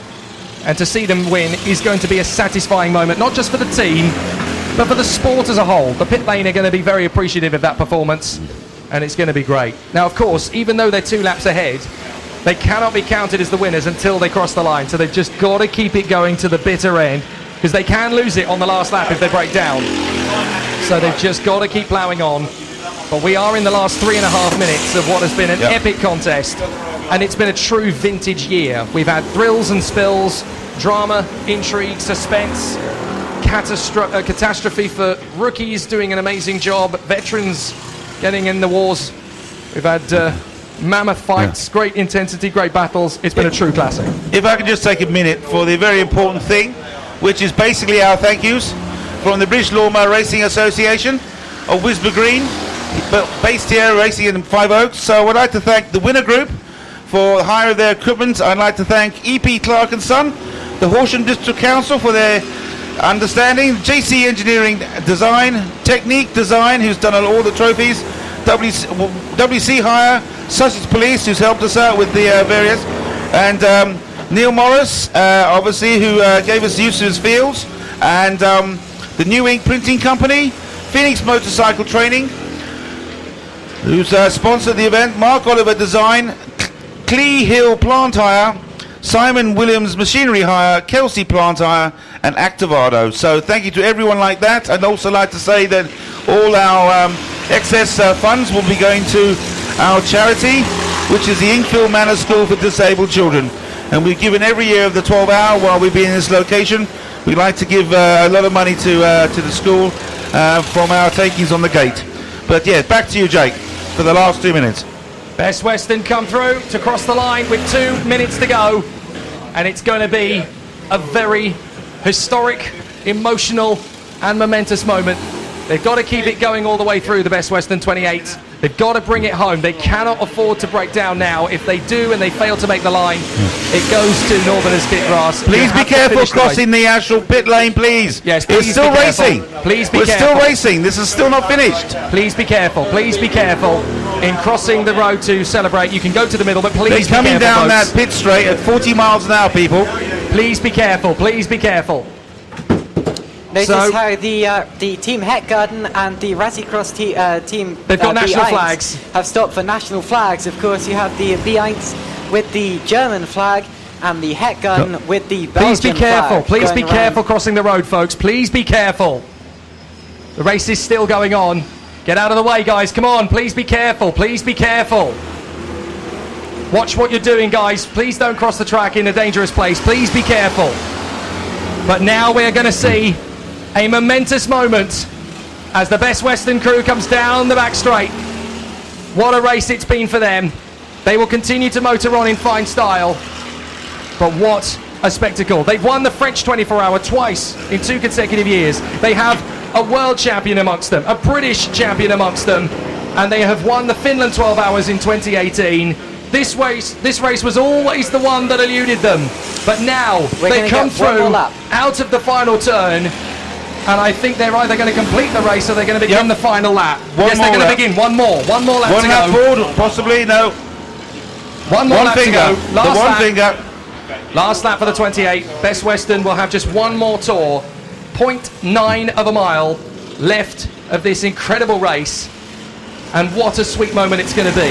They have worked so hard for so long with such incredible strength behind them over the years. They've come so close as well. A second So place close. finish Oh. and a third place finish over the years. But now they're finally going to get the job done. Yes, as I say, they've won they didn't win the first 12 hour. That was in Finland. They won the second 12 hour in France this year, and now they're going to win the British 12 hour lawnmower race. And coming round the far end of the field. They are indeed. They're going to come up the crest now, and here they are on the back straight. The 28 just pushing its way up the hill. They're taking their time about it. They don't want to risk anything. They go through the S's, having just overtaken the Mowing Nowhere Fast squad, and they're going to pass the German squad, I think, on their way to the flag. But what a momentous moment for all three of the drivers in this squad. For Matt Cable, for Carl Dimmock, and for Jeff Bishop. They have worked so hard, and this is going to be the moment of truth as he waves himself down the back straight. One's got a flag, and they're coming down the actual pit straight for the final time. So into the final couple of corners. It's been an amazing race for so many reasons, but we're going to get an incredibly popular result as out of the final Leadbetter Locks hairpin comes the number 28 Best Western. And for the three drivers, for Matt Cable, Carl Dimmock and Jeff Bishop, they come onto the home stretch now, and the 12 hours of mowers for the British Lawnmower Racing Association 12 hours is won by Best Western. Well Finally done. done it. Oh, look, they are happy. He's happy. The team is ecstatic. What a moment. What a heroic moment. Commiserations to the Northerners for their problem with the engine. They were odds-on winners, but yes, what a win. Flags across the line. Where is the 41? They are going to be the winners. They've already gone through. They've already gone through. R&M Racing have won Group 3. An amazing effort for them, and they finish it up in 6th overall. But we also need to figure out who's going to win Group 2. Group 2 should be the Night Riders. And they actually just came out of the pit lane. Here Yeah, they come down the pit straight. The Night Raiders are going to take it, and absolutely fantastic. Back-to-back wins in Group 2 for the Night Riders. Well done, Creswell. Again, he takes another 12-hour win. And now there's just one more class to crown. It's going to be Toro Muerto for the Tourist Cup, and that's the number 95 coming towards the end of the lap, so look out for that. Where is the Toro Muerto? They've got to do a lap because the lap didn't start until 28 cross, so they are still he must on be there. going round again. Another loop. Oh, he's gone off actually. He's gone off on the final lap by the look of it, and continued motoring. But Best Western is having a victory lap. You're looking at a different car there, Jake. Oh, I am indeed. My apologies. Here comes Dead Bull Racing. They come through over the line, but their sister mower is going to get the tourist victory. Crossed the line. It wouldn't do a whole lap, but it did manage to cross the line and finish the race. They're going to take every mower must be under power to cross the line. Well done to Northerners Kit Grass. They come through, but now we are going to see Toro Muerto come through. Here they are to finish off the race in fine style. They win the tourist category. A brilliant job from Toro Muerto. They get the victory in class and 7th overall. And the Lamb has defeated the Bull. The Lamb has indeed defeated the Bull. Well said. But the victors, at last, after years of trying, are Best Western. The emotions are absolutely fever pitch. The boys have done it.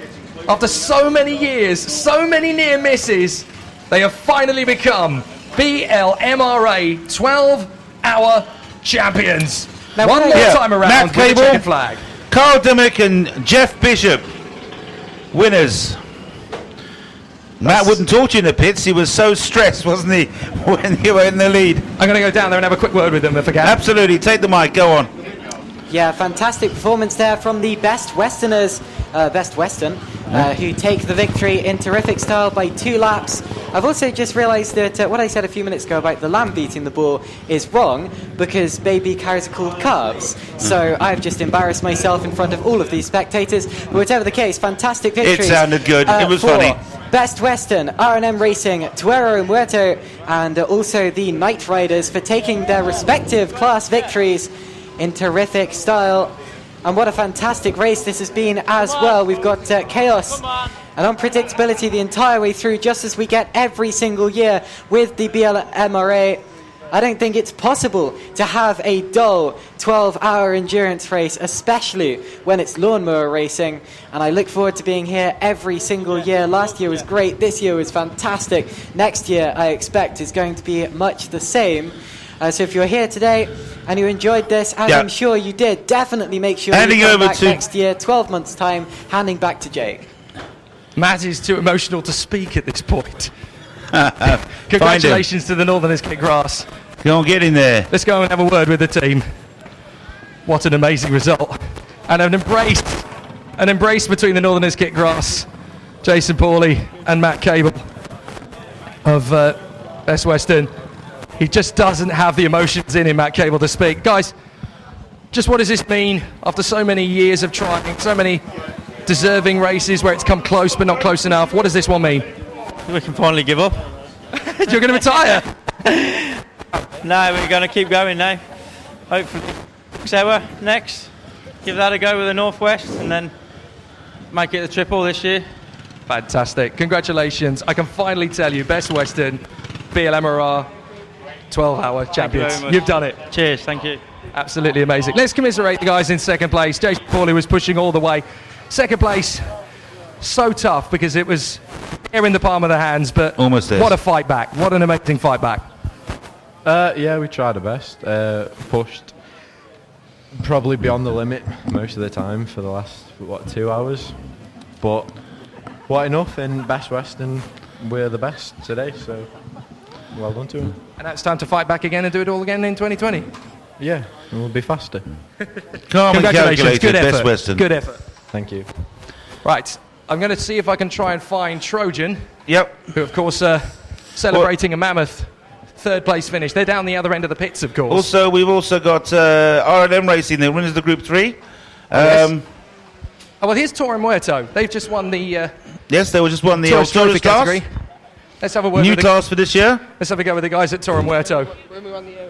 What an amazing effort from the team. A top 10 finish overall and a winner in the Tourist Trophy class. You guys barely ever skipped a beat at any point in the entire race. What does that mean for the team? Yeah, incredible. I got drafted in last minute due to the Americans not coming over. I'm just thankful to Tony, Pugs, Marco for asking me to do it. Yeah, but Pugs, last 2 hours, he's just pretty much done on his own. I've had no feeling in my arms. Pugs is a hero, and Marco sadly drove home because he's got to catch a flight to Alcudia. But yeah, me and Pugs have finished it off, and we're just going to let him know now. Fantastic. Well done. Winners in the Tourist Trophy. Good job. Thank you. Right, let's see if we can find the other class winners, and obviously Trojan in third overall. It'd be great to get a final word with them before we wrap up. Yeah, just hang on a second, Jake. Just take a break. There's a pit announcement coming up now. Attention paddock, fantastic race. Well done to everybody, including Best Western, who won. Can we now please have everybody out of the pits? If we can get this track sorted out as soon as we can, then that means that we can then get on with other stuff and prize giving. So what I want everybody to do, please, is to put the bales, the straw bales, in flat 8s. Flat 8s for the straw bales. If you're not sure what a flat 8 is, just follow the next person that's actually doing it. We have enough people that know what flat 8s are. All the crowd barrier needs to be disassembled and stacked nice and neatly in packs of 20, please. And also, we need to take all the shrink wrap and the conveyor belt off the big round bales. However, can I ask everybody, absolutely everybody, when they're taking the shrink wrap off, only use your hands to rip it off. Do not use knives. We don't pay for the round bales, but any round bales that we split, we have to pay for, and they are not cheap. So when you're taking the shrink wrap off the big round bales, please, no knives, just rip it off with your hands. That will be absolutely fine. Just drop all the shrink wrap on the floor and the conveyor belt on the floor, and that will be collected later on by the crew. So please, everybody out of the pits. Absolutely everybody. Nothing else is going to happen today until that is done. In 5 minutes, I will be naming and shaming any teams I see that are still in their pits. The action again. Let's have a quick word with R&M Racing after a fantastic victory for the team. Boys, it was so tight all the way through, but you guys really dug deep and delivered when it mattered. Absolutely.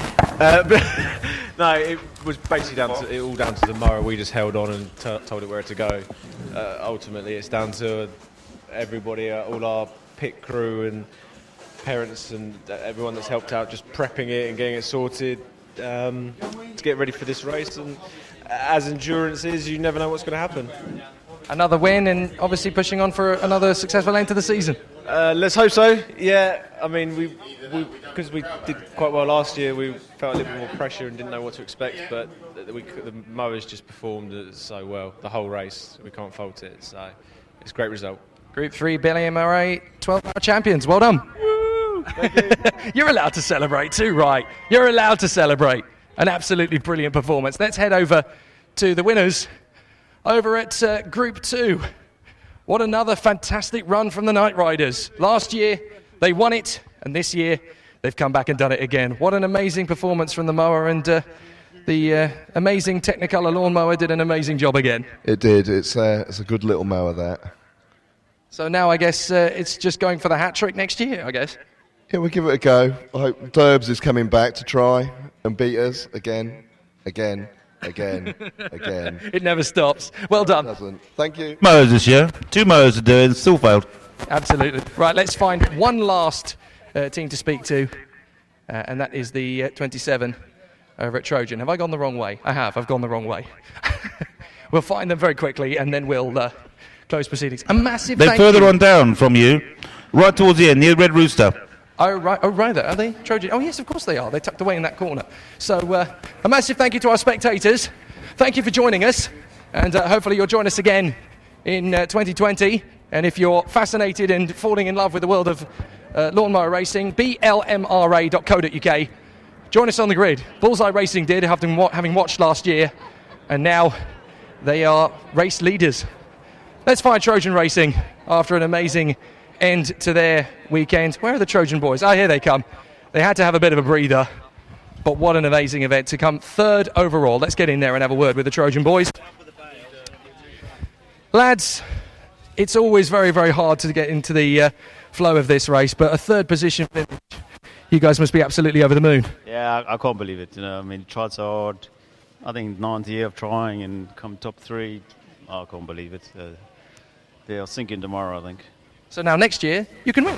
I don't know, it's a hard race. I mean, hats off to the people that Best Western who won. They were really, really well. And then the Northerners were really, really fast. So, I mean, hats off to them. Congratulations. A podium in the BLMRA 12 Hours is no lean achievement. Well done. Thank you. Absolutely fantastic. You've now heard, ladies and gentlemen, from your top 3 teams overall, your race winners overall, Best Western, as well as our Group 2 winners, the Night Riders, the Group 3 winners in R&M Racing, and the Tourist Trophy winners in Toro Muerto. All right, Jake, that's it, really. We just needed a final wrap-up, so I'll let you just do the final say. Till next year. Well, a massive thank you to you, Mark Akeroyd, for all of your expertise, your technical know-how, and your knowledge of the sport. It's always great having you back again, and we really appreciate it, and can't wait for 2020 already, mate. My pleasure, Jake, and thank you for joining me in the radio tower. Your vocal abilities and knowledge and well, you talk is so much better than me, so I do appreciate that, and hopefully next year, 12 months from now, we'll be back in a field somewhere and back to racing. So thank you, everyone, and from British Lawnmower Racing Association, and as I say, you can listen to it on Spreaker, on Downforce Radio, recorded if you fancy it. Otherwise, thank you to everyone, and this is Radio Lamo on 87.7 and on Downforce Radio, signing off. So goodbye, thank you, until next year. Bye-bye, Caitlin, bye-bye, Jake. Thank you, Mark. And Caitlin Penny, final word from you. What an amazing race it's been. Absolutely best event that I have ever commentated, I would say. Okay, just and, let's very, make very sure we enjoyable. get Thank everybody you very out much, to the Jake, pits. There are a and couple see you of teams next I year. can still see in the pits. Let's get them out. Let's get all those barriers packed up. If you want to take the banners off, they can come off, but as just a reminder about these bales, please do not use any knives of any sort. Make sure that you're just ripping them off with your hands, untying the conveyor belt and leaving it all on the floor for the team to pick up later on. He's going really well, and thank you very much indeed for that. Do we have a Miss V. Muir here?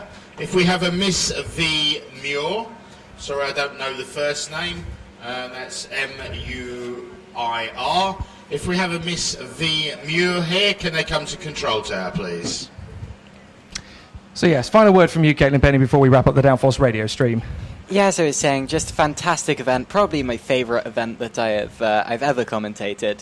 Very, very enjoyable. The atmosphere is fantastic. The event is put on so well, and I'm very much looking forward to next year. So yeah, bring on 12 months from now.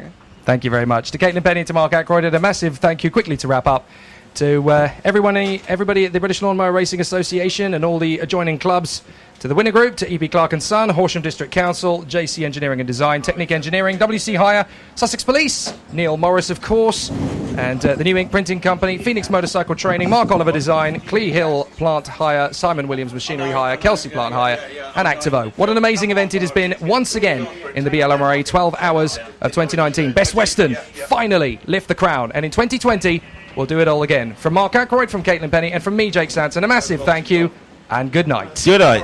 Bye-bye. Ta-ta. Good morning.